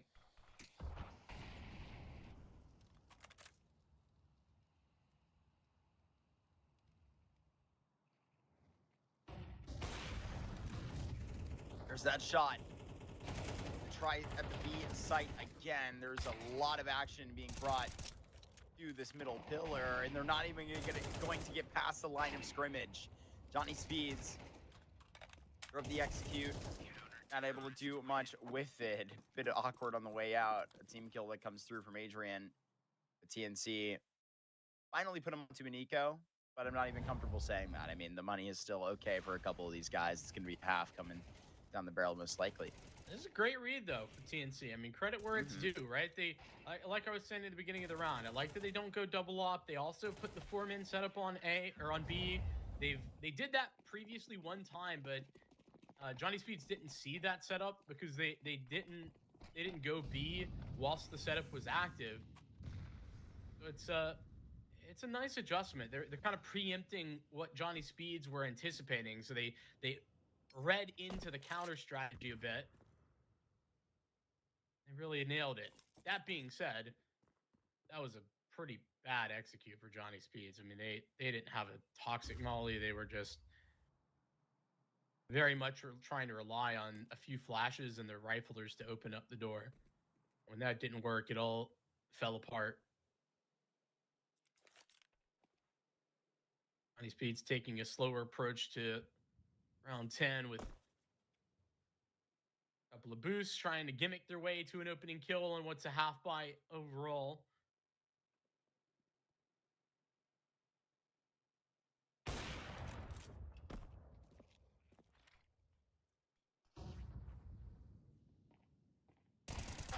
Going back to the bathrooms too had seen. But Adrian has moved up here to the long corner, so I think things should be pretty standard the way they pull out on the way here. Johnny Speeds. You can get a bomb plan here. I think that would be a miracle. That would be an absolute miracle. But it's likely not happening. I hate to be the bearer of bad news. Lecro, seeing that very bomb dropped. Adrian disappears. Yeah, they'll be able to grab that bomb, but time is the bigger issue. They just got to go down now. Oh, wow. Well, Mari happy to provide that. Services rendered, TNC. Up to 4. Johnny Speeds getting themselves a good lead early. I'm not really worried about them. I mean, even as TNC are recovering the CT side, 6 T rounds is already fantastic. It's more than most would be able to get. So, uh-oh. This is not live. You wrote, I purchased anything. What if he just didn't want to, though? I'd say that would be a little bit dumb. Is he moving? Did his, like, keyboard break just now? Keyboard disconnect. Put new double A's in that thing. Anybody's keyboard use powered double by A's? batteries. Plenty of keyboards are powered by batteries, but I don't think any of them are double A's anymore. Triple A's. Not any gaming keyboards, at least. What's like the big battery? D? Yeah. We need one of those. I remember those. No, nobody from like the next generation will know the beauty of like opening a Christmas gift and you need like 6 D batteries for your remote control car or whatever. Gotta wait till your parents go to the store later and get them. All those darn advertisements, batteries not included. That's right. Oh my goodness. Right at the end, after I'm all excited and such.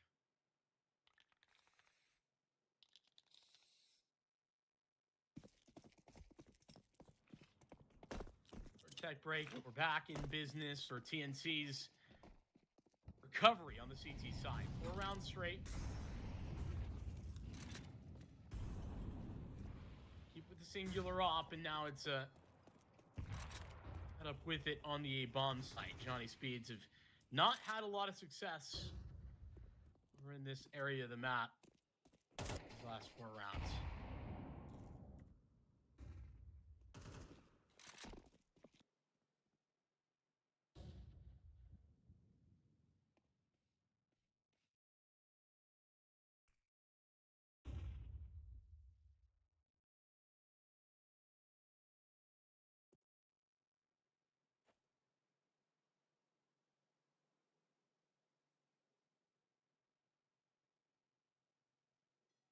long take now.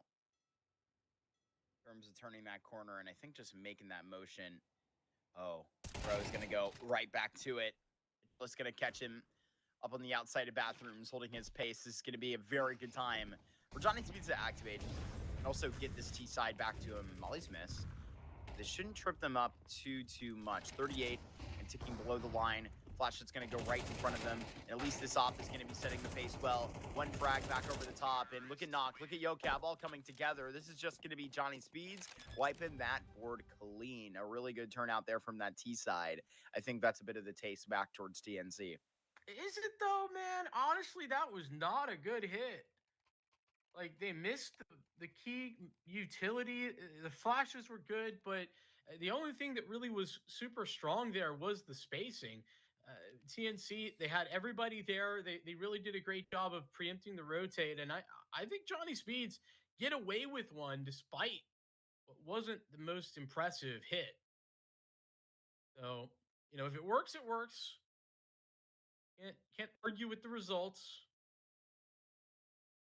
Johnny Speeds, the time where here they call attack pause. They did this ahead of their first gun round, or right after it, rather. No, ahead of it. It was in round 4. Fellow Sharks enjoyer, you see the spray? I've found a new best friend. On the TNC side, I don't know who put it down. Sorry, Vincent. Whoa! I have a took shark. my I have heart. a shark. I have a Sharks spray enabled. Daps up Co-caster. Yeah.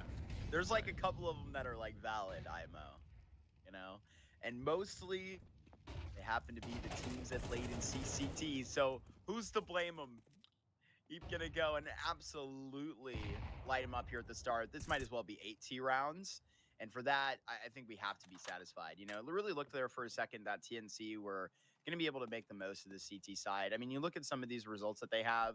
I know they're against really bad teams, but some of these are a little bit closer than you may actually consider to give maybe a little bit of the respect back. You have to kind of look all the way towards the Los Cogotos era, though, to like actually see into more respectable finishes, if you're asking my opinion. Adrian's kind of got a little timing here if the bomb goes here.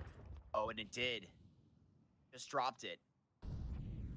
Now having to kind of figure out this mystery in the back lines is going to be so terrible. There's Mari connecting to Elecro and YoCab elsewhere. So maybe a little bit of the stress kind of shrugged off.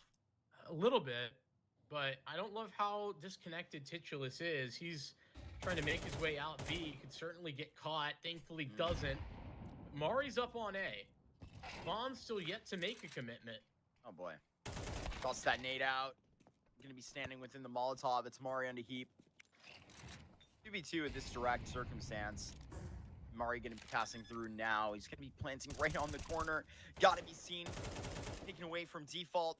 Actually connecting shots. Titulus, the young man, about to be challenged to a clutch, but Mari will just complete the 5th. At least TNC get one more there before the end of the half. Expertly mishandled, in my mind, from Johnny Speeds. I mean, they just needed to group up, needed to hit something. They had such a man advantage. There is nothing that should allow this to happen. Ugly from them.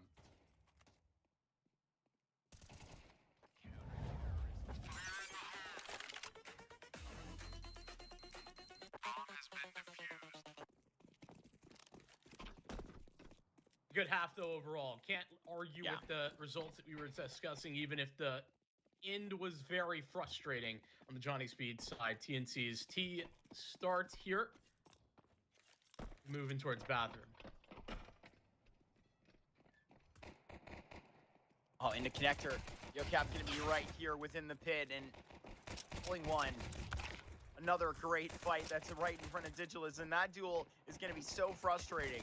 TNC are looking like they may win a second half pistol until I open my mouth. It's 1 versus 3 right here. And their AWP player is going to have to go and have a cliche upper pistol clutch. We know how that goes, chasing them down and really feeling it's back to the line. They could have actually moved together, potentially created a little bit of a parallel between those two. Johnny Speeds, I think they're keeping control of this overpass one step at a time. There's a stab into the second half to a pistol. Opera versus opera violence right there in the end. Loving to see that. Johnny Speed's capable as they win both of these pistol rounds now. You can see on the force bind, this is sometimes where things get a little bit wacky for TNC. They can win on these, but it's high risk. Yeah, it's high risk going through that Molotov and then immediately feeling the consequences of your actions. It's going to be a bit of a bro ace between, well, Big Bro and technically the little guy that hasn't even been adopted to the family yet. Dude, cash money as well. 5 kills on these MP9s. Lovely out of Johnny Speeds, the anti-rush utility being put to good use. And yeah, I mean, TNC had a smoke and they extinguished the molly, but it seemed like it happened a little bit late, maybe just a little bit of fumble and who was supposed to do that and whatnot. Yeah, TNC kind of bought a little bit more here than I would have anticipated, to be honest. Oh my Adrian. It's gonna be tough. It's gonna be real tough, I can tell you that.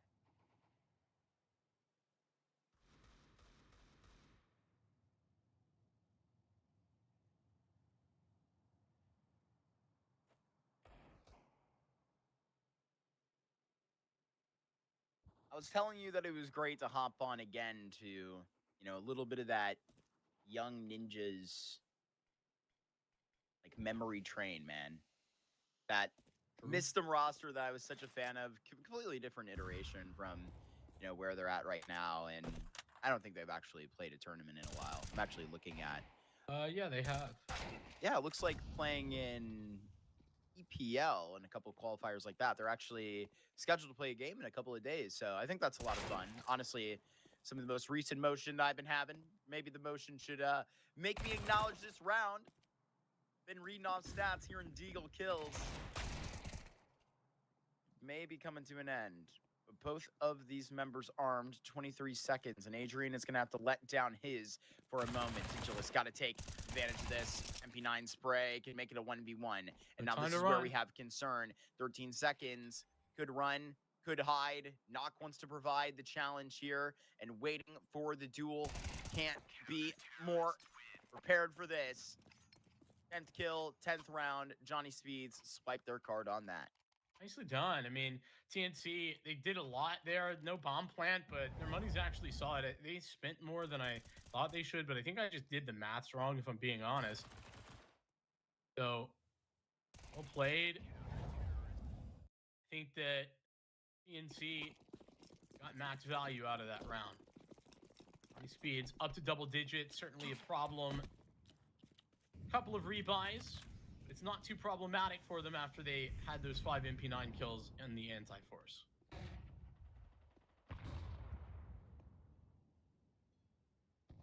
Adrian's loud here.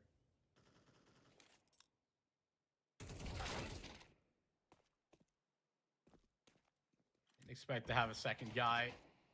Both fountain side. That's not necessarily unlucky for Heap, but miscalculation, if you will.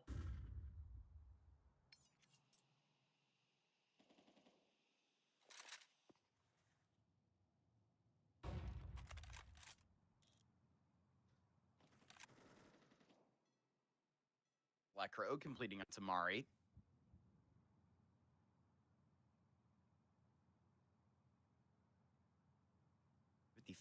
And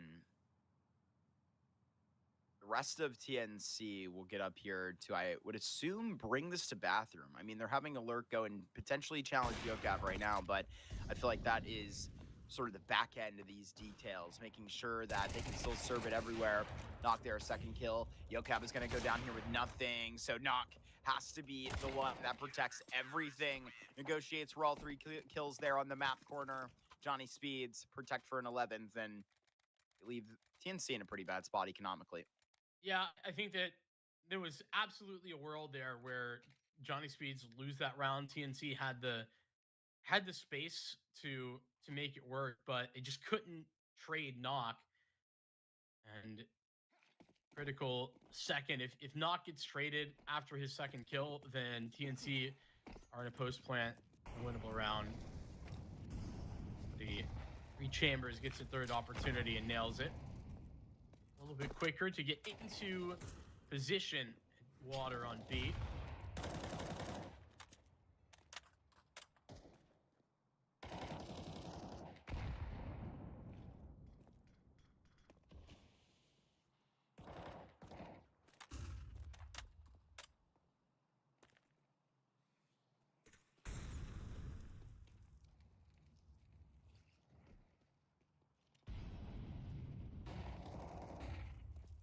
Flash over the top. TNC teasing. They're going eventually. I mean, they used all their util just there in the last couple of moments. So Johnny Speeds just gets to come in with unlimited liberty. They want to boost, they can do that. They can look over the top. They can find a kill in short. They want to get this up in a bathroom? Sure, they can settle it there. Look right in front of Monster. There it goes. Just to find another one of these kills. A great note, map number 1. It feels like from, every one of these Johnny Speeds individual at the moment. I mean, Adrian maybe having a little more quiet of a game over here for TNC and Tomiko, but it feels like they're pretty involved in the game too. I mean, we know that this TNC team is going to come into this overpass and struggle, so don't really want to be like putting any individual pins down early until I see somebody whiff bad. You can maybe see that here as it gets pretty important in the back lines. 37 HP for Mari. And Heap here is going to have an unprotected throw swinging into him. Mari gets the start in a 1 versus 3, but going to be checked at the first step. I do think certainly not the performance from Tomiko that I would like to see. That would be if there was an individual to maybe level some criticism at, it would be him. But it's been a really quality map overall for Johnny Speeds. Might just close it right here.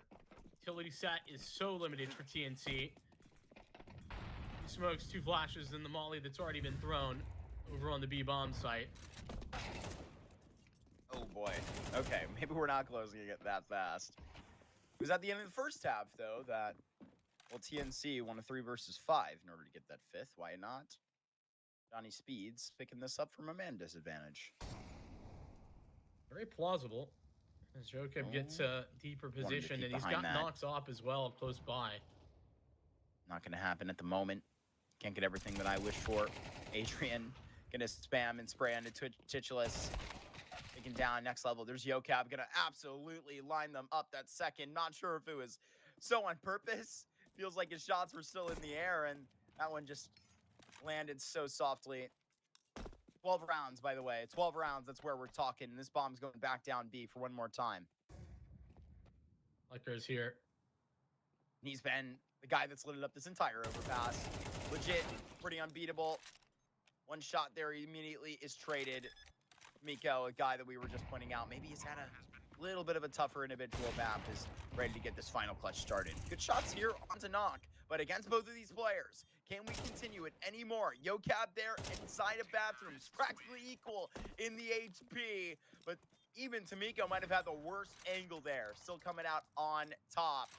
There's one more clutch added to the category. We're continuing on overpass. Yeah, I mean, definitely needed to step up, needed a big moment. Tomiko delivers. It's a little bit of a whiff here from Lecro. Because of that, he only gets the 1, but, that's the 1 kill you'd expect him to get. 2 nades on his head. Started that clutch at 100 HP. Ichi's took Tomiko down low. Still gets it done.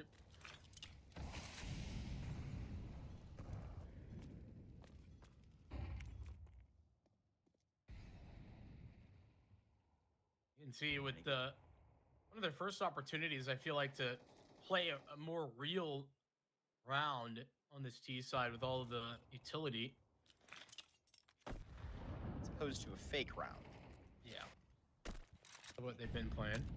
See. As opposed to a little make-believe.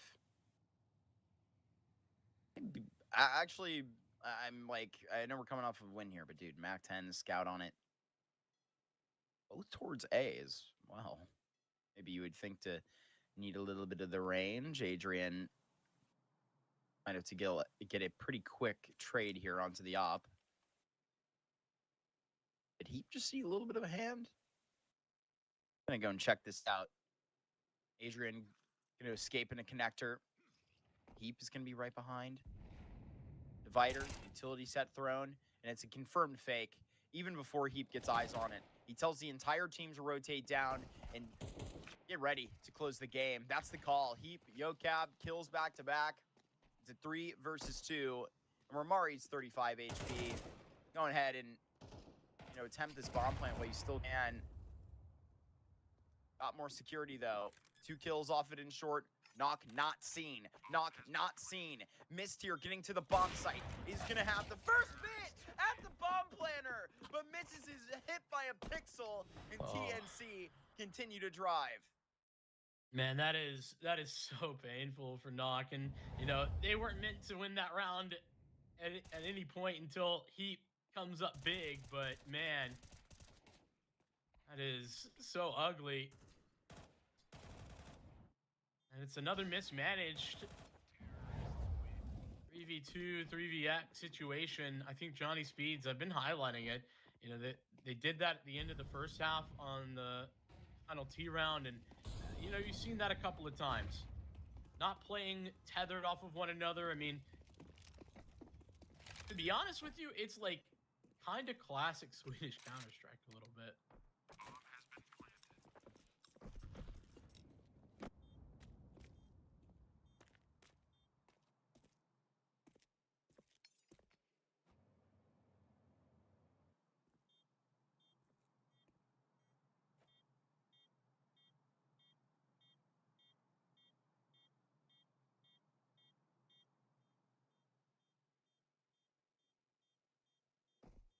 Save the USPs, I presume.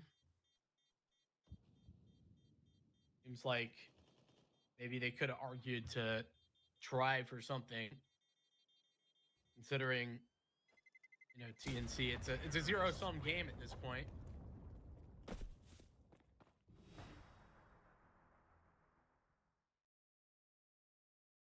They like not to.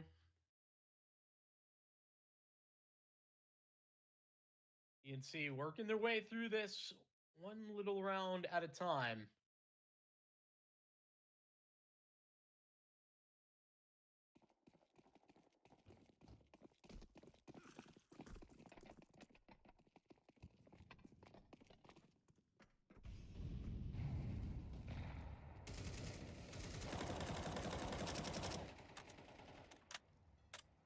Well, that is one way to start out a round.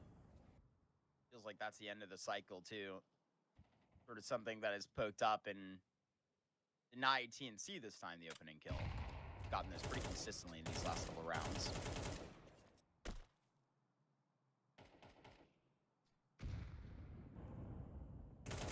I'm still deep outside of B. Don't really want to catch Electro here. Find tooth and nail to find him. It's their undoing. Might Comico be GG. goes through. In a 5v3, like Knock here is going to be good for one. Awkward off angle. Kind of hate this positioning sometimes, but that is automatic from Knock.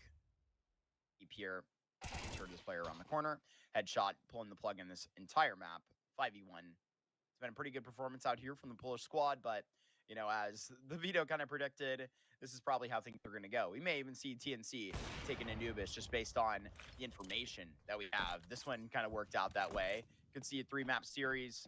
Johnny Speeds clearly in some pretty decent form at the moment. Ready to get more from this Opera out of map number 2. But we're not headed exactly to a Paradise, are we? We're headed to an Anubis, running through this smoke. Strategist going to be around here.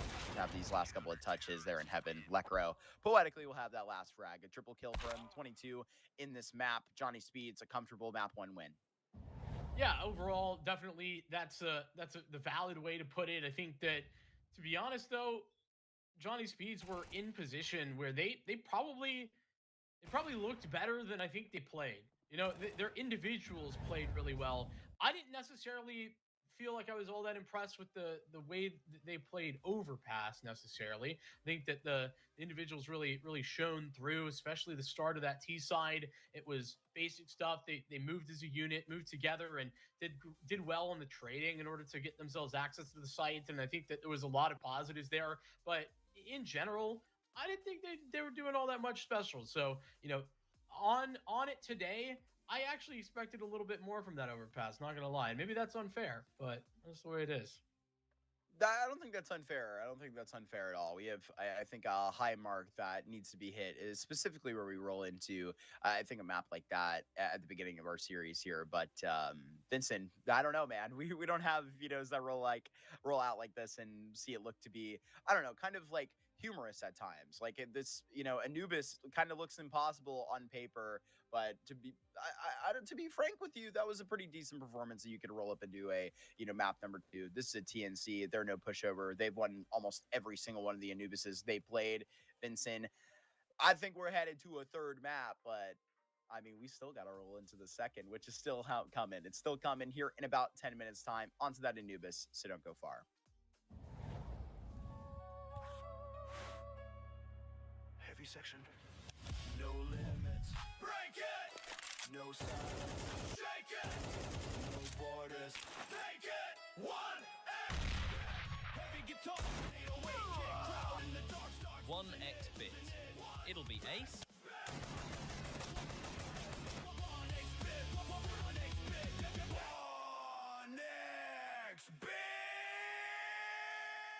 How to get a free kill in window on Mirage.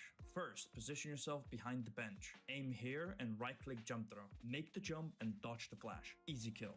If you want to see more Mirage Pro plays like this, or you just want some free elo, go check out metastack.gg. There are thousands of strats and nades that you can filter so you find exactly what you need fast and easy. And all of them are taken from real pro matches, so you know they actually work and can win you rounds. metastack.gg.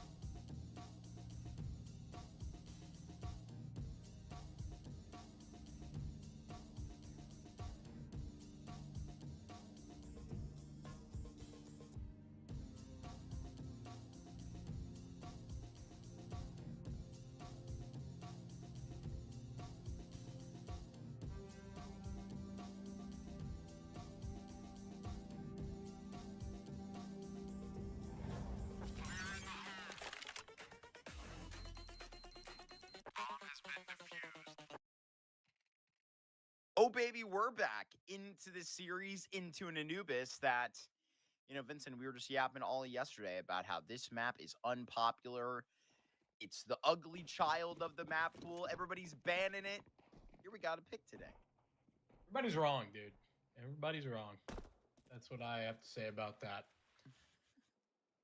Johnny Speeds want their selection, and they've yet to win an Anubis in these last 3 months, so it's definitely going to be tough. But at least they start T-side. Hopefully it gets removed out of the pool for Johnny Speed's sake after the major. Let me go. A couple of dualies over the top, Yo-Cab. We'll just tap him out. Adrian walking in the rest of the room and lifting up well. I mean, if Johnny Speeds, all they got to do is play ball here. I mean, we know that these 5 players are good enough to get it done just about anywhere, anecdotally. Winning a T-pistol here is certainly favored to do so. Angelis, a little bit of a head scene over the top, and that was pretty happily removed. Keep in mind, this is a lobby that had probably the best performance rate of anybody on TNC, and map number 1 just one touch away from a 1v3. Neocab will put that to a rest. The Academy player, former Academy player, Johnny Speeds up 1-0. Good work. Neocab did a really good job. I mean, he understood his role in this very well. It's just a matter of like providing that coverage and ensuring that his teammates can get back into the site. Into the 1v1 delivered there. It is 100% win rate for Johnny Speed's pistols right now on the maps we've seen. 8 victories, lots of fire on the B-bomb site. Speeds go on in. Mitchell is hopping over the top of the MAC-10 heap, also inbound. Got knock around the corner. Kind of a threat here to have a really good start on Anubis. Almost said Ancient, I swear. All right, Vincent, I got a question for you. Ask away. Would you rather save in a 3v5 on Anubis, right? Seems to happen here a lot. Seems to happen here a lot. CT side, Overpass.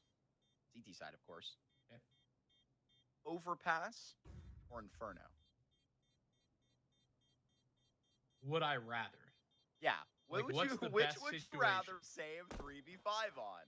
If that's the criticism and, you know, at least 2 of them got to stay. Inferno. 100%. I'd rather save on Inferno.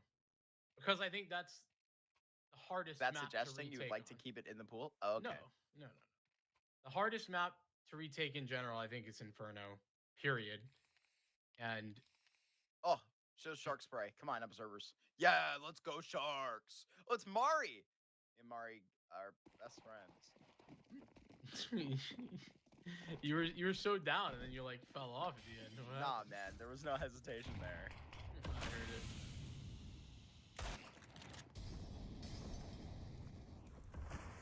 Another. Oh, that's because me and bro are. Posted up. Wait. This is Tech.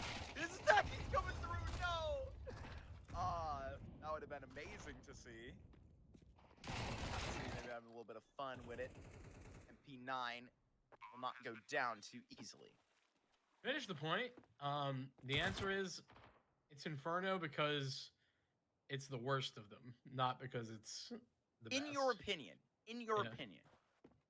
However, I quite like Anubis more than Inferno, you know? I don't know why pro teams don't play it more. Is that just me being a noob? No, I don't know. Because a lot of teams used to play Anubis. You know, it wasn't like a... wasn't That's forever. True. Especially when it was, I mean, obviously the only time it was ever in the pool before this. I mean, it was very popular towards the NK Cup or Gamer Legion supporters. I can see that. I can see that here. The Polish team supporting their country. Yeah, that does track. Mari's like me and Gaffolo. That's my homeboy. Told you I had to get a Gaffolo sticker, right? Dude, that was the first one I bought. Yeah. I was so excited. Only they had coach stickers, so I get a coachy sticker. only. Well, starting out where we kind of ended off, TNC, the Lavi op on the CT side was pretty fantastic. He has given them an opening duel. This is TNC taking their forward hold very seriously. Meta essentially on this map, getting through Canal.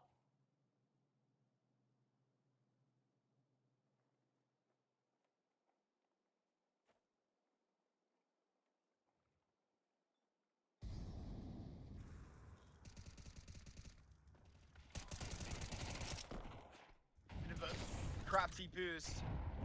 Does it go all the way to the top to take it? This is TNC showing up in a big way, a very bold way, so their first gun round victory.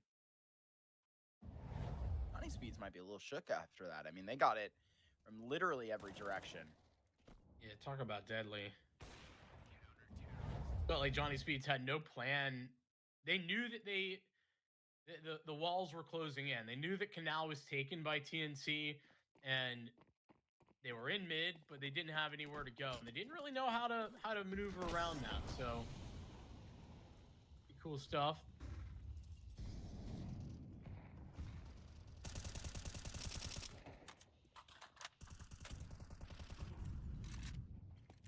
Looked to me like Knock might have had a chance for a second, but Lavi doesn't appear on his screen, so there's no victory there.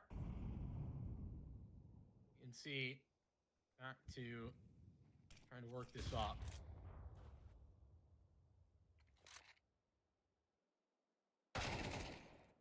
Okay, good clear from Lecro. He can really make a good performance. Case for himself here on Anubis. And you already have the rest of the energy, I feel like, you know, coming up in a good way. You know, Johnny Speeds are aware this is a map they struggle on. They know that they're supposed to lose right now. Tommy will put that spray through the door onto Lecro. He gets 2 before he gets pulled out at 50 seconds.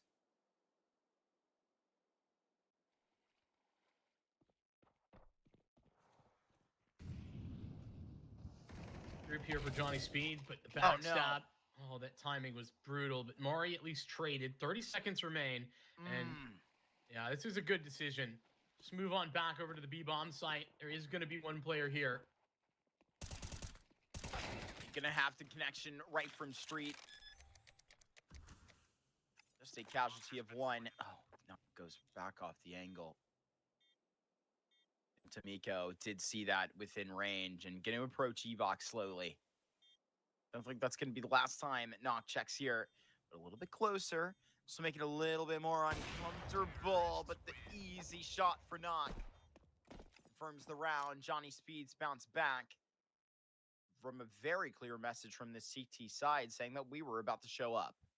Well, in mid-rounding from Lecro, I think that's, you know, exactly what you want to see from them. They had a nice position when Lecro gets the opening pick in middle, and they were about to go hit A. Mari disrupts that, but it's a 1-for-1 trade, and so that's not a big deal. Still have the man up. That's some of the times where I was a little bit, like, not happy with the way Johnny Speeds handled themselves on overpass occasionally. Wasn't all the time, but, you know, it was a couple of rounds like that. And this one was pretty expertly handled in comparison. Opening duel for Knock. Been spotted over there. Adrian in an interesting spot.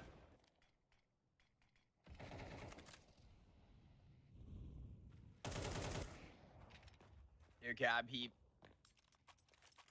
finding pretty easy opening kills from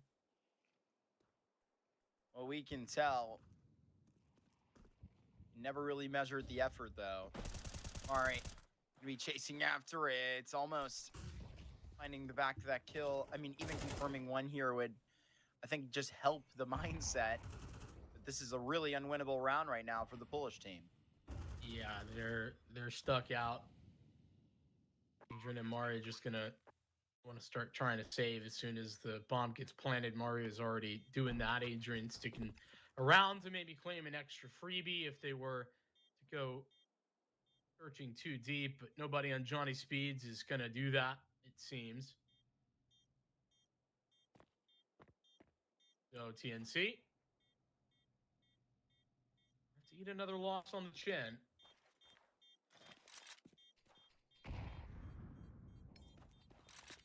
Certainly be talking about the CT side, discussing how, T-sided map, etc. But this is a TNC team that has had a really good CT side win rate.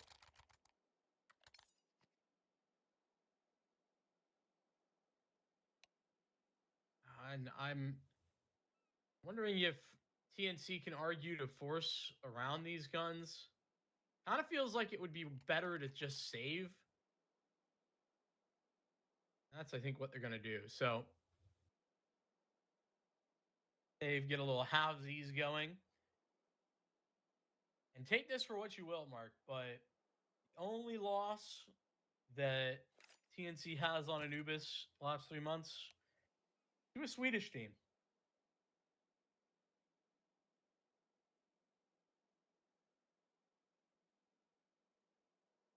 On some parallels there. I really like that. Might be some problems against the Swedes. I'd love to hear that.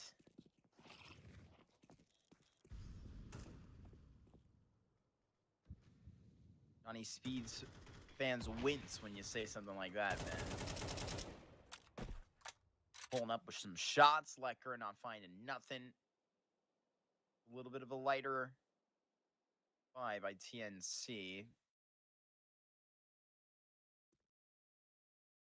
Just with what's weighed, couldn't really afford more if they wanted to. Trying to work the gimmick with a couple of the guns, the boost there on B as an example.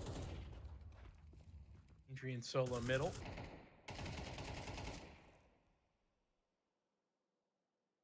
Has pulled back. Patiently waiting. And Adrian knows exactly how to doctor this. And oh my goodness! He should be absolutely screaming after that. I mean, that is absolutely crazy.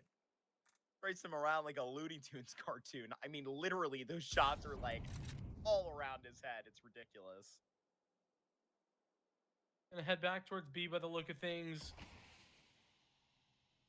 30 seconds, and that's a resmoke for E-Box that might be problematic.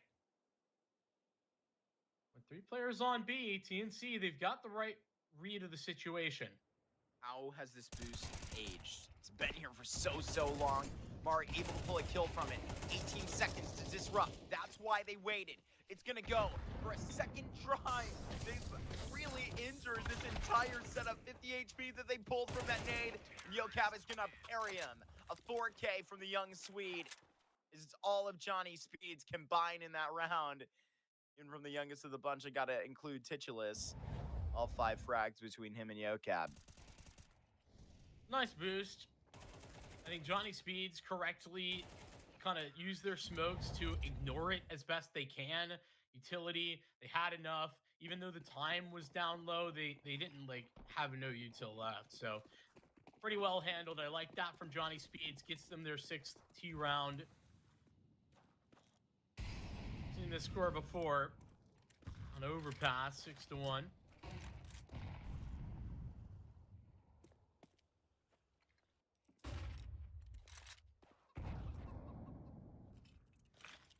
He's buffeting Yocab a little bit early. Heavy A presence for Johnny Speeds off the rip. Lecro up middle, but not through door. It's Johnny Speeds in somewhat of a power position.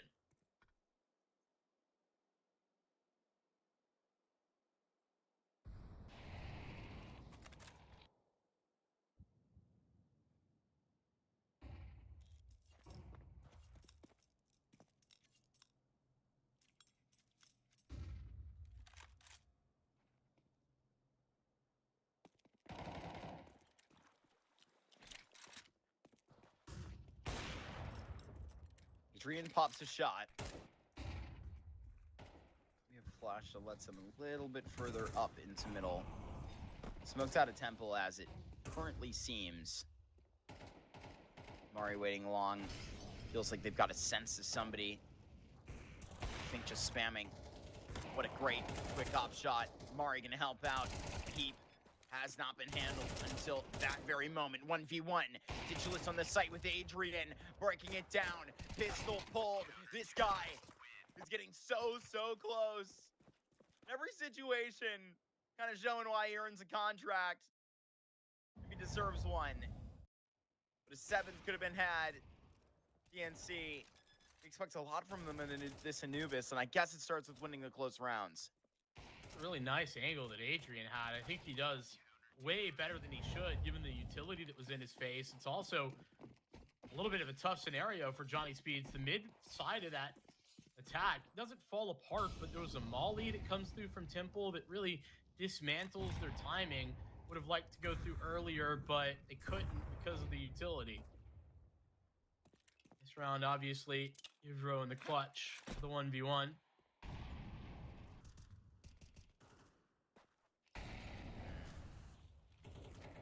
Then from YoCab. Opening fight. It goes really well. Gotta assume this duel in E-Box is going to start in the next couple of seconds. Sort of have to demand it. For Johnny Speeds, though. Tamiko gets a little bit too itchy here. Tweaking out the corner a bit. This Molly has to force them back. Honestly, for a couple of those spots there, you had to assume they were going to fight forward. Miko still steady. And actually a kill from B-Box and one from B-Main from this duo. YoCab and Knock got to go large. Miko behind the Molly. Oh no!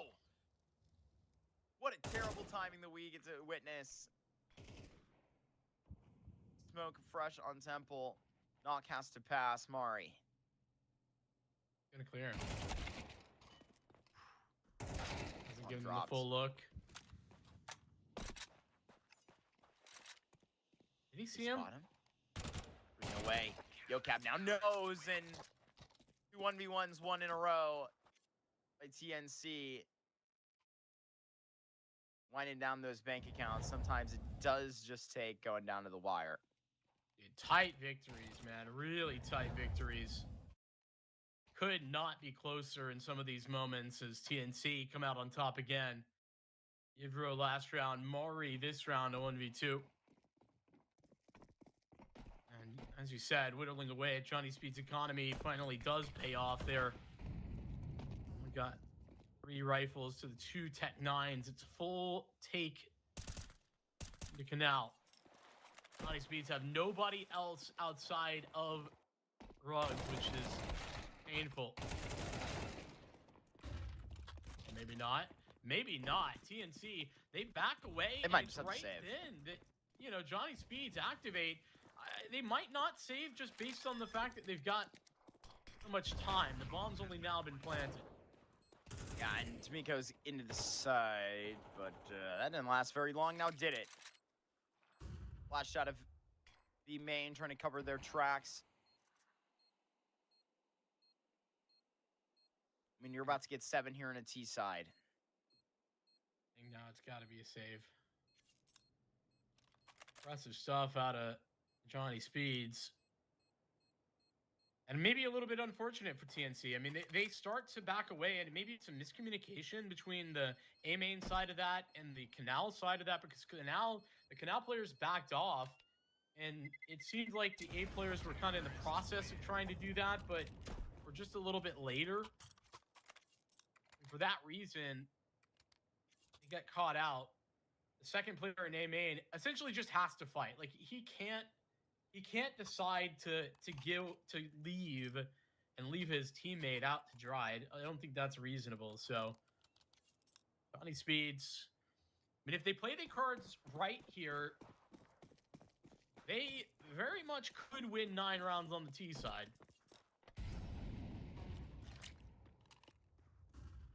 That's a could, though, not a certainty.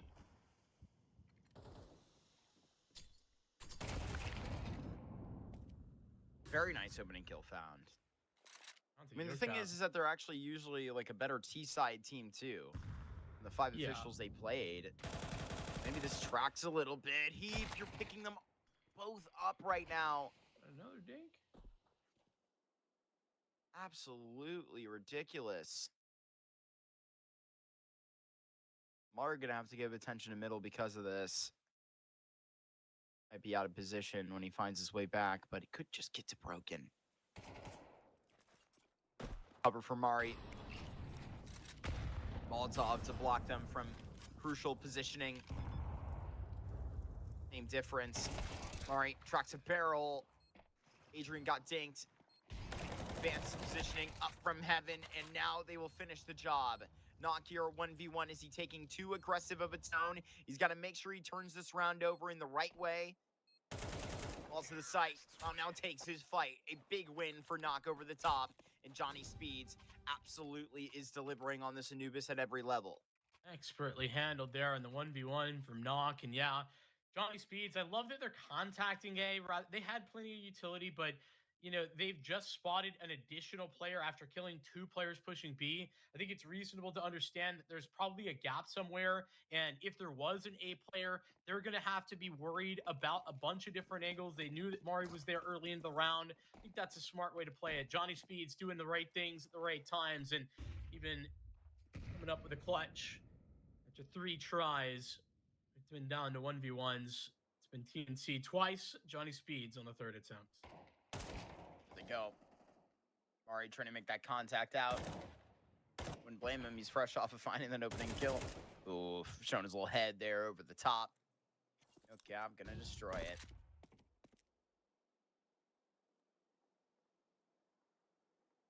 Heavy towards this A side as well. They have to give it up.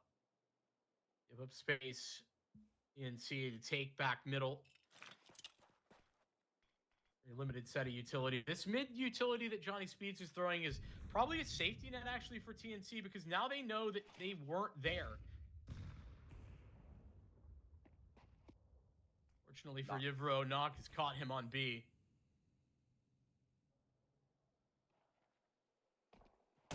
Adrian, I'm afraid just a sitting duck here, man. Nade pulled. At least he put it down.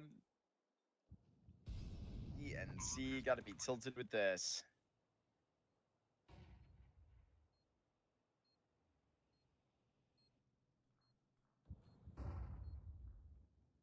It'll be a threat to come back in the second half if they can. What the hell? Vinny? Nice round, dude. Vinny? Yeah, that means do something funny. That means do some funny time. Dude, come on. No, we're trying to win the round, man. Least. Okay, maybe there's a chance. Keep on the Moldavi. Yeah, man. That's what was going to happen. Maybe the Hail Mary that's tossed them at the end. That was so weary outside of A. Yokab finishing up the half with some impressive performances. Multiple quad kills. Get them there. Great stuff for 9-3 on Johnny Speeds.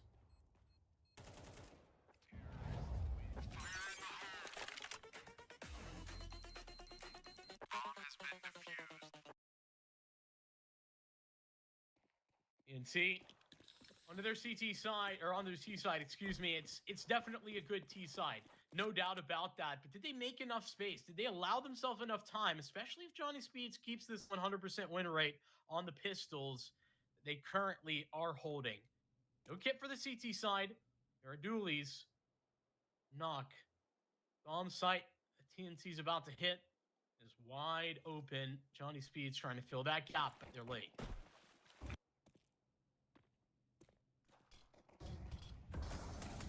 Look at that smoke right here at Electro, but this is actually with a little bit of a gap. Not going to help CT side, though. TNC, I think they're going to secure this post plan pretty quickly. They are, and Knock would be a bigger threat if there was more people behind him, but it's so many players coming in from Boathouse. Game ender, Yocab, he's going to get a huge double kill. I mean, this round, it's so much weight on it for TNC. You've got to be able to take it away. A triple kill from Tommy up top. And now Adrian in a 1 versus 2. You got to be as spectacular as the last man, but those are just too many to count. Johnny Speeds get 10 rounds. Miko tried his best.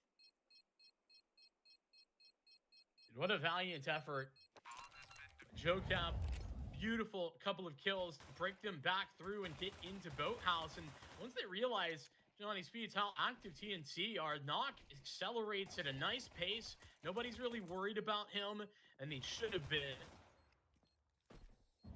Gets the one kill to finalize that, but he is a critical piece to understanding how TNC were playing that. Johnny Speeds keep it perfect, 100% win rate in the best of 3 on pistols.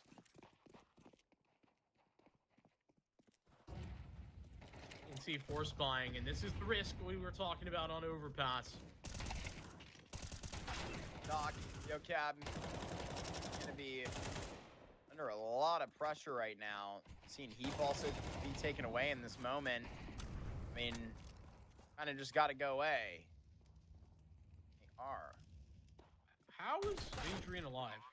Oh my gosh. I mean, how is Adrian not getting that kill? That's kind of a generational fumble.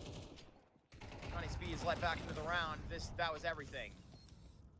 That was everything. 11 here for Johnny Speeds. And that was a force, obviously, from TNC. So if I'm doing my math right, this is going to be a pretty grim fight towards the end of an Anubis and a possible 2-0 victory. Hey, stay on that bomb! Okay, they just got to go collect find the AK, I think. But yeah, this is why I said, you know, it's a risky move. The bomb plant will make it a little bit less frustrating. TNC will have another force buy that's going to feel pretty good. But the force there, not unreasonable when they get the bomb down, I know. But the force there makes it so that they're going to just continue to force regardless of the outcome. Thankfully, the bomb plant will allow it to be a solid one. In fact, they got 2 AKs, 3 Galils. It's the utility that's worrying. Not very limited. So bad. TNC when Adrian is just plucked out. He's aggressive there. I mean, that's a little too much. Tomiko taken out. The thing is here, JoCab never made the contact. He was always kept his secret. Got a nice kill. AK delivered, obviously, to his hands. Getting a little bit more liberty here to investigate outside of A main.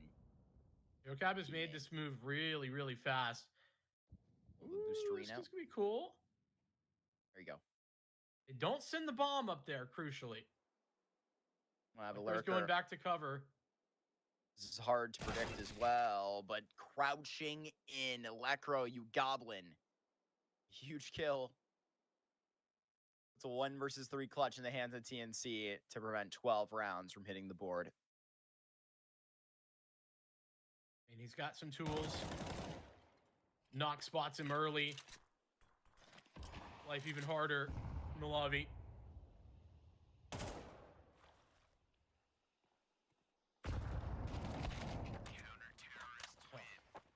Unlucky at the end. The smoke, Knock catches vision of the head and locks him down. Johnny Speeds up to 12.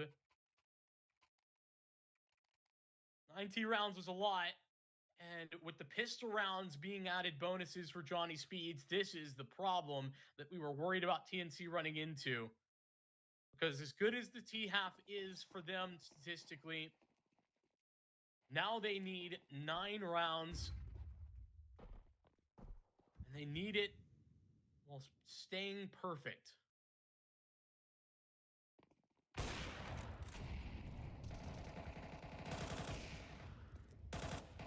Titulus. His kill's going to be taken away. A nothing burger thrown on to this Anubis by TNC into these playoffs. They disappoint. Vincent, that is really a quick map. Incredibly quick. I mean, I don't really understand how we come into this with TNC having the win rate that they do, and looking honestly not even that poor. Like, I don't think they looked all that bad. I think they got a little bit unlucky at times, but the fact that they won those critical clutches on the first half and that wasn't enough to get them back into the map. I mean, this is just Johnny Speeds top to bottom, like playing well, outplaying them. JoCab, what an incredible map. He and Titulus both had an awesome Anubis, and that helped them a lot. You know, when he's getting a multi-kill, or when you're getting Jokab a multi-kill, or if that's not the case, Chichelus has a multi-kill, you know, those are the things that can turn a map that otherwise might have been a little bit more even. And I think that's valid, but I think tactically as well, I was pretty impressed with the mid-rounding and what we saw from a team that doesn't play a lot of Anubis, being Johnny Speeds. Yeah, 100%. And I think where, like, I mean, in a big factor, like, you're going out and facing on that T side, you straight up put the game away. You literally leave no time at all for TNC to maybe, like, get a little bit of breathing room back to it. I mean, this is a TNC that, like, we were talking about, really looking forward to a playoff after, especially doing well in Series 1. I think going back to Series 2, kind of falling flat on their face, they were hoping to kind of stabilize here, and they did, right? They went 3-0 through the Swiss stage. They did end up qualifying through a forfeit win, and it's two pretty lengthy series that they played in essence versus Hero Academy and Phantom. But I don't know. The shoe fits today, Vincent, and unfortunately, it just falls off in the playoffs.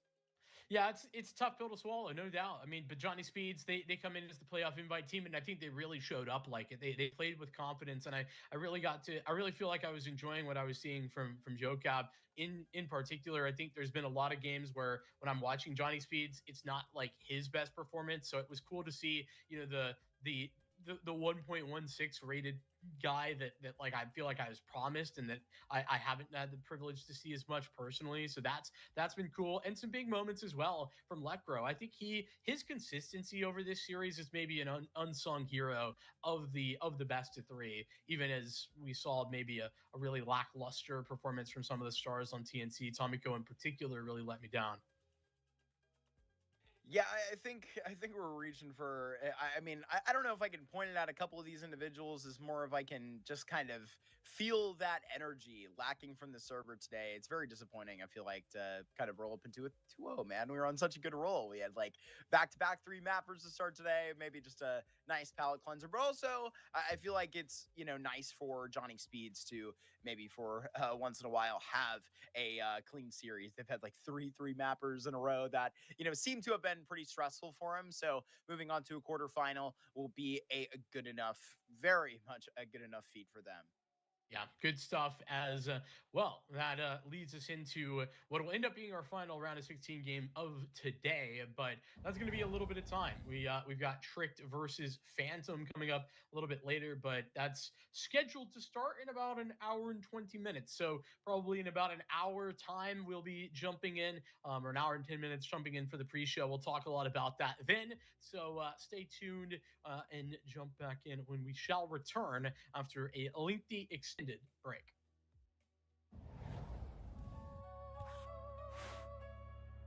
Heavy section. No limits. Break it. No silence. Shake it. No borders. Take it. 1x. Heavy guitar. 808 kick. Crowd in the dark starts. 1x bit. It'll be ace.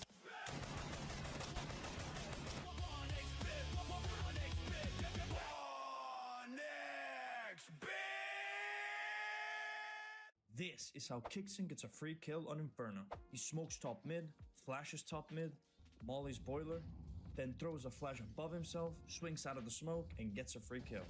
If you're wondering how to throw that utility, this exact solo play has its own tab showing every nade Kixon through. Click on any of them and you get a step-by-step guide how to throw the nade. Even has a video showing you exactly how to throw it. For more plays like this, check out metastack.gg.